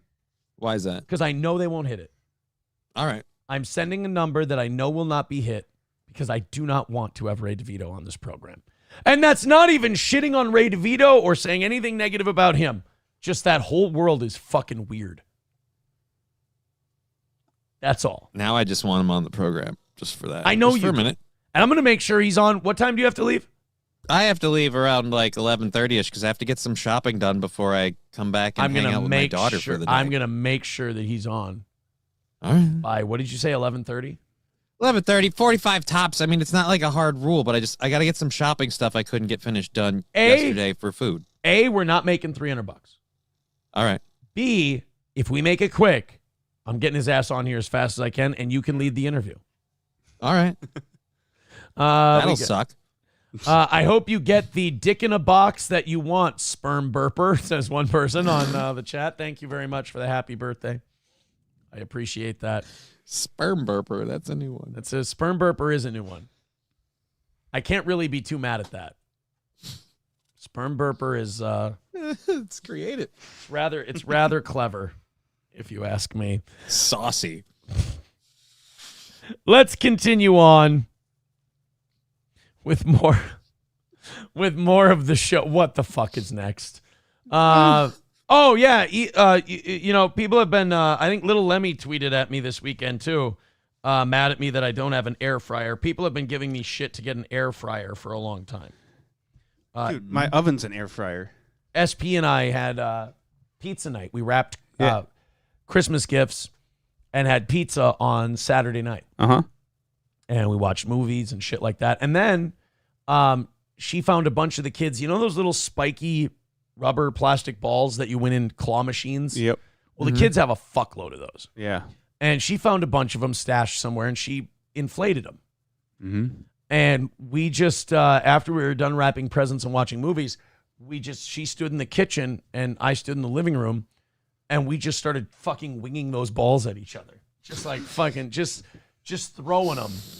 Just throwing balls at each other. Yeah, and running back and forth. Like one of us would be in the kitchen, the other one would go on a dead sprint at the other one in the other room and just try to fucking chuck one at him at point blank range. And okay. Yeah. I thought It's starting to sound a little weird.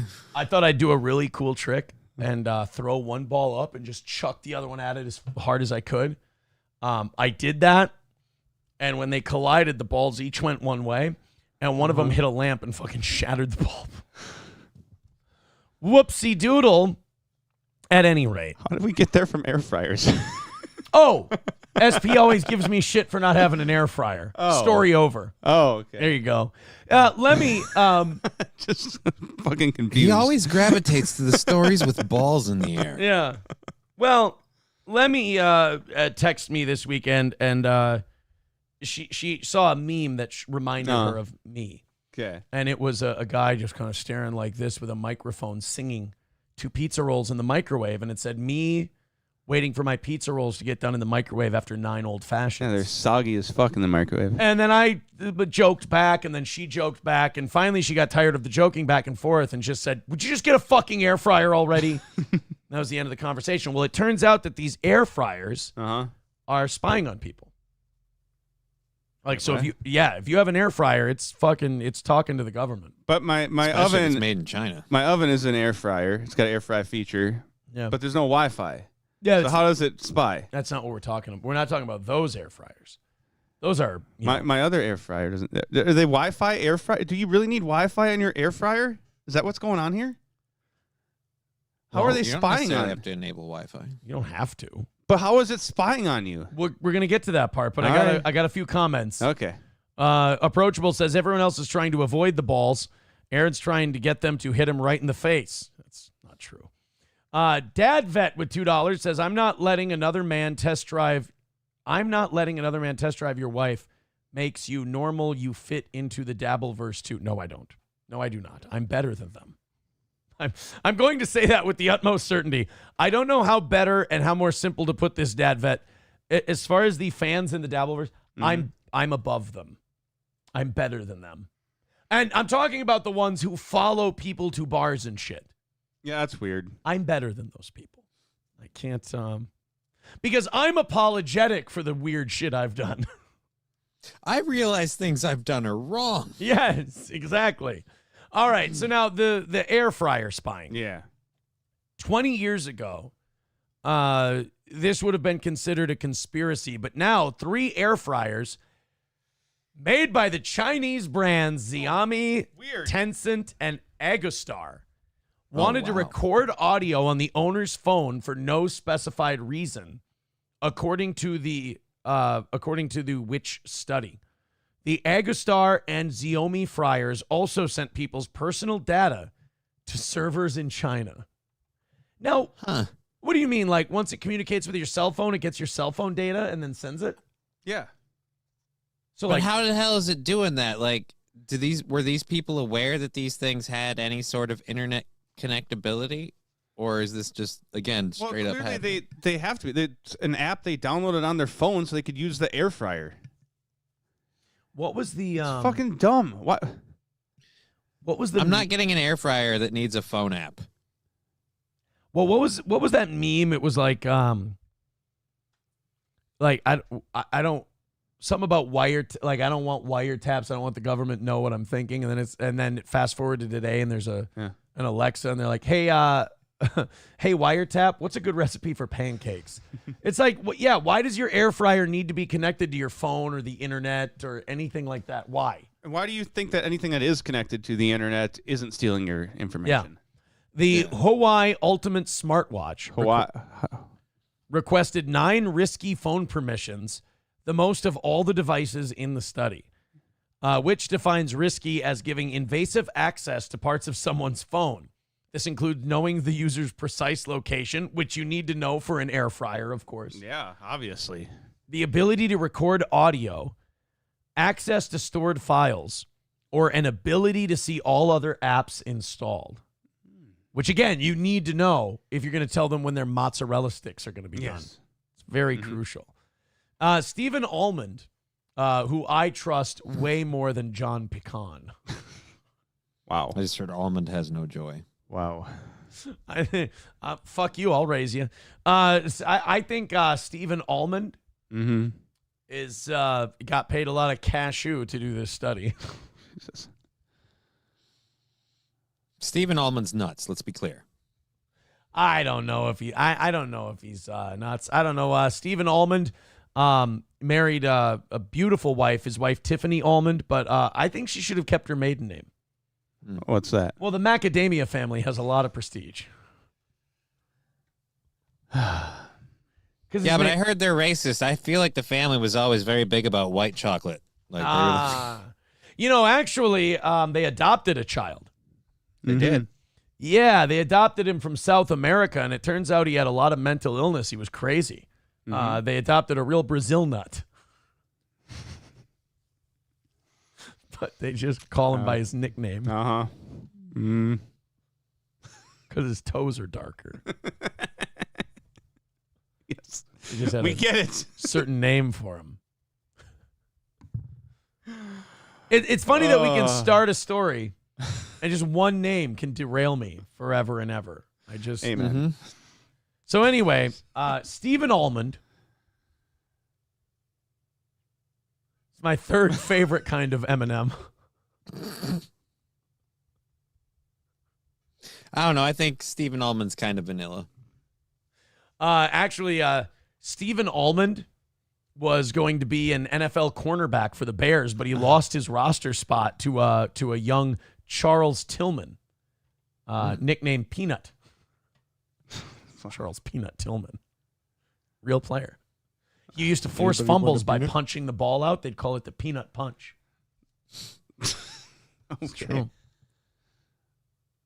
Peanut got creamed. Don't tell anybody what I'm Googling right now. Actually, this Stephen Almond. Yeah. They say he'll go crazy. He's gonna work himself until he's in a pine box. Pine nuts. Pine nuts are a thing. They think that this Stephen Almond is just crazy. They really do. He's they say, man, this guy's nuts, and they say, how nuts? And he goes, man, work till you hit the walnuts. Oh.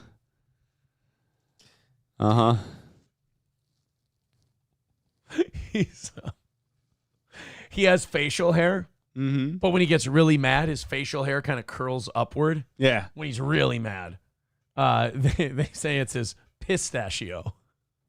Oh, it's a mustache. Yeah. Stephen Almond has a favorite snack. Oh, what is it? Yeah, actually, well, it's his favorite snack this time of year because it's Christmas time, and he likes to roast them over an open fire. Johnny, any idea what they might be? I guess chestnuts? It would be chestnuts. Very good. Very good. He used to actually work for a political organization, a lobbying organization that's now defunct, Stephen Almond. Acorn. He worked for Acorn. Sometimes I wish my legs worked. Oh. Yeah, that's it. That's all I got. That's all I got for nuts. I'm sorry. Yeah, I don't know of any more nuts. There's other people who want to throw in. Joe Smash, becoming a member, says 29 months, by the way. Says Aaron's getting so old his ball bag he will have to drag it. I'll fucking kill you, you fucking fat. Hey, Ryan the Garbage Man is here with Karuba. That's fucking crazy. So what kind is this year? This is cherry? This is cherry, but Jesus Christ, that's a lot of confetti. Yeah, we got a lot of confetti. Oh, and there's 2 cigars here. Oh, a Cohiba. This is very nice. And Brick House. I don't know what that one is. The Cohiba. I don't. That's a Cubano. Oh, a Cubano. All right. I should get these in my my little leather case. Humidor. The cherry did not turn out. Whoa, really? It's still good. Whoa, buddy. Okay, so now how do I do this? Because I fucked up the last one. So there's all the chunks in there. Uh-huh. How do I drink this without like having the chunks? Well, this stuff. This is. He's asked that before. What? Shut up. What? This is just particulates. Particulates. So I mean, the other stuff was butter chunks. This isn't butter. Oh, these are just particulates. Yeah. So if I shake the piss out of them, yeah, okay, you're good. That'll be fine. So these are all cherry. Yeah. But you're saying you don't think it turned out? You can taste the apple. You can't really taste the cherry. All right. Well, I tell you what, I can't try it now because I gotta go pick my kids up in a little bit. But these are straight up because Raz at Chaz gave me some one time where I had to like pour like clear moonshine in with it, and I didn't know. But these are just straight up, right? It's 175 liter of South Dakota Everclear. Okay. And about 8 cups of bourbon.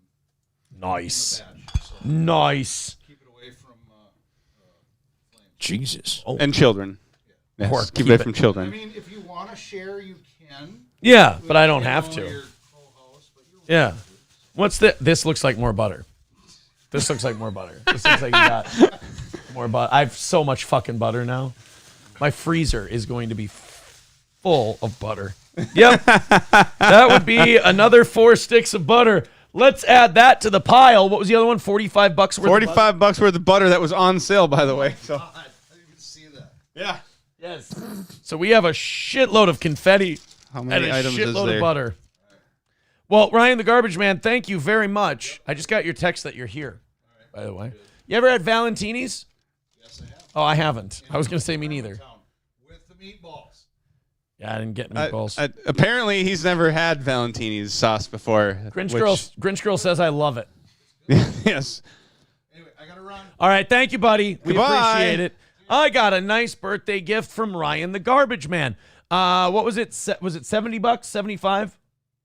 75 from going until 1. Yeah. And $300 away from having Ray DeVito on. Right. All right. Leo with $1 says, we got a new dryer. The sales guy looked at me, the millennial, hubby is Gen X, and was excited to tell me that I can connect my phone to the dryer. My response was, why would I ever want to do that? Yeah. My washer and dryer connect to, well, Grinch's phone, not mine, because I don't do laundry. That's women's work. But old school. I like But that. yeah, no, it's nice because she gets a notification when it's like approaching being done, and when it's done, and she knows she's got to get her ass up and go do more work. What do you mean China's getting all my information? Oh, I'm plenty aware that they're stealing information. China may be getting all my information, but I'm getting my undies folded. They're already getting it from every other app on our phones. So what's Now this they know one? I like my fucking bed sheets extra fluffy. Numero uno, Josh Denny fan with $1 says, Aaron, when he Googles a name and finds they respect the Sabbath. I'll fucking kill you, you fucking fat. That's not true. That doesn't even... Shut up. It works fine. It's a good line. It's like rap music. You give a little leeway. You just got to say the rhyme a little differently. Every time I set my arm down, I'm getting confetti stuck in my arm. Thank you guys very much. Let's have a couple more people join the $100 club. If we do, Ray DeVito ends up on the program. So that'll be, I really, really hope that doesn't fucking happen. All right, we got about an hour left in the birthday show. If you want to send your birthday cards in, all the links are in the chat. So Did I ever get past Stephen Almond? No. No. I didn't get past his name. Stephen Almond, great band with his brothers. That's kind of cheating because it's the Allman Brothers band. So it's I don't know. Have you ever seen his rival executive director at the other organization? No. No, I yeah, don't think I John have. Mounds. We're not going to get past this name, are we? No, I'm pretty much out of them. I don't have anything else Sure left you are. for almonds. That's it. Yeah, I think we've roasted almonds enough. I wish I had more, but I don't. I was proud of the Peanut Tillman line, but we've beat not this all- almond into peanut butter. Look, not all great things can last forever. I get it. Not even mediocre ones. Let's go to some texts. Thank you, Hitler Diff. Yes, that. This person writes $500 by noon to bring Zumock on and bury the hatchet. I would totally do that, but I don't think he would. If Zumock would come on for $500, I'd split the $500 with him and I'd have him on. But what do you do? Okay, can we get past the fucking almond jokes, please? I would love to. All right, thank you. God damn it. Stephen Almond, Executive Director of Regulatory Risk at the ICO, told Sky News, ultimately what we're seeing is actually consumers paying twice. Paying first for the product that they are buying, and then second, paying with their data. And that data is being used potentially for targeted advertising. So they're using your air fryer, getting into your phone, and then using that. Then they're selling your data to advertise. You understand they sell these air fryers at a profit already. Yeah. So if you have a profitable air fryer business, you make a shitload more on the side just selling people's information to advertisers. Yeah. That you can make no wonder everybody's putting Wi-Fi and Bluetooth in everything. They probably got the option of not that it changes any of the settings. Like you could pick 400 degrees for say 15 minutes. Nope. If you're going to cook mozzarella sticks, now it's knowing what you're cooking, so it knows what kind of foods to target. Well, it's more than that. Daddy, you like cheese sticks? Guess what's on sale? Yeah. Well, and it's not only that. It's also like back in the day, if you were a business and you wanted to make money on the side, you had to launder like drug money. Yeah, like the car washes. Yeah, those were the days. Now you can just sell people's information and it's totally legit. No, I don't. Johnny, Matt and I were talking about this earlier. Party City just closed down randomly. Yep. Just Friday just said, oh, we're shutting down. Done at the end of the day. That's it. I theorize that they were laundering drug money. And that's why you would shut down so quickly. And then Matt and I were talking about how there's this influx of car washes fucking everywhere. And we're like, how hacky? Like, I guarantee these people are all laundering drug money. And they were like, well, they did it in Breaking Bad. And so they're all now laundering drug money through car washes. I learned it from watching you, Sauk Rapids. That's how I think furniture stores are staying in business. I know I'm just really? blanket accusing like all these industries of laundering drug money, but it's fun. I always assumed fat people were at furniture stores stay in business. They just kept breaking it. Every time they break. They needed new furniture. Did you hear Steven's wife is selling her breast milk? They're calling it almond milk. Oh, almond milk. You get it? Oh, God. All right, let's get past this. Stephen Almond, Executive Director of Regulatory Risk at the ICO. I did that already. Yes, I got past the Stephen Almond thing. An ICO spokesperson said its fresh guidance for firms next year will be outline your clear expectations for what they need to do to comply with data protection laws and in turn protect people using smart products. I mean, that's why they make those agreements like so long and boring. So you'll just go, yeah. I just want to make some fucking chicken tenders. I agree. I agree to all this. All of this is fine. It's good. Not realizing you're selling all of your information to China just so you can have some French fries. Fucking great. All right, guys. It is, we're coming up on an hour left in the birthday show, unless we do $75, 300 more, and we'll talk to Ray DeVito. Well, we'll send Ray DeVito a link today. PayPal, Streamlabs, Venmo. We got confetti. We got birthday cards. Anybody who donates, we're doing all of that shit. You guys have done like $400 or $500 today. Thank you so much for your contributions. I am going to make my first bathroom break of the day. Uh-huh. And oh no, my hat fell off. And then I'm going to break open some of these sweets. All right. That you brought over. So you two talk to each other. I'm getting hungry. Yeah, me too. There's got to be some labor laws against this. I haven't had a break yet. I'm starting to drag ass a little myself. You guys talk to each other. Everybody have fun. I'm going to go put my delicious Valentini sauce in the refrigerator. I still want an explanation on that. And then when you go out later, you can get some my meatballs. butter in the freezer. Yeah. Yeah, Johnny said when you go out later, you can get some meatballs for that sauce. I'm going to. All right. He bends over any further, we'll see his meatballs. Thank God we didn't. Oh my God. So I thought normally the Ryan the Garbage Man does like a batch of like stuff for everybody. So that was all for Aaron. So is there still a batch this year? That's no. a shame, He Lucky. referenced the batch didn't turn out quite right. So he's got more than just those 4 bottles or jars. Alrighty. Yeah, he referenced a batch. All right, because I just wanted to which know. Aaron, Otherwise, I got to go get some more. Aaron booze. perked right up when he heard him reference a batch.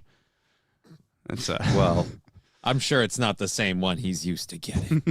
Let's be clear. We should start taking bets on whether or not the shirt's backwards when he gets back. He didn't even leave the chat up for me. Yeah, dude, he never does that. Like, I have to do that. Like on my end, I have to bring Just up the leaves chat you. so I can keep it. Just up like, here oh, and yeah, do the thing. Like, I don't even have anybody to talk to. leaves me to run the show. He's like, I got here, how about Johnny you now. hold the fort down for a bit? It's like, yeah, I can't bring up links or do anything. Right. It sounds like a great idea. Let's have me do this. So I have to pull open all the windows and go over to freaking Rumble, grab that one. I'm not I would have touching his grabbed the computer. chats earlier, but I slept in like a lazy bastard. Well, you know, apparently you're. I'm just weirded out that he wanted to do 3 people on the stream at the same time. It's a weird mix. All right, we got the Rumble chat up here. Let's see, we have McBuster, some for I think midday. people wanted to see the Matt and Johnny on the show at the same time. Johnny beat up Matt. How am I supposed to do that between the distance and the lack of legs? I feel like it's not even possible. Cripple McBuster. fight. That would be funny. But like, dude, I mean, I'm mentally deficient and physically deficient. How many advantages do you need? Well, I only got one like- advantage on you then. Ooh, approachable. Matt, I don't know where you're getting your info. That's what but Grinch it is told a me. load of BS. I've bought Valentini's back for Kong and Corey. One time I offered to pick it up for Aaron, but he didn't take me up on that. Oh, I don't know. I was just going by what Grinch told me was approachable. Brought it for Aaron too. We're getting clarification. Apparently, approachable brought that sauce for everybody but you. He specifically asked you, and you turned it down, so he's never brought it for you. Oh, let me move the keyboard over. Yeah. We got a whole thing of sweets here, Johnny. Yeah. And then I poured nice for you. I poured myself a V8. Ooh. Right. I haven't abandoned the bloody. I had a bloody before the Vikings game yesterday. I didn't drink because I'm finding that I enjoy a good tomato juice by itself, and I put salt, pepper, and cayenne in it, and it's actually really good. You're fucking weird. Is that weird? I think it's weird. Is that a weird thing? Not to do? really. I don't know. You enjoy the flavor. That's like most of the drinks I drink. I drink them because I enjoy them. Like they taste good. Oh, it is so yummy. I mean, you just don't need the booze in it. I also, when I drink it, I just feel like I'm being really healthy, So, like, Yeah, that's gonna balance out the right. So the you're cookie making now in your mouth. you're making really good decisions about your health and your future. Mm-hmm. That's a good thing. You could have been even. You could have done a bit and come down here and be like, I thought I'd try some of this Valentine sauce. It's so great, and just take a couple. There you go. Could have sold it. I think I'll write the show. Thanks. You're welcome. I think I'll be the writer. Thank you very much. All right, let's go to. Oh, wait! There was video when I first got this story. Get the fuck out of here! No. This was. Fuck that noise. The blind guy was there and everything. Hold Well, on. you better fucking Google it, huh? Yeah. There's a story about a blind man who had his guitar stolen. Oh, no. Did And he I was see like, who did it? Well, see, that's my thing is like, can't you just, can't you simply like, just give the guy another guitar, like a cheap guitar? Is he going to know the fucking difference? I mean, it might feel different, might sound different. Yeah, that's the thing about those blinds is that you lose your sight and then everything else is heightened. Yeah, they can You know? they can hear and feel better. But then what an ungrateful cunt you are if you complain, you know? Like somebody steals your guitars, they give you another, here's a cheaper version than the one I had. It's like, you fucking dick. You blind asshole. Okay, you don't like it? You go find the guys who did it then. Looks just as good to me. Yeah. Here's, I did find one. I found one. Mm-hmm. A blind guitar collector is hoping someone will help find his stolen guitars. Two men now face burglary charges after stealing guitars worth thousands. Oh, no. Wow. Why? It just reminds me of Dumb and Dumber when the poor little kid, you know, had the fucking dead bird. That Jim Carrey and Jeff Daniels taped the head back on and then gave it to the kid. Of dollars this week. CBS Austin's Adelia Uchida talked to the collector who was actually home when the suspects were in his house. Oh, I didn't see him. Dude, why do you have a collection of guitars? Like, dude, no offense, you're blind. I have them all up the wall. I just like to sit back and look at them See, all. they're specialty guitars. They had braille on the frets. Dude, it's so easy to steal from a blind guy even when he's in the house. All you do, you find a metal object in the opposite corner of the room from where you're stealing and just bang on it. Just keep throwing shit to the other corner of the room. Yeah. As you're running around taking shit, just throw stuff the other way. He thinks the noise is... Ding! He goes walking towards the pingy sound. And Dude's racist. I don't know much, but they sounded black. Might have smelled it too. It's just, I smelled olive oil. I think it was them guineas. Oh, Jesus. Yeah, you just bring ping pong balls or something, just chuck them across the room. Be like, they're over there, I swear. You see them just swinging at nothing. Oh. That makes me want to just break into a blind guy's house to fuck with him. Right? I don't even want to steal anything. Is that against the law to just walk in if the door's unlocked? I'm not gonna I'm not gonna take this stuff. I'm just gonna rearrange shit so he can't fucking find anything. Just move his chair. So he trips over shit. Yeah. Goes to sit down, just sits on his ass. Bradford Trainham is just trying to feel comfortable in his own home again after people broke in while he was asleep and took his prized guitars. Lock your doors. The fuck? You're blind, not retarded. Lock it. Oh, no, he already walked into the door. What the hell happened to his head? He's just walking around banging into shit. That's when he was fighting with the lamp when he was trying to stop him from stealing his guitars. Goddamn fridge tricked me again. I'm going to get that fucker next time. Bradford Trainham. I never really intended to collect guitars. Has been blind. The interviewer goes like this. Over here. All of his life and a big music fan. Over the years, I discovered a liking. You know what his favorite song is? What? No Rain. Why? Why no rain? Why No Rain? Why No Rain? Yeah. What's the name of the band that does that song? I feel like if I knew the name of that band, I'm so much happier about this joke. The fact that you two didn't get it makes me so much happier. Really? That's a great fucking joke. There's subtlety involved. Johnny, No Rain? No, I have no idea who that is. I'm actually literally Googling. Look it up. Who sang No Rain? God damn it. People who know are laughing their fucking dicks off right now. Yeah? People who don't Blind know. Melon.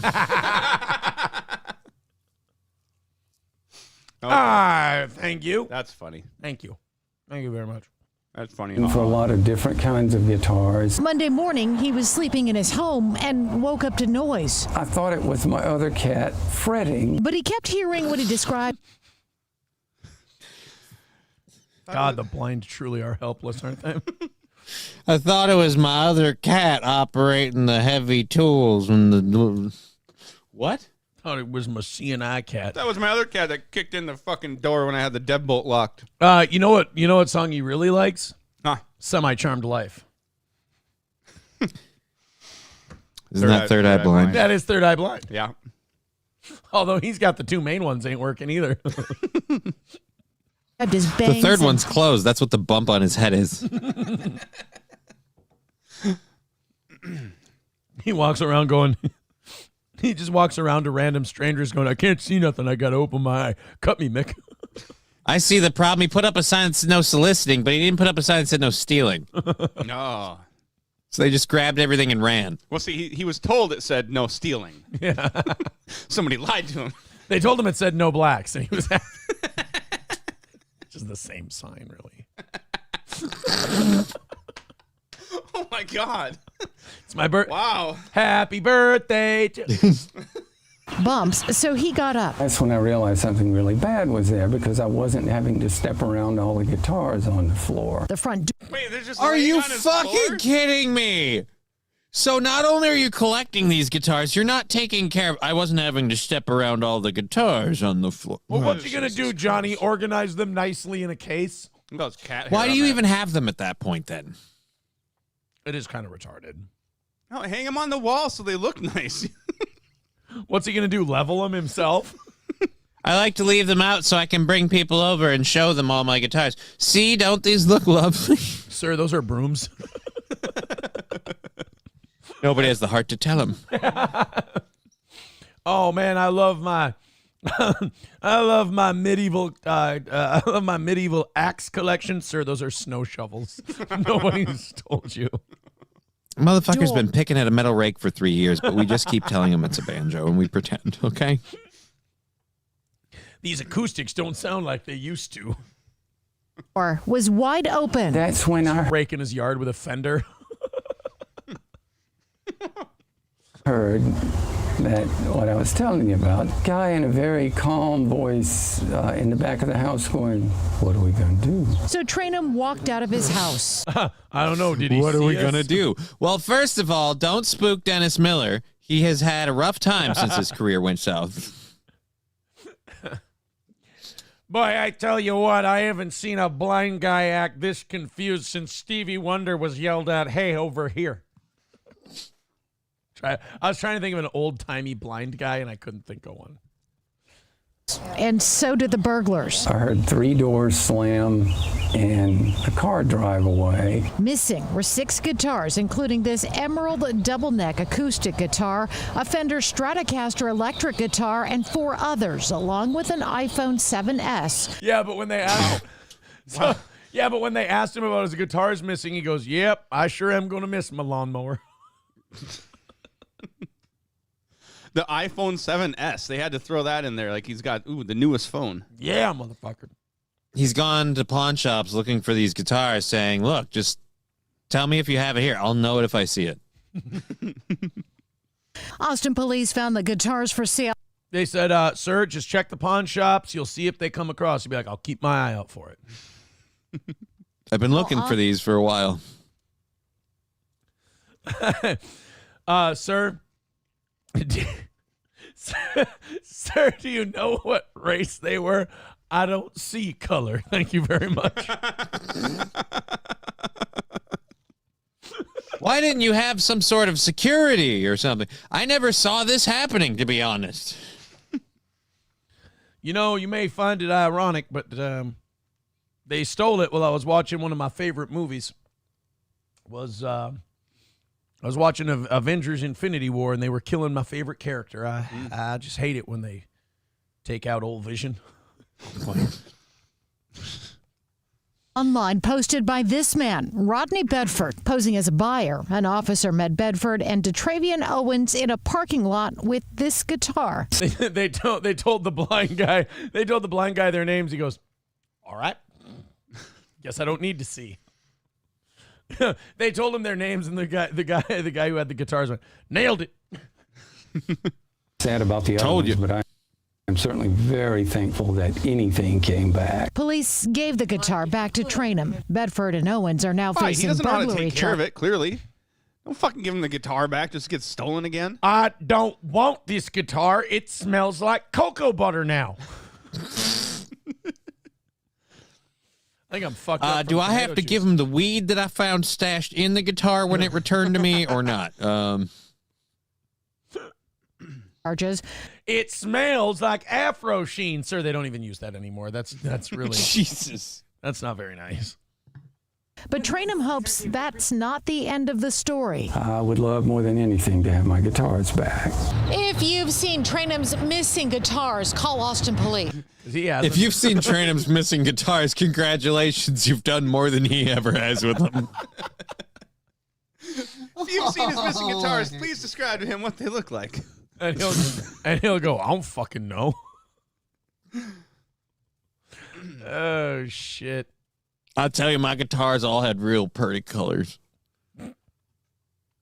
$1 from numero uno Josh Denny fan. He says, can you put Johnny's address on screen so the fans can send him stuff too? I feel like that'd be a bad thing to do.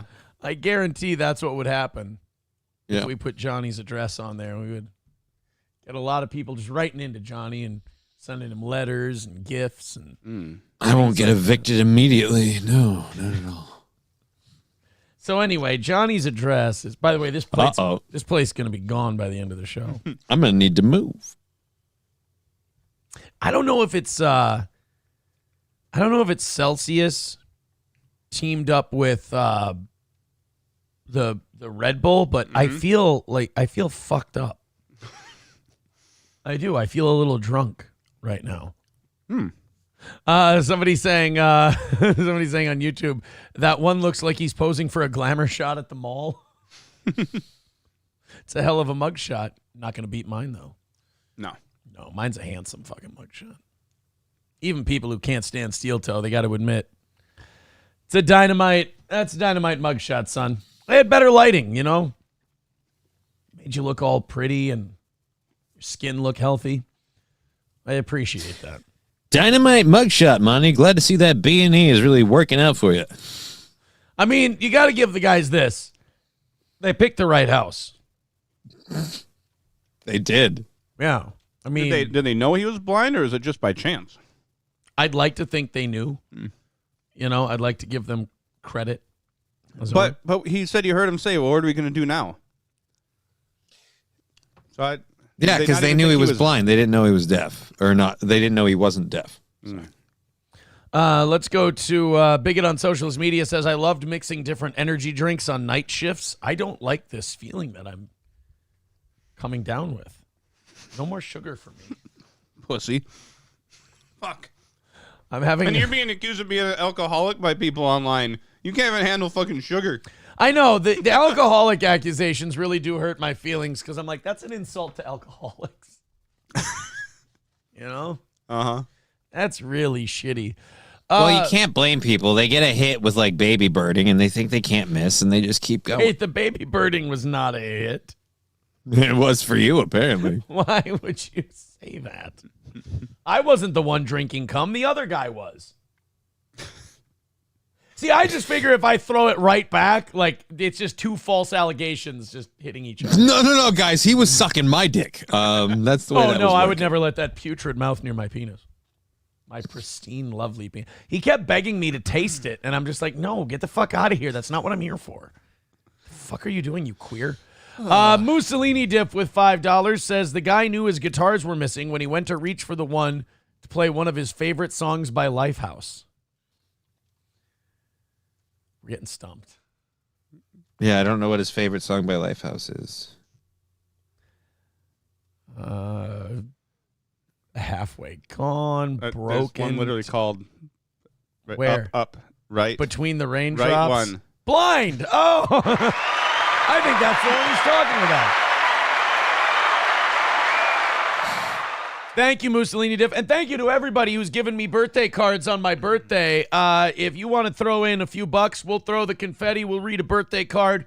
$70 more comes in. We'll go till 1, and that's our max for today. Otherwise, we owe you until noon. Oh, boy. Yeah. Annoyed Wawa supervisor says, Aaron throwing it back is actually what Nick was accusing you of. Hey, Not wrong. Numero uno, Josh Denny fan. Did you get my message earlier that I need a mailing address for Red Bar because I have that Stoney's tank top for Jules? If you could send that, to me, I would appreciate it. A DM would work just fine. That might have been it. Hold on 1 second. Let's make sure that that's what I was looking for. Come on. And yes, there it is. Thank you very much. His address is 3. I'm just kidding. I'm teasing, of course. Okay, let's go ahead and continue on with today's show. This, I disagree with Trump. Trump's kind of being an old man on this one. He gave a big speech to the Turning Point USA crowd, the thing we watched Cenk at. Yep. And Trump said that he wants to end women's boxing. Why? I don't think anyone's asking for women's boxing to be ended. They just want dudes to not be allowed to do it. Yeah. You know? As long as it's two women beating the crap out of each other, it's hot. It's just... Yeah. Yeah, really. We just don't want things with dicks beating up women. You know? We just, the women beating each other up, them fighting each other is fine if they want to do it. Nobody's making them, you know. But this was Trump at Turning Point USA. He had a few clips in his Turning Point that he was swearing up a storm. Yeah. He was cursing. He was all over the place. Let's go to this one clip. We got to have Don't upload your videos. Oh, my goodness. I got confetti all over this board. All right. But they said there's a light over not only the country right now, but over the entire world. And it is happening. And we want to get some of these... We want to get some of these wars that would have never happened, like Russia, Ukraine would have never happened.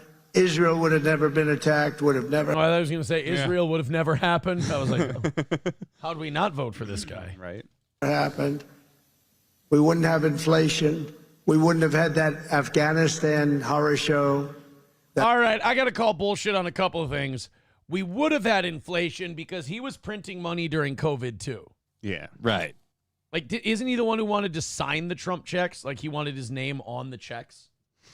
Yeah, but I mean, you could argue how much inflation because then we get more checks and more inflation after with Biden too. Oh, yeah. I mean, so yeah, but no, we would have had inflation. Wasn't the Afghanistan thing also, he set that up before he left office, like to withdraw? He set it up, but I do think he would have executed it better than Biden did. I would hope so. Yeah, the withdrawal date and the deal was set by him, but oh my God. It looked like we didn't plan that withdrawal at all, and we just kind of winged it that day. Yeah. Do you remember the Afghanis like hanging on the plane? No. As it took off? You don't remember that? No.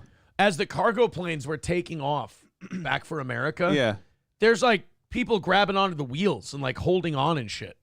Because they're terrified of the new regime coming in because these people have been helping the other side the whole time. They were just worried that a lot of buttholes were about to get looser. And they did not want to deal with that.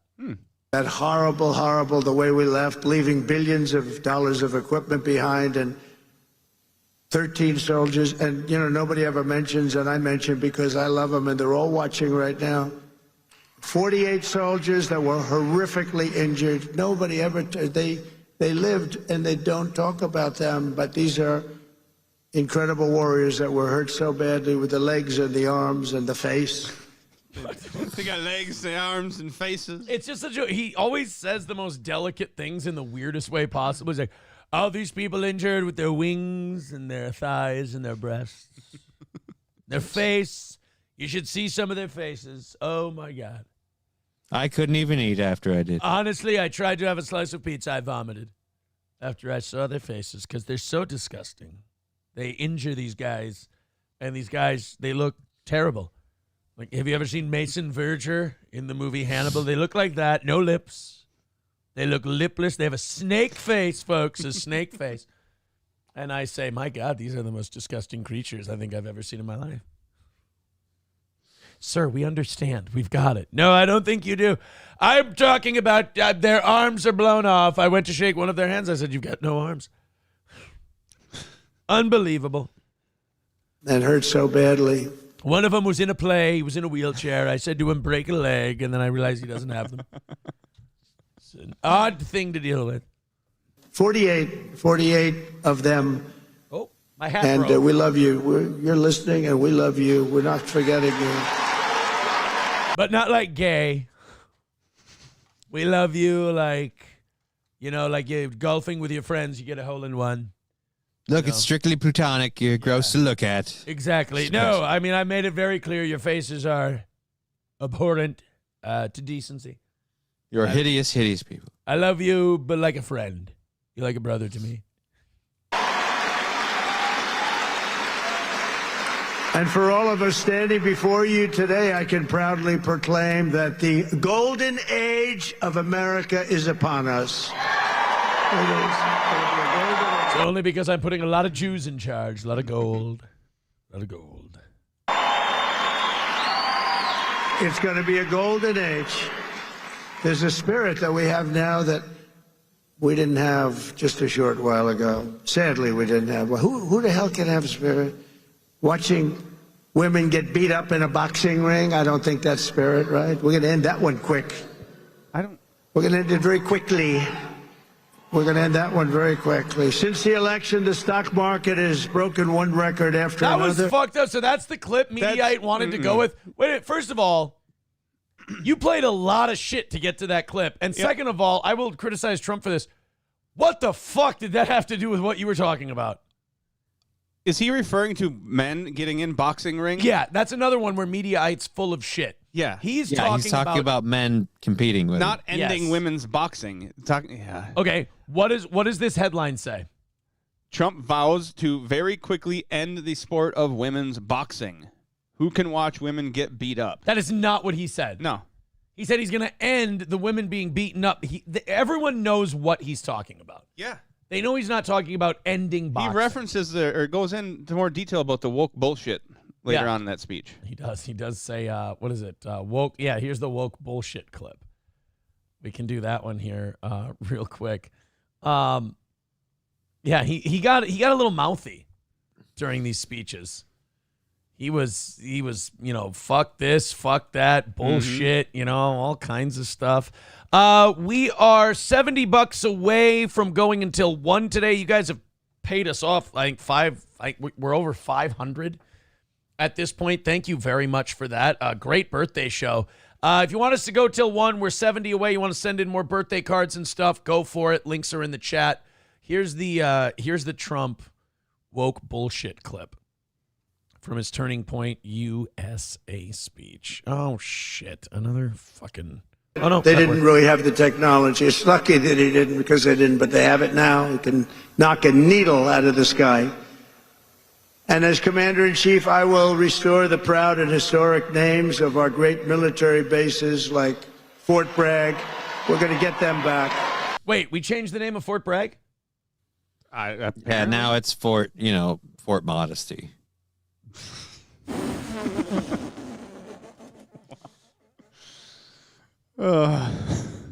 It was the defeated way he said it. It was the matter of fact fucking...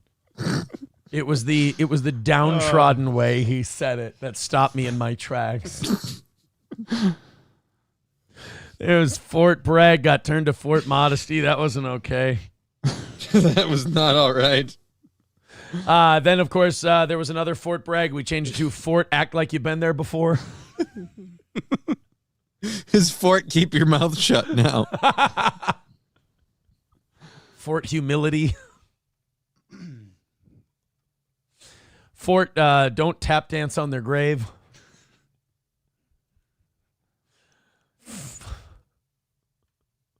Welcome to Fort Win with Dignity. Well, we had Fort Sumter. Now we have Fort All the Timer. Sumter? I hardly knew her. U.S. bases renamed. We've got this. We can do this. Fort Benning. Anybody want to take Fort Benning? Was renamed. Why did we rename Fort Benning? Because Annette was tired of hearing about it. Oh. Benning. Here we have, I know this one. Fort A.P. Hill was changed. Oh? To what? Fort Reuters Hill. Oh, God. Fort Hood, Texas. Okay. It's changed to Fort Labia. Tired of because what do you need the hood for? Yeah. We both know the clit doesn't exist, just okay? Just covering up all the good stuff. Fort Lee. You remember Fort Lee? Wait a minute. They changed a fort named after fucking Robert E. Lee. No offense. Like, I get it. He was for the enemy, the rebels and everything. But, like, Robert E. Lee was a patriot. The only reason, and he was against slavery. The only reason he was the leader of the South is because back then your patriotism was for your state. And he loved Virginia. Mm-hmm. And so he fought for Virginia.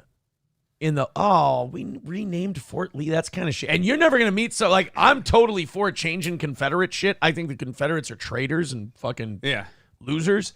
But Robert E. Lee, dude, come on.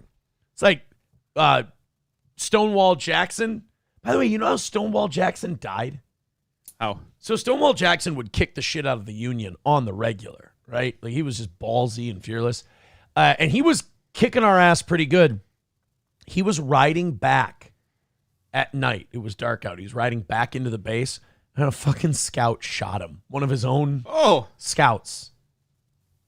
Nice. Killed him while he was riding around the base on his horse. Ouch. By the way, Fort Lee, Texas, or Fort Lee, you know what that got changed to? Huh. Fort Wrangler. Wow. Lee. Because of the jeans. Mm-hmm. All right, here you go. Johnny, you want to take your shot at this one? Fort Pickett got renamed. Fort what? Fort Pickett. Fort Pickett? Yeah. Jesus Christ, what would they rename Fort Pickett I swear to God, if you rename Fort Pickett, I'll fucking kill you, you fucking faggot. That's close. I don't know. I had to try it. Actually, I know what they renamed Fort Pickett to. Fort Wipe It. Wipe it. Here you go. This is an easy one. Ready? Fort I'm gonna tee it up for you. Fort Polk. Oh no! Did they change it to Fort Stab? Like, what are we gonna do with Fort Poke? See, I was disgusting. I was gonna say Fort Finger. Oh. All right. Fort Rucker. I have no idea what we change that to. You change it to Fort Darius. Wow. Getting to the end of the line here, folks. To the end of the line. Changing the name of all the military bases. Oh, my God. Some of you have come, like, really way too far with some of these. Holy shit. I can't read that one.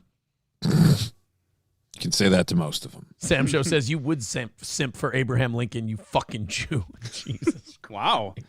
So aggressive. Das Optic Nerd says they've renamed Fort Dix. Did you know that? They've renamed it Fort Aaron's Dreams. Oh, my God. The Union suspended the Constitution for that war. Yeah, Lincoln did some heinous shit for that war. Fort Rucker, Digger says Fort Fucker. Come on, guys. Approachable says go the same way Minnesota did when renaming lakes. Start naming them after Indian things. I know, but how many Fort Whiskeys can you have? Welcome to Fort Firewater. Yeah. Fort, how many times can Fort Smallpox be a thing? You know? I've got one. Fort, we didn't even have the wheel before white people got here. just throwing it out. Throwing it out. Fort Squaw. Fort Washington football team. Easy one. All right, let's do the rest of Trump's little ditty here before we got to leave in a half hour. Trump continue. I'm sorry, I got to the renaming forts thing, and I just kind of had derailed.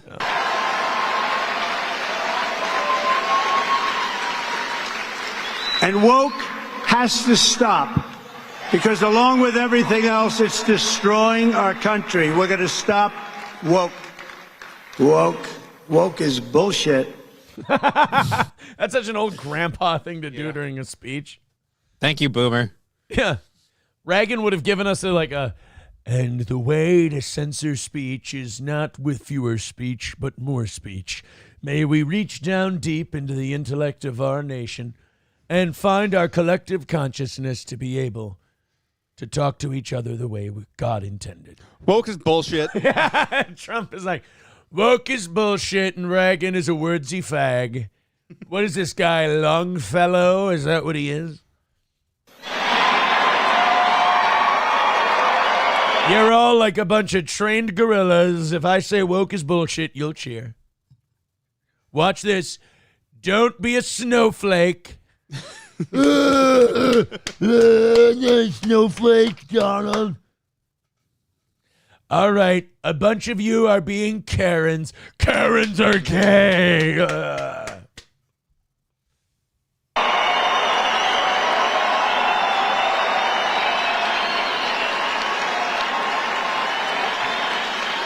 I liked Eminem back when he did the Marshall Mathers LP and said the gay F word all the time. He's better than black rappers. White people rap better.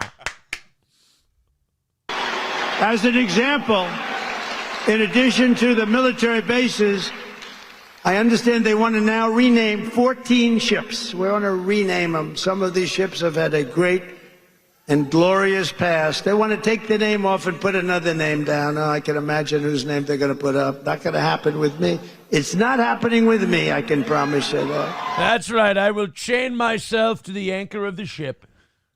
I mean, we renamed the boats. What's next? We're going to have to redo all the stationery. Nobody looks at the costs of these things. Government doesn't run itself like a business. I said, what are you doing? You're going to have to wear new hats. All of these veterans that served on the SS Slave going to have to get new baseball caps. It costs too much. All right. All these people want to rename the boats. Never done one thing of rebranding. Don't know what they're talking about. Rebranding is a bitch.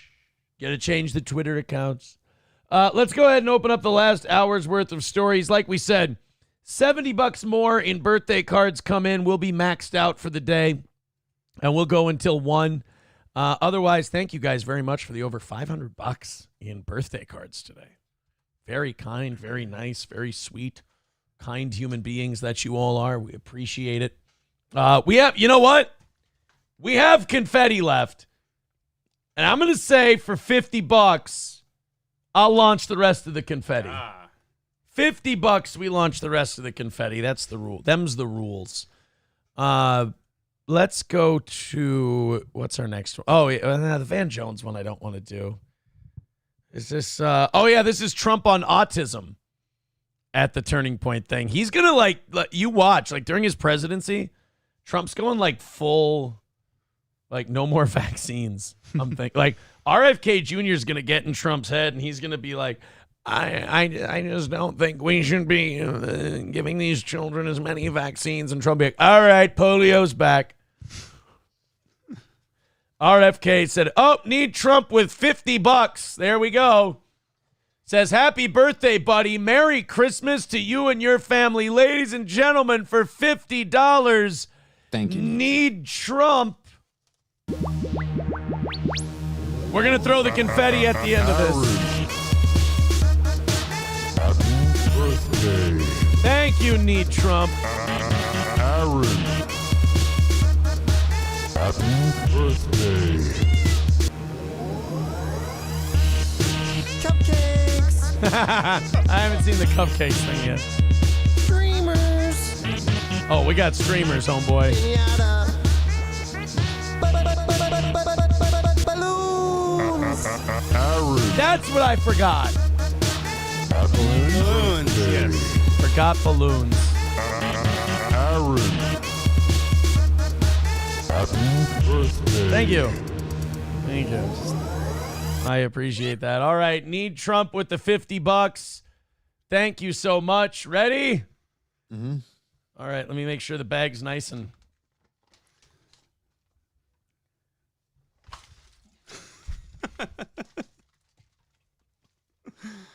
There we go. And now we're... Thank you, SP, for making all the confetti and all the stuff, and now I'm covered. Covered the food with it. Oh, my Get goodness. back here and clean it up, woman. Clean it up, you guinea brat. You know what I'm excited about, and I don't think I'm telling any tales out of school here? Mm-hmm. Goddamn Vikings with another win yesterday. Yeah? Another W. 13-2. 2 games left. They'll get to the Super Bowl and let you down. All we got to do, dude, I'd take that. Yeah. In my lifetime. I gotta go. I'm getting invaded by a small person, so I gotta put some stuff away.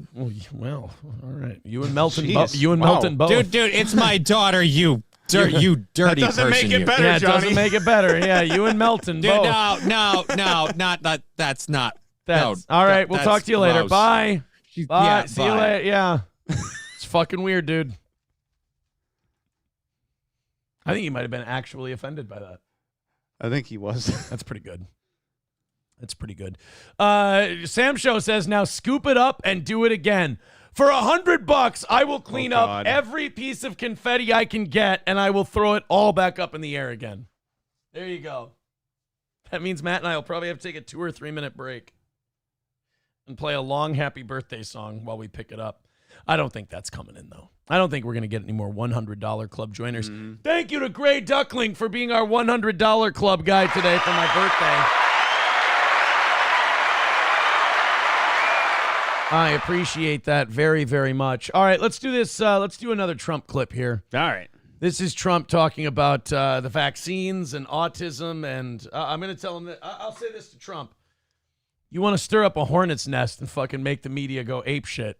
Mm-hmm. Let's go down this road. Now, I've been told, this is just what I've been told, that the reason autism rates are up is not because of vaccines. Mm-hmm. It's because we've branched out in what we define as on the autism spectrum. Gotcha. So therefore, the numbers of autism, the rates of autism have been going up because it's casting a wider net. Mm-hmm. That could be true. That could not be. That's just what I've heard. Fair enough. And I've also heard that the guy who came up with the vaccines cause autism study has been, like, he got his, back then, Andrew Wakefield, I believe was his name. He got his doctorate taken away or whatever. He wasn't allowed to practice anymore. The whole deal. So Real reputable guy, huh? yeah. So I don't know about the vaccines and autism thing. I do know this.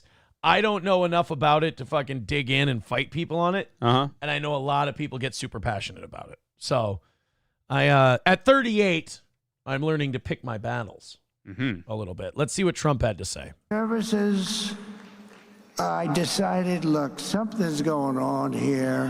When you look at, like, autism from 25 years ago, and you look at it now, something's going on, and I nominated Robert F. Kennedy Jr. So weird to see a bunch of conservatives cheer for a Kennedy. Like, just be like, yeah, fucking let's go. Yeah. That guy rules.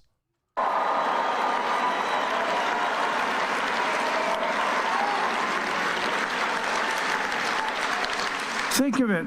Think of this.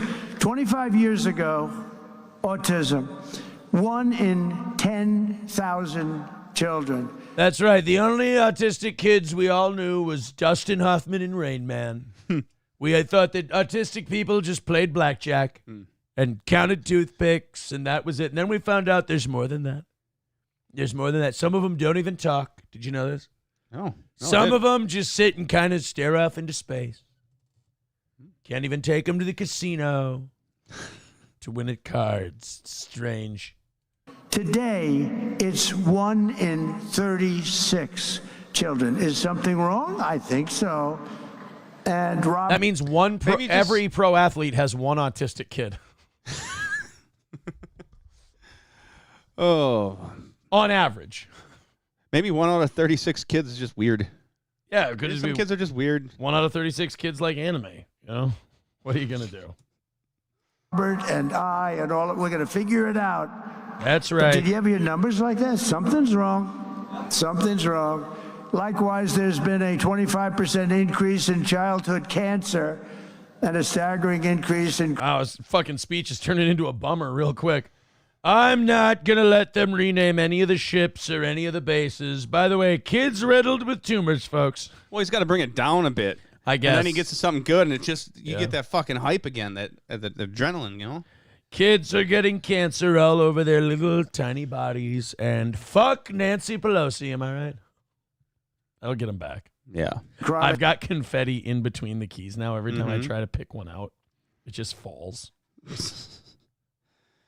Into the keys. Keyboard's never going to be the same. Keyboard's never going to work the same, folks. Diseases. So together we're going to make America healthy again. We're going to make America healthy again. Something's happening. Over my fat belly, America will be healthy again, that's for sure. Rust Belt with $50 says, happy birthday, put the hat back on. I can't put my hat back on. The string broke. I can do this, and I can keep it on there as best I can. Get the tape. That's the best I can do for that. Thank you very much, Rust Belt. I appreciate it. Very nice. Very cool. Very cool.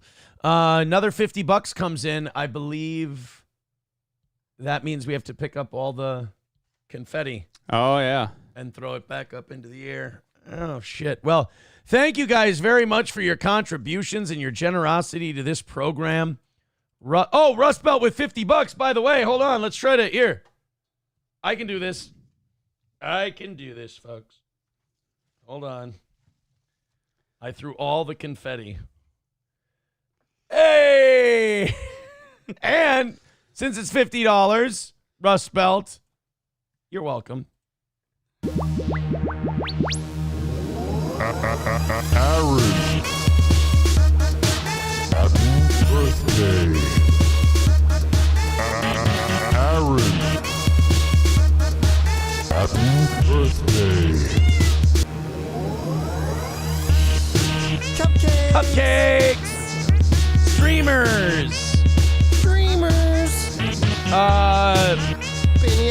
Pinata. Blowjob. Oh, I was close. They both make your dick feel good. You rub it. Like that. And the balloon feels good on your penis. Okay. Oh, it's a thank weird, you. What? It's kind of a weird one. Just rubbing balloons on your dick. I mean, it's not like I do it every day, you know? It's not like an everyday thing. All right. I ain't judging. Whatever. Each their own. Bappa Shab says you look retarded, and he didn't even say that when I had the hat on. It was just... I don't know if I showed him on the air here, but Ryan the Garbage Man got me 2 cigars. One I'm very familiar with, the Cohiba Cubano. The other one I'm not sure of, Brick House Fumas. Let's take a look. Let's look it up. Brick House. No, not Furnace. You fucking idiot. Brick House Fumas. Let's get a rating on it, huh? Oh, 4.5 out of 5. Hot shit. This is the one he got me. Brick House Fumas. For over 100 years, the J.C. Newman Cigar Company has perfected their craft of superior cigar making. We'll fucking brag about it. With roots this deep, they've learned a thing or three about delivering high-quality blends at a fair price point. This talent was put on full display through Brick House, seemingly overnight. Brick House became one of America's most popular. All right, so this is a good one. It's medium-bodied, so holy fuck, Ryan the Garbage Man. Oh, a pack of 20. I was going to say, Jesus, fuck. So $126 MSRP for a pack of 20. Oh, that's a nice little cheap medium-bodied stick. You're not supposed to look up the price. I didn't mean to do that. I was looking for a review. Now I just look Jewish as fuck. Yeah, a little bit. I really feel bad about that. That was nuts. Cohiba. At least you didn't go into it, and start shitting on him for being a cheap fuck. That's true. What the fuck? You only spent this much? Let's check the other one he got me. I know is great, but I want to see what everyone else thinks of it. There we go. Siglo. 92 out of 100. Nice. Very good. What is it? Construction, 8 out of 10. It's built by real sturdy cranes. Draw, 10 out of 10. Combustion, 10 out of 10. Ash, 4 out of 5. Smoke, 5 out of 5. Rich flavor and complex throughout. Is it a mild or a medium, though? What is it? Notes of warm leather arriving with the earth to toast the palate early on. Fuck? Why do cigars always have to sound so gay, though? Like, why can't you... Like, they're nice, they're relaxing, they're fun. But why do we have to make it sound so gay? Like, I'm already trying to run from rumors. Why you gotta help out these people? Papa Shop writes, cheap medium body stick is exactly how you describe Nick's penis, isn't it? That is. They don't miss. They don't miss. All right, let's go to... All right, we got the autism thing. He and RFK Jr. are figuring that shit out. I don't know, but, like, who knows what's causing autism? Like, I hear it's, like, older moms. Like, people having kids later is causing autism. That, oh shit, my life's passed me by and past my prime, and now I got to squeeze out a kid before my body physically can't. Right. And then I've also heard that it could be shit in our food supply that messes with the brain composition. Yeah, I don't know. I'm not sure what causes autism, but I know Trump and RFK Jr. are here to fix it. Yes, definitely. Triple N says sometimes a cigar is analogous to a penis. Not when I'm smoking them. Reminds me of a nice brown smoky stick that helps me relax. That's all it is. That's all it is, and that's all it ever has to be. Let's go to this next one. A Houston barber shop has reopened after a fucking car went through it. Let's go ahead and hit play on this one. If you're a YouTuber, oh, son of a bitch. Your library, no, I'm not. Come check out how you can edit your end screens, card. Now an update to a story we brought you last week. A barber shop on Westheimer in West Houston is back open after having to shut down when a car rammed through it last Saturday.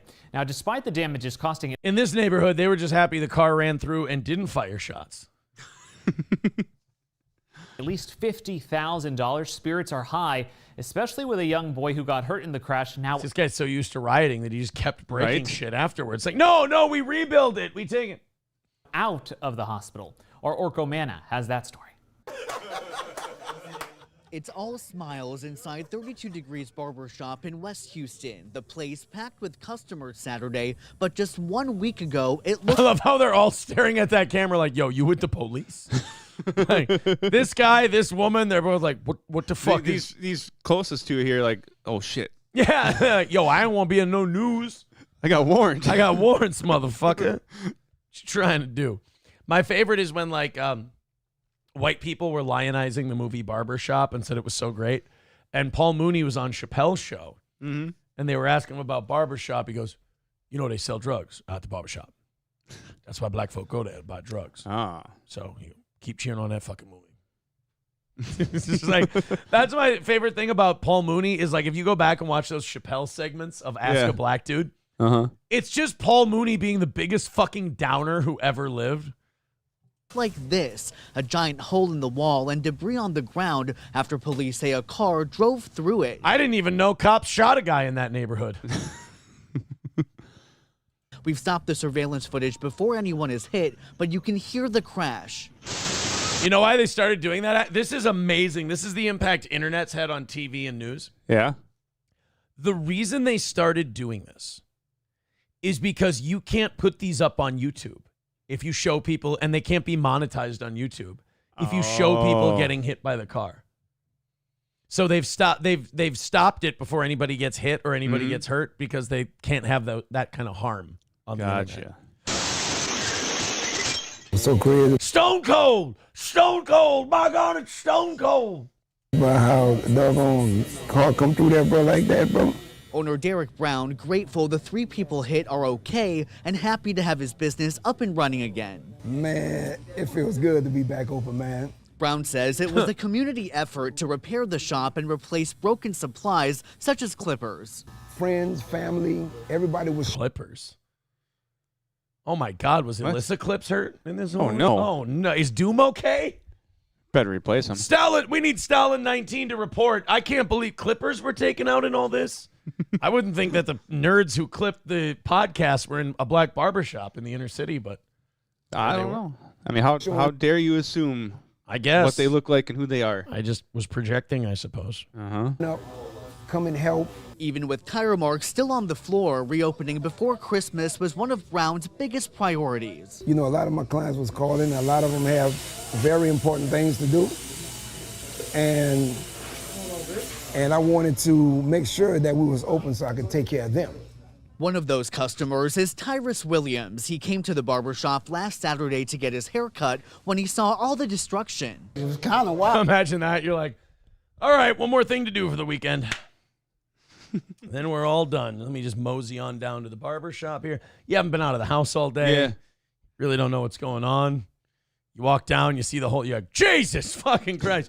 And you know that he probably still went in there and asked, can you straighten me up real quick? Right. Or you're closed, I'm guessing. I mean, there's a couple good chairs over here yet. Yeah, look, y'all can still, the electricity's still working, the lights is on. Just, hey, fade me out. Yeah. Adam Simon with $2 says, can't seize them. That's not very nice. Oh, because I didn't expect it to happen. He's been getting... Really? Most people don't expect a fucking car to come barreling through the barbershop. Yo! Wait, what he did expect to happen was a drive-by, not a drive-through. Yo, there's a lot of shit I can see coming out of this place, but I gotta be honest, I didn't see this one coming. Shit. Getting his haircut here every 2 weeks for the past 10 years and wanted to make sure he came. What kind of fucking girls are getting their haircut every 2 weeks? How much money are you throwing away on that? Every 2 weeks? Jesus. When it reopened. If it's not one of the barbers up in 32 degrees, I wouldn't go nowhere else. So everybody here is pretty good at what they do, and we all family. A family. That's a really good thing to get about them. Everybody here's pretty good at what they do. Yeah. That's what I want to hear. Like when I go to start a retirement account. Well, everybody here's pretty good at what they do. Okay, good. That's keeping tabs on one of its youngest. Barber Shez Robertson says the 10-year-old boy whose hair he was about to cut got pushed through the wall by the car and had to undergo surgery. Robertson says the boy's mother told him her son is out of the hospital and on the mend. They should have dragged the guy out of the car and beat the fuck out of him. Well, how do you know they didn't? Well, that would have been nice. Like it was like my little brother or my son, so, you know, I was very concerned about him. So, like, I thought you meant like you ran when you saw him. That's not very nice. I said, huge sign of relief that he pulled through, and he's going to make a full recovery. Brown is now planning something for that boy to show his support. And I want him to know 2 free haircut coupons. Well, it's buy one, get one. We in a tough economy. We care about him. Reporting from West Houston, Orko Manna. They didn't know the tape wasn't off yet, and he goes, give me that fucking tape. Give me that fucking tape right now. $2 from Adam Simon says, put on the screen, biatch. Oh, sorry. I didn't have it on the screen. I apologize for that. Oh, man, I'm ready to get the fuck out of here in about 5 minutes. About 5 minutes. We've been on for 6 hours. 6 hours we've been cruising around here. Thank you guys very much for an amazing birthday show. I really do appreciate it. Very kind of you. You guys have been remarkably generous. We even had someone in the $100 club today. 38 years old. Tomorrow. So like at midnight. I turned 38. What a weird year this was, too. Yeah? Pulled out of it, though. It was an eventful one. The first 6 months. Learned some lessons. Oh, Dive Bar says, I thought it was paid up through. Did we get? Oh, shit. Hold on. 35 from Need Trump's 50. 40 from, that's 75. Yeah. Do you have to go? Not necessarily. I will give you the option. If you're going to leave, you have to leave by noon. Okay. If you stay after that, you got to stay till 1. I do have some shit I have to do, and All I gotta right. hang out with my kid. I understand. If you want to take Mhm. off, you can take off. Don't worry, I'm not cleaning this up before the show's over anyway. I will leave you with your tray of goodies, sir. Thank you very much for the gifts and my Valentini's sauce. That you've never fucking had I'm before. excited and to everybody try else it. Got. Yeah, I'm excited to try it for the first time ever. It's very nice. I'm going to try and clean up some of my confetti there, so if anybody contributes $20, I can toss it in the air in the last hour here. Thank you, guys. Yeah, if you want to, if you guys still want to throw in birthday cards for my birthday, there's no rules against that. I still got confetti to toss and cards to read. Why not? I have nothing I can give you to like throw away. There's just too much shit. There's just, I mean, I really made a proper mess of the place. Dude, yeah. You cleaning all this up, or are you gonna make SP? I'm gonna take the vacuum and just suck her up. I'll You've got black shit on your ear from my headphones. Yeah, just more. I think I gave you my old pair. I don't think I gave you the pair you used to use. Right. They're getting pretty dingy. I gave you my old pair. They got sentimental value or something? Yeah, they were my originals.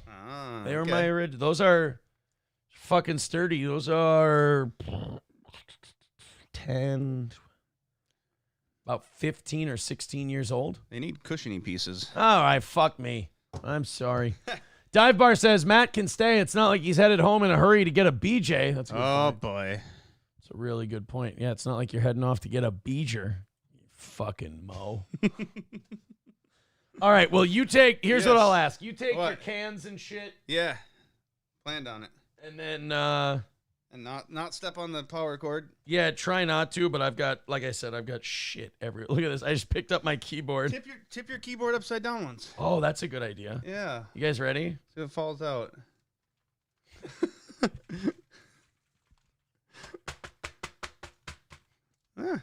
Got some good crumbs. A lot out of there, crumbs. too. Holy shit. What a fucking pig. What a fat cunt I am. Oh, can you let Gordy out and back in too? Yeah. He's been hanging in there for a long time. Make sure he hasn't pissed anywhere. Basically, you're my SP for right now.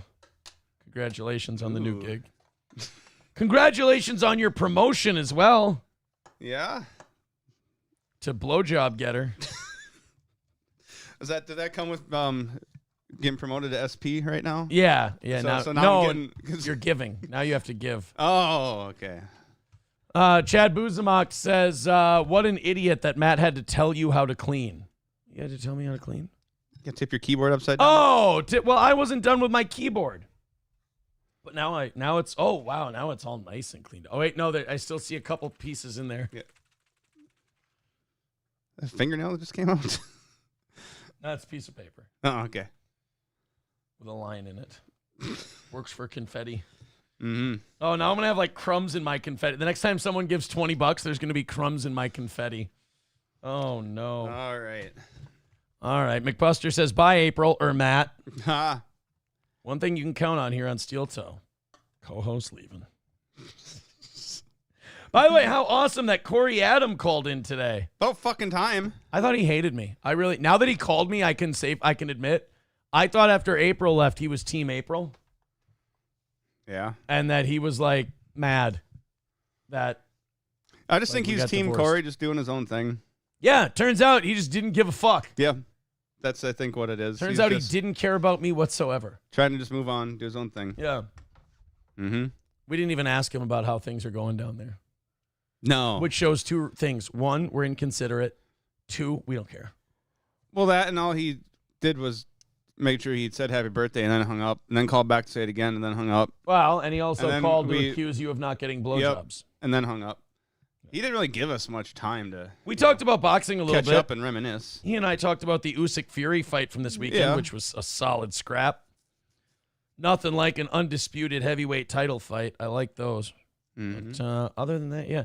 Okay, you let the dog out and take your shit up, and we're good. Otherwise, thank you very much for a very fun birthday. Yeah. Now I'm going to talk to these guys for an hour and then leave. You got to mute this while I undo it. Oh, yeah, I forgot. That's all your shit. Matt's using, I miss that mic. And it sounds so good here. And like you don't have to turn it up very loud for it. I miss that thing. It's a good fucking mic. Let's go to Derek from Midland Armory. 40 bucks. Derek from Midland. Hey, Matt. It's all over in my cookies now. 40 bucks from Derek from Midland Armory. Let's grab a birthday card here for Derek. Derek with 40 bucks says, Kimbers are trash. DP12s are gay. Here's to being a year wiser. Happy birthday. I like the, if I go to midlandarmory.com, by the way, and head to Stoney's, especially if you have the day off tomorrow, go get fucking, well, I can't say that when you're advertising a bar.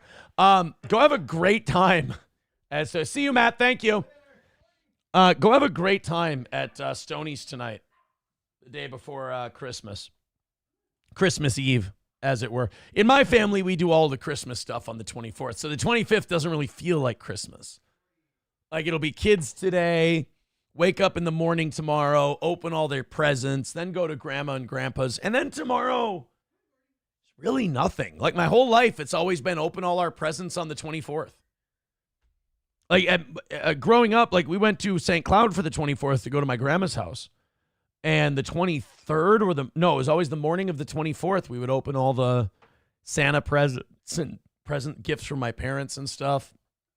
And the 25th was kind of a getaway day, to be complete. Well, shit. All right. Well, I hope he doesn't piss anywhere. I'll take care. You know what, guys? I'm going to play the happy birthday song, and I'm going to let Gordy out. But first, I want to show you the gun that Derek's talking about. This is the gun I saw on the search screen at Midland Armory the last time I went there. Was this Kimber Ice. I just thought that was such a sharp-looking little piece of machinery there. I don't know. Maybe you think it's gay. I like it. I like the thing. You can get a 9mm or 45. 8-round or 9-round. Barrel length, 5 inches or 5.5 with the little thing on there, little guy. Oh, nice little 1911 right there. Although Derek says nay. But the thing is, like when it comes to guns and shit, I buy based on looks. I buy like a bitch. Like I got that DP12 because I just thought it was rad. I thought it looked really cool. Coyote NV with $4.99. The Vikings are favored by 1.5 over the Pack. It should be more than that. We're at home.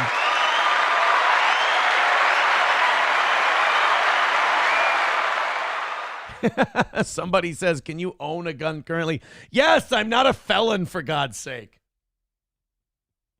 Jesus. Yes, I can own a gun. I don't know what's going to happen, but no, I am not a felon. Thank you very much. But I appreciate your concern, somebody. By the way, the same guy who made Ethan Ralph deny the name his daddy gave him. He will forever be a steel-toe legend. Just for that. I think no matter what happens next week, I think Vikings-Lions in the last week of the year is going to be for the division, because if the Vikings and Lions both win, then it's just straight up heads up for the division. If the Vikings win this week and the Lions lose, the Vikings are a game up, but the Lions have the tiebreaker. So it's still winner takes the division anyway. I think there's a good chance that both the Vikings and the Lions could lose. I think the 49ers in San Francisco can beat the Lions, and then I think the Packers can come here and beat the Vikings. Personally, I think both teams are going to win, but a loss it's foreseeable. We're gonna find out. I think this past week, yesterday's game was a good insight into how good the Vikings are, because the Seahawks are a strong team. And we were playing in one of the toughest places to play in the NFL. And then this week, at home against the Packers. Now, we beat the Packers in Lambeau earlier this year. And the Packers were every bit as good then as they are now. And I think we learned a lot about how good the Vikings are last week. I think we're going to learn even more this week about how good we are. I think the defense will take care of Jordan Love. And I think, nobody can seem to stop Sam Darnold, Justin Jefferson, and Jordan Addison. So I don't see any reason why the Vikings shouldn't be favored. I don't see any reason why we shouldn't win a close competitive game. And then it's, basically these next two games, we're in the playoffs already. You win out, you get the 1 seed. It'll be the first time in our franchise history that we've been the 1 seed since 1998. 26 years since we've last been the 1 seed. Of course, we all remember what happened then. I'd like to avoid that happening. So it's if we could just, maybe just blow everybody out at US Bank Stadium, that sure would be nice. But noon start for the Vikings and the Packers. Some people bitching. Some people think that's disrespectful. That Vikings and Packers should have been flexed a couple weeks ago. I guess they can still flex it to 3:15 if they want to, but why? Just let us play at noon. Let us get it over with. It's fine. But goddamn, man, I feel really good about our chances. I mean, Detroit is hobbled by injury. They've been absolutely crippled by how many guys are out hurt. So there's that. I don't think the Lions are going to be able to keep up with us. I think we're going to beat them in Detroit the last week of the season, and I think we'll take the 1 seed overall. And then after that, shit gets real, man. Shit gets scary. I mean, what do you do? What are the Vikings supposed to do if Sam Darnold takes us to the 1 seed? And let's say minimum, Vikings go to the NFC Championship game. Let's say we go to the NFC Championship game. What do you do with Sam Darnold in the offseason? Do you franchise tag him? Do you trade J.J. McCarthy and just say, look, I got a 27, 28-year-old franchise quarterback staring me right in the face, 35 touchdown passes, over 4,000 yards passing, MVP caliber season. Is it a one? We had a chance to make this call back in 2017 when we went 12-4, 13-3, and we let Case Keenum go. We let Sam Bradford go. We let Teddy Bridgewater go, and we signed Kirk Cousins. And that turned out to be not the Super Bowl winning move that we thought it was going to be. Mike Zimmer wanted to keep Case Keenum or grab a veteran quarterback on the cheap and spend the money on defense. Who's to say he wasn't right? I didn't like Mike Zimmer. I didn't think he was a good head coach, but who's to say he wasn't right? So if the Vikings end up going to the NFC Championship game, do you say to Sam Darnold, hey, best of luck, get you a nice payday somewhere else? I think if Sam Darnold even takes you to the Super Bowl, I think you got to talk about trading McCarthy, seeing what you could get for him, and you roll with Darnold and Daniel Jones next year. I mean, again, the guy's 27, 28. He's got, 6, 7 good years left in him before he starts going downhill. The devil you know better than the devil you don't know. And don't get me, look, this isn't me shitting on J.J. McCarthy. He was the guy I wanted, even if we were in the top 5. If my two favorite guys in the draft were Jaden Daniels and J.J. McCarthy. If we couldn't get Daniels, I wanted McCarthy. I liked McCarthy better than Drake May. I liked him better than Caleb Williams. I loved Jaden Daniels. He was my favorite out of any of them, but I knew we weren't going to get him. And as you see him playing this year, for good reason. But J.J. McCarthy was the guy I wanted. But look, man, if Darnold takes you to the Super Bowl, what are you supposed to do? I know what the book says. The book says you drafted a guy 10th overall. He's your franchise quarterback. This guy was a 1-year bridge quarterback. Let him go somewhere and get paid. It's McCarthy's team. God, that is tough. I'll say this. I don't envy the job Kwesi Adolfo-Mensah has to do at the end of this year, and I don't think the result of whatever he decides to do should be held against him, because there's not a right or a wrong decision here. Either way, you might let a good quarterback go, whether it's Darnold. Let's say, Darnold goes somewhere next year and he just lights the world on fire again, and McCarthy struggles because it's his first year. But if you lock up Darnold for 3 or 4 years, you're going to have to pay him let's say it's 4 years. You're going to have to pay him at least $160 million. $40 million a year. We got $75 million under the cap for next season. Oof. That's a heavy load, man. Hulkamasha Baby says, no, don't be stupid. Give Darnold a prove-it year next year. Make sure he's not a fluke and keep McCarthy. He's on a rookie deal. So you could franchise tag Sam Darnold. You could give him $40 million and give him another year. Here's the thing about that. If he has another lights-out year, his price goes up to maybe, Dak Prescott levels? Give him a 5-6-year deal? It's now worth $350 million. Is that what you, or is the Prescott deal, could the Prescott deal be the deal that finally tells teams, all right, you got to stop paying these quarterbacks so much because you gave Dak Prescott $60 million, he got hurt, and before he got hurt, he played like shit. You know, hopefully that's the deal that makes everyone goes, all right, maybe Patrick Mahomes at 50 is the limit. But I'm really, with every win, I start to get more and more nervous about what we do with Sam Darnold. As one of the ESPN analysts said, it's a champagne problem to have. You know, the Vikings have a problem. I mean, there's teams out there that would cut off their right arm to get one of our quarterbacks.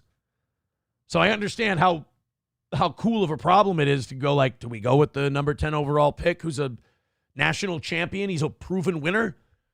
Or do we go with the guy who's completely lit the league on fire this year? I don't know what to do. Hulkamash says, Packerbacker says, if we can get a few defenders healthy, we're going to absolutely ass-fuck Darnold in a heterosexual way. You guys don't have the equipment to ass-fuck Darnold, meaning the Packers have no dick. But not only that, your guys' defense isn't that good. I mean, you got the one guy who intercepts a lot of passes. He'll get burned sometimes too, but he intercepts a lot of passes. After that, you have, Preston Smith is, did you trade him or is he hurt? Preston Smith. Yeah, he's a Packer, so he's hurt, right? No, he plays for the Steelers. That's right. You guys got rid of him, you fucking retards. Because you had to pay the remarkably mediocre Jordan Young. Jordan Love. Jordan Young. The not worth the money Jordan Love. The, he'll do Jordan Love. Coyote NV says, tag Darnold and cut Jones. Daniel, I was going to keep Daniel Jones as the backup to J.J. McCarthy next year. I was going to you can tag and trade Darnold. You can give him the franchise tag, trade him to somebody who wants him next year that doesn't want to wait a year. They'll maybe give you a 1 or a 2. And then they don't care that he's franchise tagged because they're going to give him a long-term deal anyway. So they'll just nullify the franchise tag, sign him to a long-term deal, and the Vikings could get an extra first or maybe replace the second that we lost last year in trading up to get Dallas Turner. There's options. I like the tag and trade idea. I'm just excited for J.J. McCarthy, man. I really am. On one hand, they're like, oh, Sam Darnold wasn't shit, and then he came to Kevin O'Connell, and now all of a sudden he's balling out of his mind. Well, let's give J.J. McCarthy that same respect. Maybe Kevin O'Connell can do the same thing with McCarthy that he did with Darnold, and maybe to another level, because you look at the coaching that J.J.'s gotten throughout his career. You got Jim Harbaugh and then Kevin O'Connell. He doesn't have 6 years of bad habits that he's learned in New York and Carolina. And then, of course, a good year with Shanahan in San Francisco. But, I mean, McCarthy starts with a lot cleaner slate than Darnold started with. Numero uno Josh Denny fan says, have you considered getting a chair that's comfortable? Well, I like this chair. What's wrong with this chair? Because it's a low back? I like it. Atomic Ray says, here we go. Ooh, I missed this part of the show. This is this used to be my favorite part of the show. I used to have someone who would help me out when the audience would go, who cares about fucking sports? Corey Adam is on the line. Hello, sir. Ooh, school, baby. I am having every week I have a harder and harder time with this. Why? I don't know what to do. Why? I want to turn it over to JJ next year, but I got a guy who's playing like an MVP this year, but I don't want to. Okay, you ready for me to break your heart, but be honest with you? All right, go ahead. Here you go. They're not going to pay him the money that he needs to get. JJ's their guy. No matter how much we love Darnold, even when we win a Super Bowl, we're not going to pay him. You think we'll Brad Johnson it, where Tampa won the Super Bowl and then cut him loose?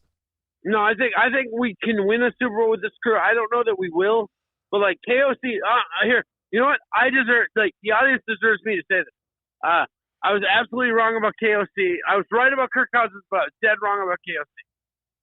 Like, that's one of the best coaches I've ever seen. The culture's changed. All that shit's changed. They're already drawn Bud Grant comparisons. Well, I mean, the only coach in history to have 2 13-win seasons ever. Yep. I mean, that's kind of unfair to Bud because he had 14-game seasons, but I get it. Actually, weren't some of Bud's 12-game seasons? But, like, here's the thing about Darnold, right? Darnold's going to get paid, and it ain't by us. Because here's the thing. Our coach is a quarterback whisperer. We might even get Danny Dimes to look like him. Like, it doesn't matter. It really doesn't matter. That's just it. Is Daniel Jones could end up looking like Darnold next year. Right. The thing is that he's got to get paid, and it ain't going to be by us. That's the thing. Well, what about the idea of tagging him for $40 million? No, fuck that. You want to tag Jefferson for that. You franchise Jefferson. We don't have to franchise Jefferson. We signed him to a 4-year deal extension. Right. But I'm telling you, you want to give Jefferson the bank. Fuck the quarterback. No. What I'm saying is we already gave Jefferson the bank. Right. Our quarterback, our coach is a quarterback whisperer. We don't need that guy. Who cares? What about a tag and trade? Nah. Too risky? What if you have to keep him? Let him go, bro. Let him go. Just let him go. Dude, it's really hard to get. I mean, and I love JJ. Like I said, JJ was my number 2 quarterback coming out of the draft. I wanted him. Here's the thing. We got JJ. We got Danny Dimes. Like, let him go, bro. Our coach can do this. It doesn't matter. Dude, if fucking Brian Daboll can get a playoff win out of to the win, like a dandelion. If Brian Daboll can get a playoff win out of Daniel Jones, let him go. What can KOC do? All right. He's going to get a contract. You got to let him get paid. He deserves it. Okay. What about crazy scenario? Vikings go to the Super Bowl. Whether they win or not is an open question. Let's say they go to the Super Bowl. No, we're going to win, motherfucker. We're winning this year. Ooh. Okay, let's say we do that. What about trading McCarthy and long-term deal Darnold? Nah. Wow. Nah. So there's no scenario. Our coach is a quarterback whisperer, bro. It doesn't matter. It doesn't matter the quarterback. Our coach got. Uh-oh. Did you cut out? Our coach has this. There's not a quarterback we're going to sign for money. All right. Danny Dimes, JJ, like, they're going to be as good as Darnold. Dude, if this dude can make Darnold look like that, he can make anybody look like that. That's what I was saying before you called in. I said, if Sam Darnold had 6 years of learning bad things, JJ has none of that. Yeah. All right. Well, let's get Zach Wilson. Let's do a complete. No. All right. Okay. If we sign Zach Wilson, that's KOC letting his dick swing out. Yeah, and I want that. I want him to have some dick worm, If he comes out and he goes, all right, guys, I got an idea. Our 3rd string quarterback next year, Zach, like KOC has a rule. He can only have 1st-round draft picks. Well, that was like Danny Dimes, dude. If that's what it takes to get Nick Mullins cut, I'm in. Nick Mullins is sentimental. Shut up. I know he throws twice as many picks as he does touchdowns. But he is. I hate you. Shut up. There's nobody I'd love to watch more in garbage time than Nick Mullins. God, I hate you so much. He just slings it all over the goddamn field. I hope your birthday's the worst ever. That's the worst take I've ever heard in my life. I love Nick Mullins. I think he's. No, you don't. You don't. You're just being a bitch. I think he's a great backup quarterback, and he's maybe. You're like Kirk Cousins. I told you he's got to go. And Kirk Cousins was amazing when he was here. Yeah, but he can't win a night game, and the Super Bowl's a night game, bro. Just saying. Well, and he doesn't have KOC. Yeah. Oh. And he benched without KOC. He doesn't have KOC or an Achilles. Yeah. All right. Do you want to go to bed? No, I'm not going to bed. I'm drinking straight through to Wednesday. Holy shit. Christmas Eve, bro. Oh my God! Yeah, it's 12:19. What am I, a monster? It's Christmas Eve, bro. Are you gonna be taking a nap today at some point? Maybe a disco nap, but no. Look, you can't get drunk on Christmas Eve and commit to like sleeping on Christmas Eve. You can't do that. I don't know. I just don't know this level of intoxicated for myself personally without falling asleep. Right. Because you just do a little bit of cocaine and drink cum. You're different. I don't do either of those things. Disagree. All right, well, look, 2 very intelligent people can agree to disagree. Hate you. Goodbye. All right, bye. Happy birthday. Yeah, thank you. It's important when you tell someone you hate them to also wish them a happy birthday. Hitler Diff writes, eat a dick and hiccup. Ryan the Garbage Man wants me to look up the Sig Sauer P222. Okay, let's look this up. Let's go to midlandarmory.com. Let's look up the Sig Sauer P226 Legion. That's what we're looking up. Not impressed. I don't give a fuck. That doesn't look cool. I need it to look cooler. I can't have it in that color. It needs to look really cool. Doesn't look cool enough. Not for it. Doesn't do anything for me. That Kimber Ice does more for me. Numero uno, Josh Denny fan with $1. Oh, shit, I missed this one while Corey was on. Corey Zumach is a piece of shit and a bad comedian. You know it. I know it. We all know it. Oh. Allegations being thrown all over the place today. Thank you guys very much for an amazing birthday. Closing in on $700 for the day.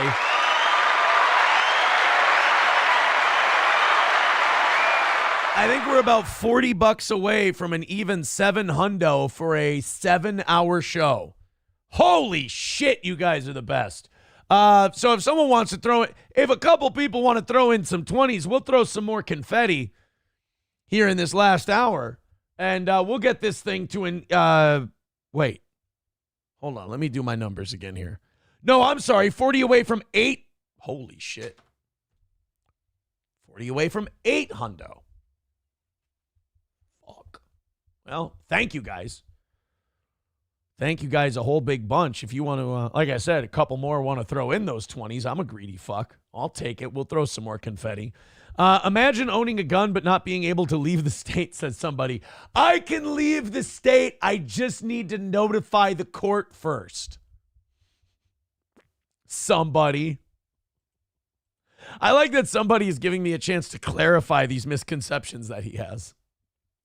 I just got to call him and say, hey, I'm heading off to the Vikings game in Detroit. I'll be back tonight. They'll be like, sounds good to us. I don't know what the fucking rules are. I'm sure there's a lot of people in that situation that just fucking go and come back and just don't say anything. I don't know. Sam Show writes, yeah, that's better. Sam Show says he's not going to carry it. He's a princess. It needs sparkles and shit. CJ with $2 says, I own a P226 Legion RXP. It's elite. Get one. How about you say please? What do we forget our manners all of a sudden? Thank you guys very much for your contributions. Links are in the chat if you'd like to throw us a birthday card. We do appreciate it. Hey, Rusty Grammar, if you're still here in the Rumble chat, how'd my birthday present go today? My birthday request of clearing out the YouTube chat and just fucking slamming people. I want to know how it went before I continue on here. I want to hear from Rusty on my birthday gift. I was actually pretty surprised at the numbers today. I saw that we were in the 800s at one point. I did not expect. I know, like on a good day, we'll get to 1,000, but like I was not expecting 800 at any point today. I thought for sure we'd have an off day because, you know, the holiday and shit. Papa Shop says, can you write dunce hat or dunce on your hat in Sharpie? Make sure it's vertical and each letter is spaced. For $50. For $50, I will write dunce on my hat in Sharpie and wear it for the last half hour of the show. Rusty Grammar says it's pretty cleaned out. Happy birthday to me. Happy birthday to me. Oh, hold on. Let me go check my DMs and my emails. Let me see something.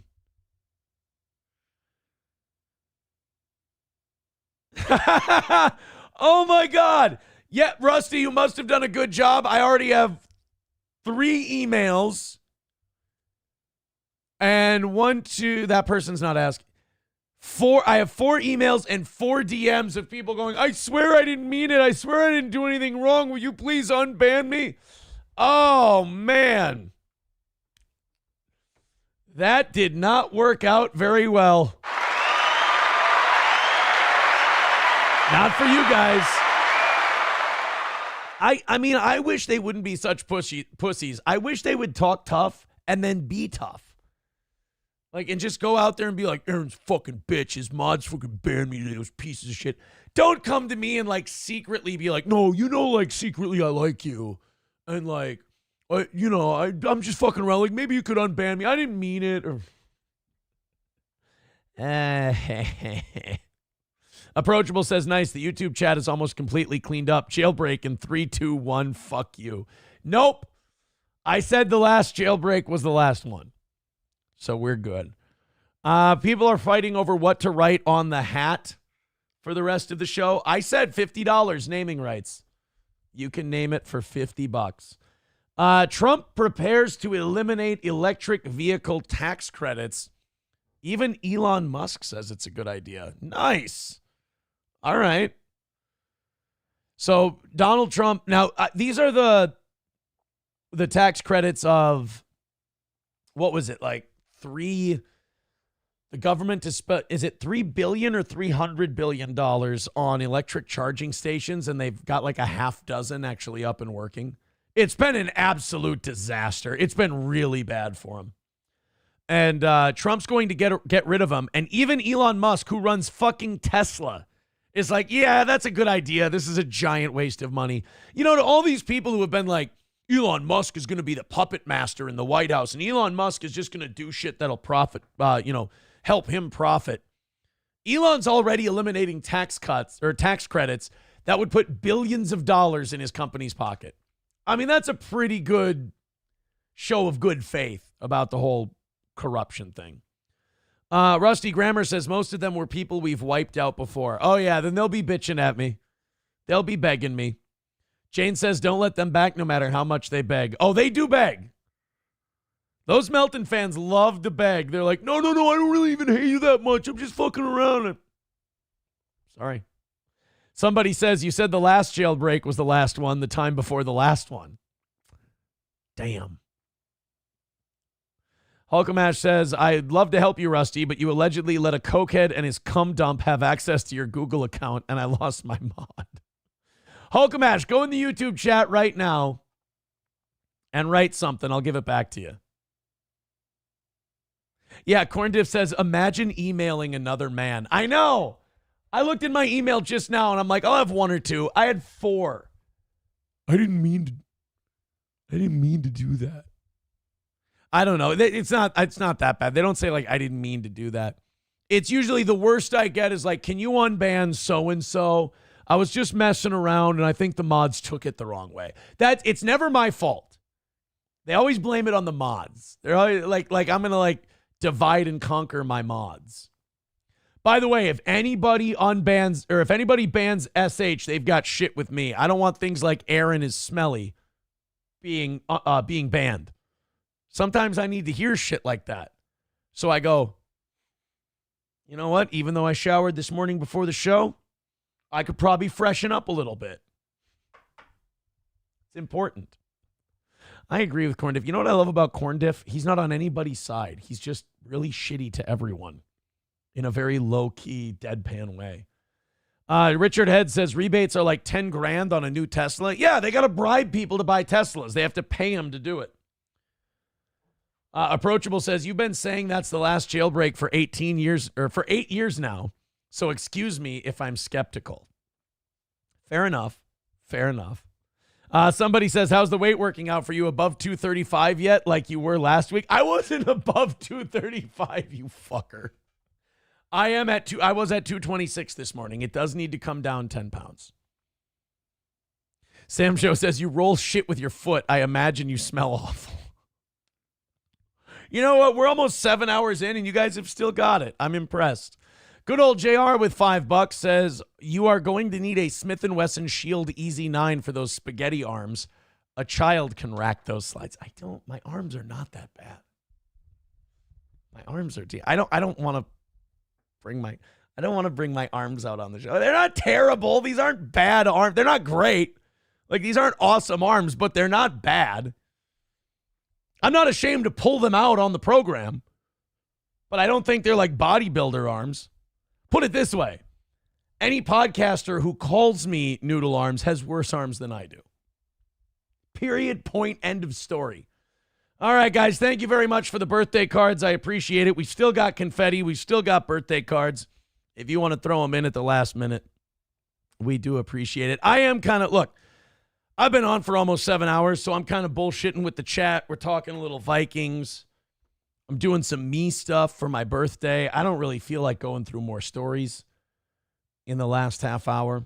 Although Eric Adams did have another ex-top aide indicted on bribery charges. So essentially what they're doing is every time Eric Adams says some based shit, they charge another one of his friends with a felony. That's kind of the game. The game they're running right now is like Eric Adams, like, fuck the Democrats, you pieces of shit. You already charged me with a crime. I'm not going to do what you tell me. And the Democrats are like, I'm going to put another one of your friends in prison. And he's like, oh, yeah, how about suck my dick? I didn't like that guy that much anyway, and there's too many fucking immigrants here. And they're like, all right, another one of your friends is going to jail. They're really in the same fight that Bender and the principal were in Breakfast Club. That's kind of Eric Adams and the Democrats right now. Mr. Approachable says, your arms have some decent muscle to them. Point. That's just where I'm stopping, right there. But there's also some pretty good grandma flap hanging underneath. I will admit the lifting I do is very bicep, shoulders, and chest based and not tricep. Do I need tricep work? Like you wouldn't believe. Like you wouldn't believe. I do more work on my legs, believe it or not, than I do my triceps. Doom Clone says, you look like the guy outside of the car dealership, but with boobs. That's just not true. I'm not even going to accept that from Doom Clone today. Doom Clone's just mad that I didn't play one of his clips. You know what? I haven't even looked at Doom Clone's. I didn't look at any clippers for today's show. I'm sorry about that. Oh, Stalin has already clipped Corey Adam calling into the show. Very nice. Thank you, Stalin19. How about that, Doom? You didn't get the return of Corey Adam yet, did you? Stalin19 all over the top breaking news in podcast lore today. Numero uno, Josh Denny fan says, what are you doing? The one push-up for every year birthday tradition? Oh, when are you doing the one push-up for every year birthday tradition? You know what? I'm going to say that I'm going to give myself a compliment and an insult. I could do that. It would look fucking pathetic. So a lot of people couldn't do 38 push-ups. I am going to say I could do the 38 push-ups. They would not look good. And there's a lot of them you might not count towards the end. But I could struggle and get them done. So I'll give myself a compliment and an insult. I could do the 38 push-ups. They would not look great. Coyote NV with $4.99 says, would you fight either Tyson for $1 million? Ooh, for $1 million? No. Maybe Mike, because his body is so shot. But even then, I mean, yikes. I wouldn't fight Tyson Fury for $1 million. Fuck no. Not at all. Tax-free? Maybe Mike, because he's like 60, and as you can see, he just doesn't fucking have it anymore. I'm not saying I could beat Mike Tyson. No way, no how. But I think it would be a lot easier to survive Mike now than it would have been, 10, 15, 20, 30 years ago. Helgi with $1 says, happy birthday, homo. Don't spend it all in one place. Thank you very much. Appreciate that, guys. Thank you for all of the birthday cards today. Corn Diff says he could go 12 rounds with Tyson chicken. Have you ever had Corn Diff? You sound like the kind of guy who has them. You ever had the honey battered chicken, little kind of the mini tender things? Those are not bad. They're not bad. Miss Tay says, Super Chat's a tax-free, bish. Did you see? Oh, I put the butter away. Corn Dip, you didn't see. Somebody ordered me $45 worth of butter today. And then Ryan the Garbage Man got me this lovely apple pie moonshine that he made. And then he got me more butter. So I am loaded down with butter. This guy says, is e-begging how you saw your career ending up? I mean, eventually, right? Can't do a show like we did on terrestrial radio and not end up here. It's impossible. But unlike the people who like to talk about steel toe all the time, at least I did climb that mountain. Thank you for the $1.99 in the birthday gift.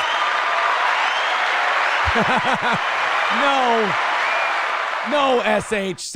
Not Cecily Tyson. I would not fight Cecily Tyson. Blukey says, I'd fight Mike Tyson. He looked awful. I mean, he did look awful, but it's still a former world champion, even at 58 years old and with arthritis in both his knees and all that. Like, it's still, you still got to look out. I'm still not going to say that, oh, yeah, I beat the fuck out of Mike Tyson. Midland Armory says, if you're looking for a 1911 based solely off looks, Kimber is what you need. Well, I mean, that's what I judge my guns on. Solely on looks. So there it is. Doomclone says, I was working, and that's not really news. Corey who? Oh, shit. I can't believe. Corey, are you going to take that? This Doomclone just said Corey who? Clopogram said, the call you had from the UK was me, by the way. I chickened out of talking. Oh, you fucking pussy. I'll fucking kill you, you fucking faggot. Somebody, too, says, so where are you treating yourself for your birthday? Casey's Pizza, McDonald's, Quick Trip? Actually, Valentini's spaghetti sauce and meatballs because of Matt and Grinch Girl. That's what I'm having. That's what I'll make the kids and I for my birthday meal. Need Trump says, what a great show today, buddy. Thank you. Appreciate it.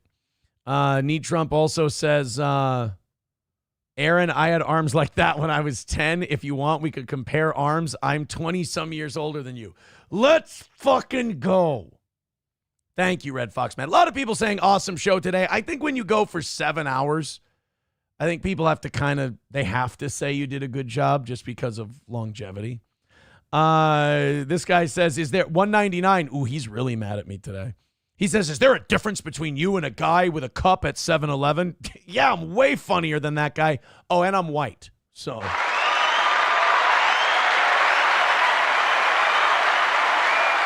Thank you for the $1.99. And as you know, this game is not for you.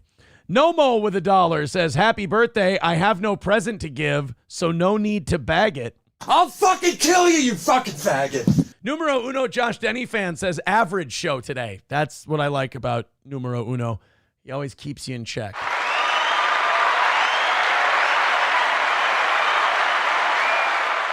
You know what? Good point from Sam Show. He also tells this guy, well, the other answer is you're not at a 7-Eleven. That is the difference between that guy and I. And the guy at 7-Eleven apparently doesn't drive you as crazy as I do.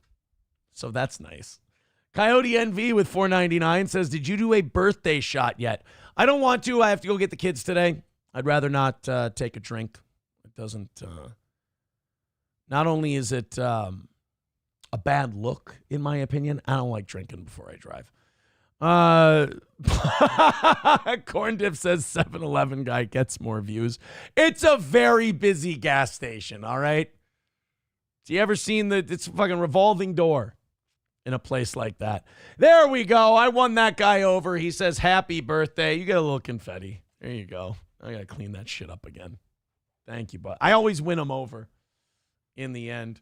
Paul R. Nelson, yes, the Now, wait a minute, Paul R. Nelson. Neither the 7-Eleven guy or I drink loads. Nick drank mine. I didn't drink his. He got it wrong. He's brain damaged from all the chemical abuse. It was the wrong guy. I'm just kidding. I would never. Not only would I not drink it, but if another guy was going to drink mine, which I'm sure he wanted to, because I think he's probably, in my opinion, he gives off like super like bi vibes. Like not even bi, it's just there is no sexuality there. It's just like whatever, anything. But like if someone I wouldn't squeeze any out if I knew that a guy wanted to do that. It's fucking gay. Like really gay. All right, guys, off we go. Quick Trips are high-class establishments compared to 7-Eleven. Also, we don't really have 7-Elevens in Minnesota. Yes, that is a difference. More listeners are coming up with differences between myself and the 7-Eleven guy. Approachable says the difference between you and the 7-Eleven guy, when the 7-Eleven guy does the chicken dance and flaps his arms, that doesn't sound like someone's clapping. Hey, wait a minute. Bappa Shop says Aaron doesn't drink, he slurps. Well, you know, I mean, are we haggling over verbs? Is that what we're doing? Is that what we're doing? Oh, I got Spy Pigeon today, too. He came in just to wish me a happy birthday. I appreciate it. I'm sorry, Spy Pigeon. Was I supposed to be gone by this year? Now's the part where you say, no, I want you to stay around so I can laugh at you. Spy Pigeon, you love me. Just say you do. We'll get that part over with. All right, let's take a look at the Clippers. Let's see if they did anything. Let's see if any money's going out to Clippers today. We got Doom. Kate, I don't give a shit about Kate Meany. Don't give a shit about Stuttering John. Did a decent amount of views on those, though. Actually, you know what? He's pretty consistent. Ooh, Aaron clips for him do really well. Nice. Aaron clips do really well for old Doom. I'm a popular guy. What can all these people, they want to say, oh, no, I just like to shit on you. You like to watch me. You like to watch me. It's all right. I knew another guy who liked to watch me. It happens. I'm not going to judge you by taste. Misery loves clips. He's one of my favorites. What does he have? Misery loves clips. Gino Bisconti is a comedy coach. No, nothing really there either. We covered that one today. What does Stalin 19 have? Another steel toe clip from Stalin 19. Vince the lawyer, don't care. Zumach, Stutcho, WATP, and Kate Meany. Yeah, it's all gay people that aren't interesting. How about Alyssa? Alyssa's usually a good slump buster. Oh, no, that's not what that's not what I meant, like for clips. I did not mean that Alyssa clip. That is not what I meant. Alex Stein, The Parable of Nick Rekieta with Bert from Fish Tank. We saw that one. Potentially Criminal. I watched that one last night.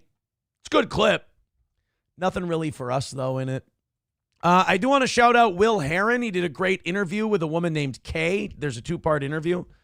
I would go check that out. Will Heron does some great work over there. Optic Nerve with $2 says HBD Twinkle Toe. Oh, happy birthday. Oh, thank you, Optic Nerve. I appreciate that. Fauci's Pangolin says the difference between Aaron and the 7-Eleven guy is his name is Habib and Aaron is known as Slurpee Steven. Because they sell Slurpees. I understand. No, I get it. Doom Clone says it was kind of slow weekend Hackverse-wise. Well, branch out a little. I'm not a Hackverse guy. I'm just a guy doing a talk show. Those universes like trying to make me part of it because they need to learn how to draw an audience outside of their own little same 1,000 to 2,000 people like I do. And I understand, but they should learn from me instead of being, like, I fucking hate that guy. I'll teach you. Just come to me and I'll teach you. I want to help you. I really do. People are saying call Gino. Why? It's not. I'm not being negative, by the way. I'm not saying like fuck Gino. I'm just saying like we've had. I feel like this has been a pretty solid birthday show. I mean, especially with Corey coming back and Matt coming back and Johnny being here. There is one guy I'll call. Give me 1 second, and we'll get. Here we go.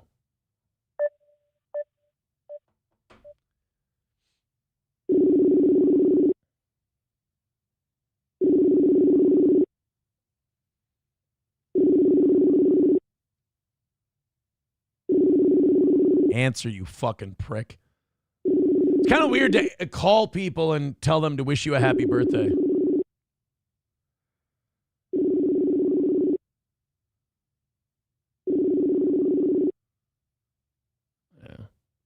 Maybe he'll call back. The only way you can get Oz to answer is if you call him on Facebook for some reason. I don't know if that's a boomer thing or what. Oh, somebody says Cowpote didn't even call you on your birthday. Fuck, I should have saved Cowpote's number. I would have called him. Chugi Show Live with $5 says, I hope the government gives you a birthday gift by bringing more charges to Nick while you get yours dismissed. A birthday win for the toe. Hey, look, I put that in the authorities' hands. I know they've been doing and they still are doing a lot of fucking gathering and investigating for all that stuff. So that's in their hands. You guys will know when I know. I've heard some things from sources and people, but I don't know what to believe. I have no idea what the fuck is going on. I know what eventually will. I know the very minimum of what's going to happen, but I don't know anything other than that. We Came to Spin says Corey's return was a thumbs up. Yes, I was very happy that Corey called in today. And as the Vikings are heading down the stretch run here, I really hope that Corey and I speak more on the show. Somebody said, did April at least reach out to you? For my birthday? No, but April and I did have a nice back and forth when I changed up the cell phone stuff. You know, because she was worried I was mad at her. She was worried that I was angry. I was like, no, I was angry at Verizon because they fucking double charged me for my shit. And they got her on the phone and she's like, no, tell him I feel bad and I don't want him to be upset and blah, blah. I'm like, and I told her, I'm like, don't worry if I'm upset. First of all, I'm not upset with you. Second of all, you shouldn't be worried if I'm upset. You just take care of yourself. You'll be fine. And then right after that, she privated everything. So I don't know if I might have gotten her in trouble. I don't know if me telling the story on air got her in trouble or what. I didn't mean to. If I would have known, I wouldn't have said anything, but it was nice. And then I can't remember if the Keanu thing was before or after that. She might have just wiped everything after the Keanu thing. I'm not sure. But yeah, someone says the cell phone stuff, that was a while ago. Yeah, that was like a month ago. So yeah, it's been a long time. I haven't, but there's no reason to either. I think we've both said what we need to say. All our shit is in each other's possession. I think we're good. I don't really have any ill will or goodwill. I just have indifference, I suppose. Numero uno, Josh Denny fan with $1 says, don't double charge me. That's what I said to Verizon. Is there a joke in there that I'm missing? Is it a legal joke that I'm fucking up right now? I hope not.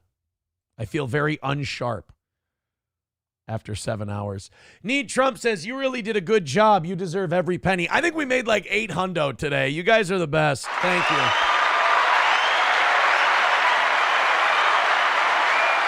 I appreciate that.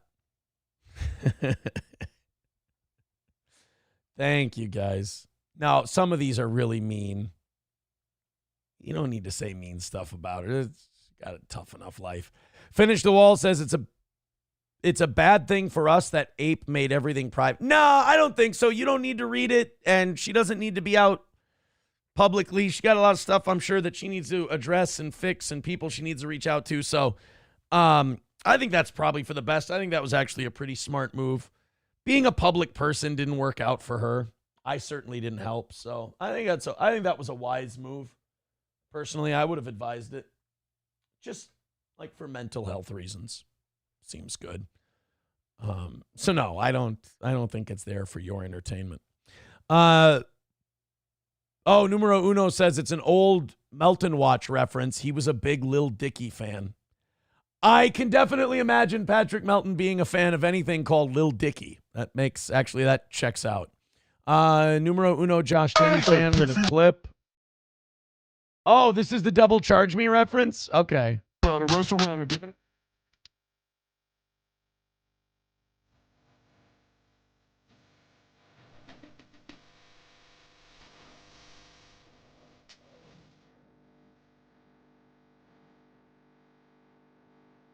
What is this?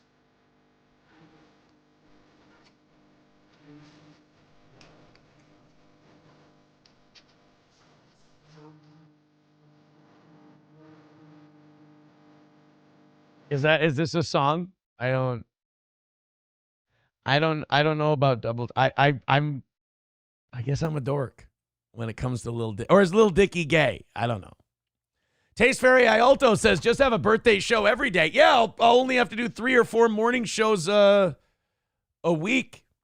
No, 3. I'll do 3 morning shows a week and no evening shows. Wow.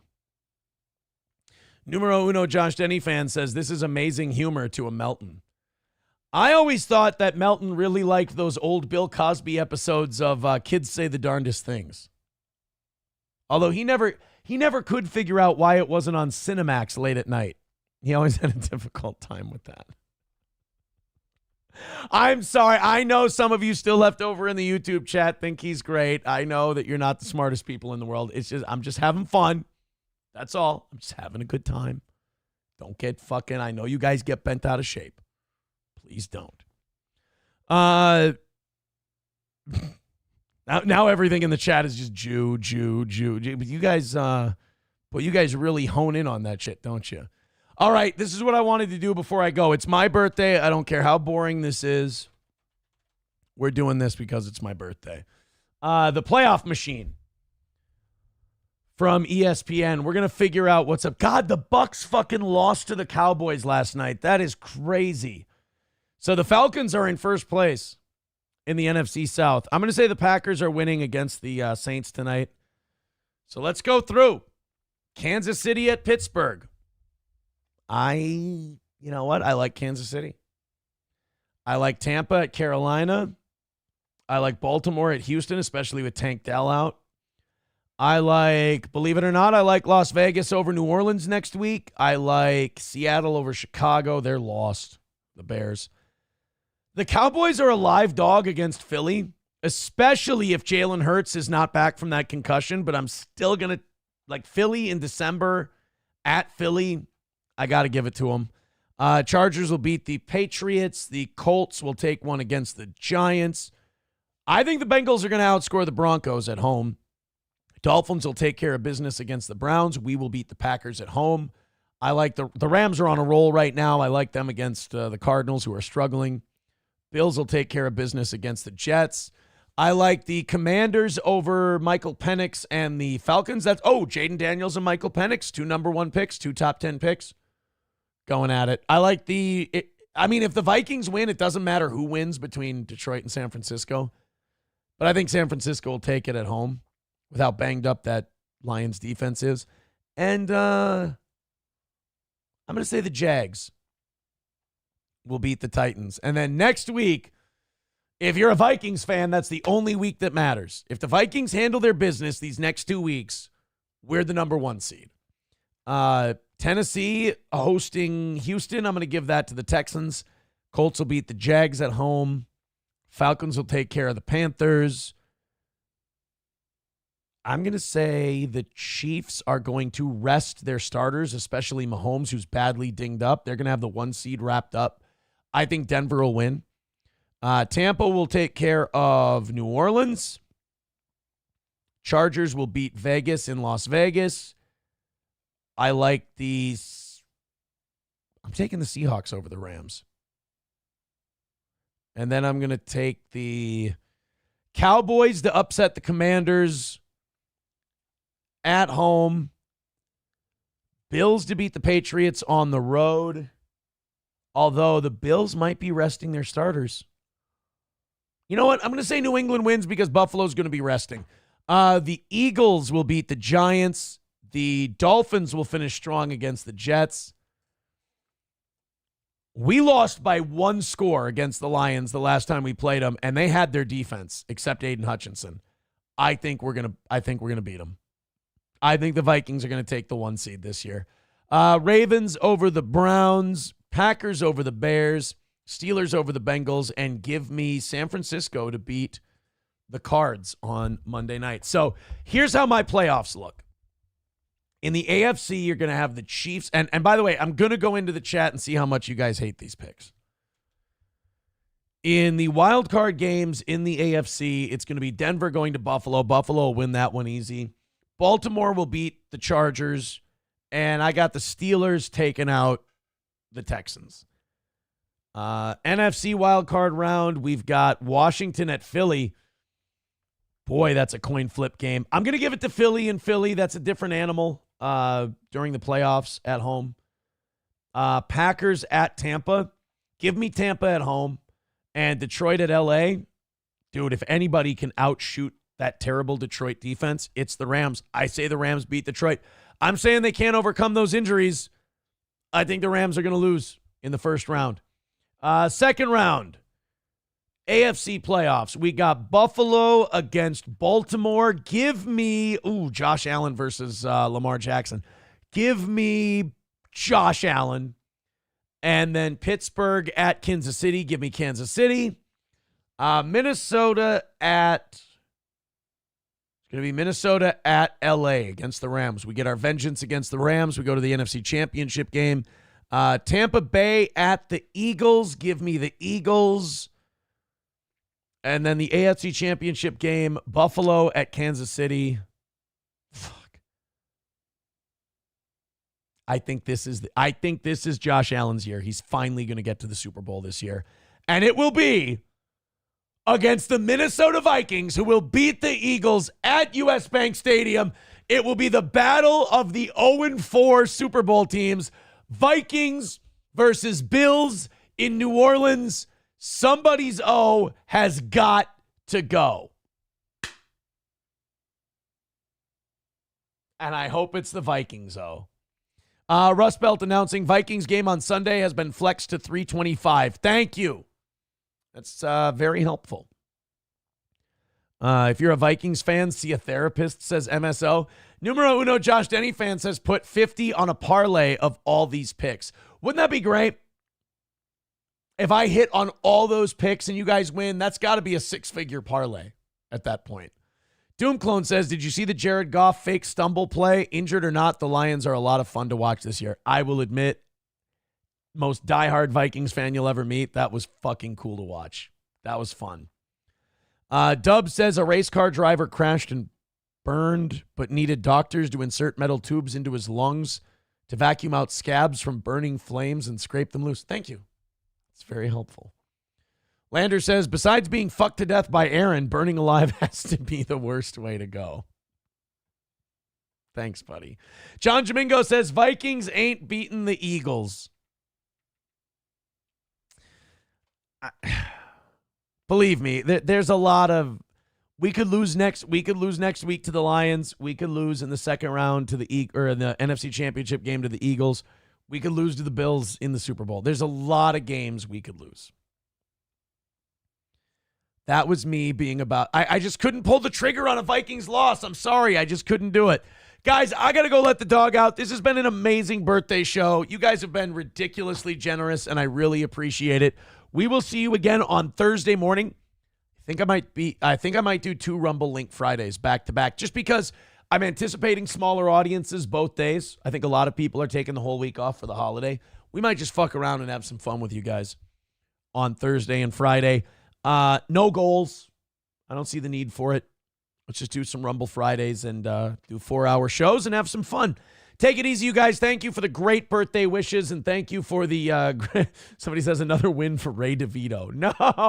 No. I think we did end up like $120 short.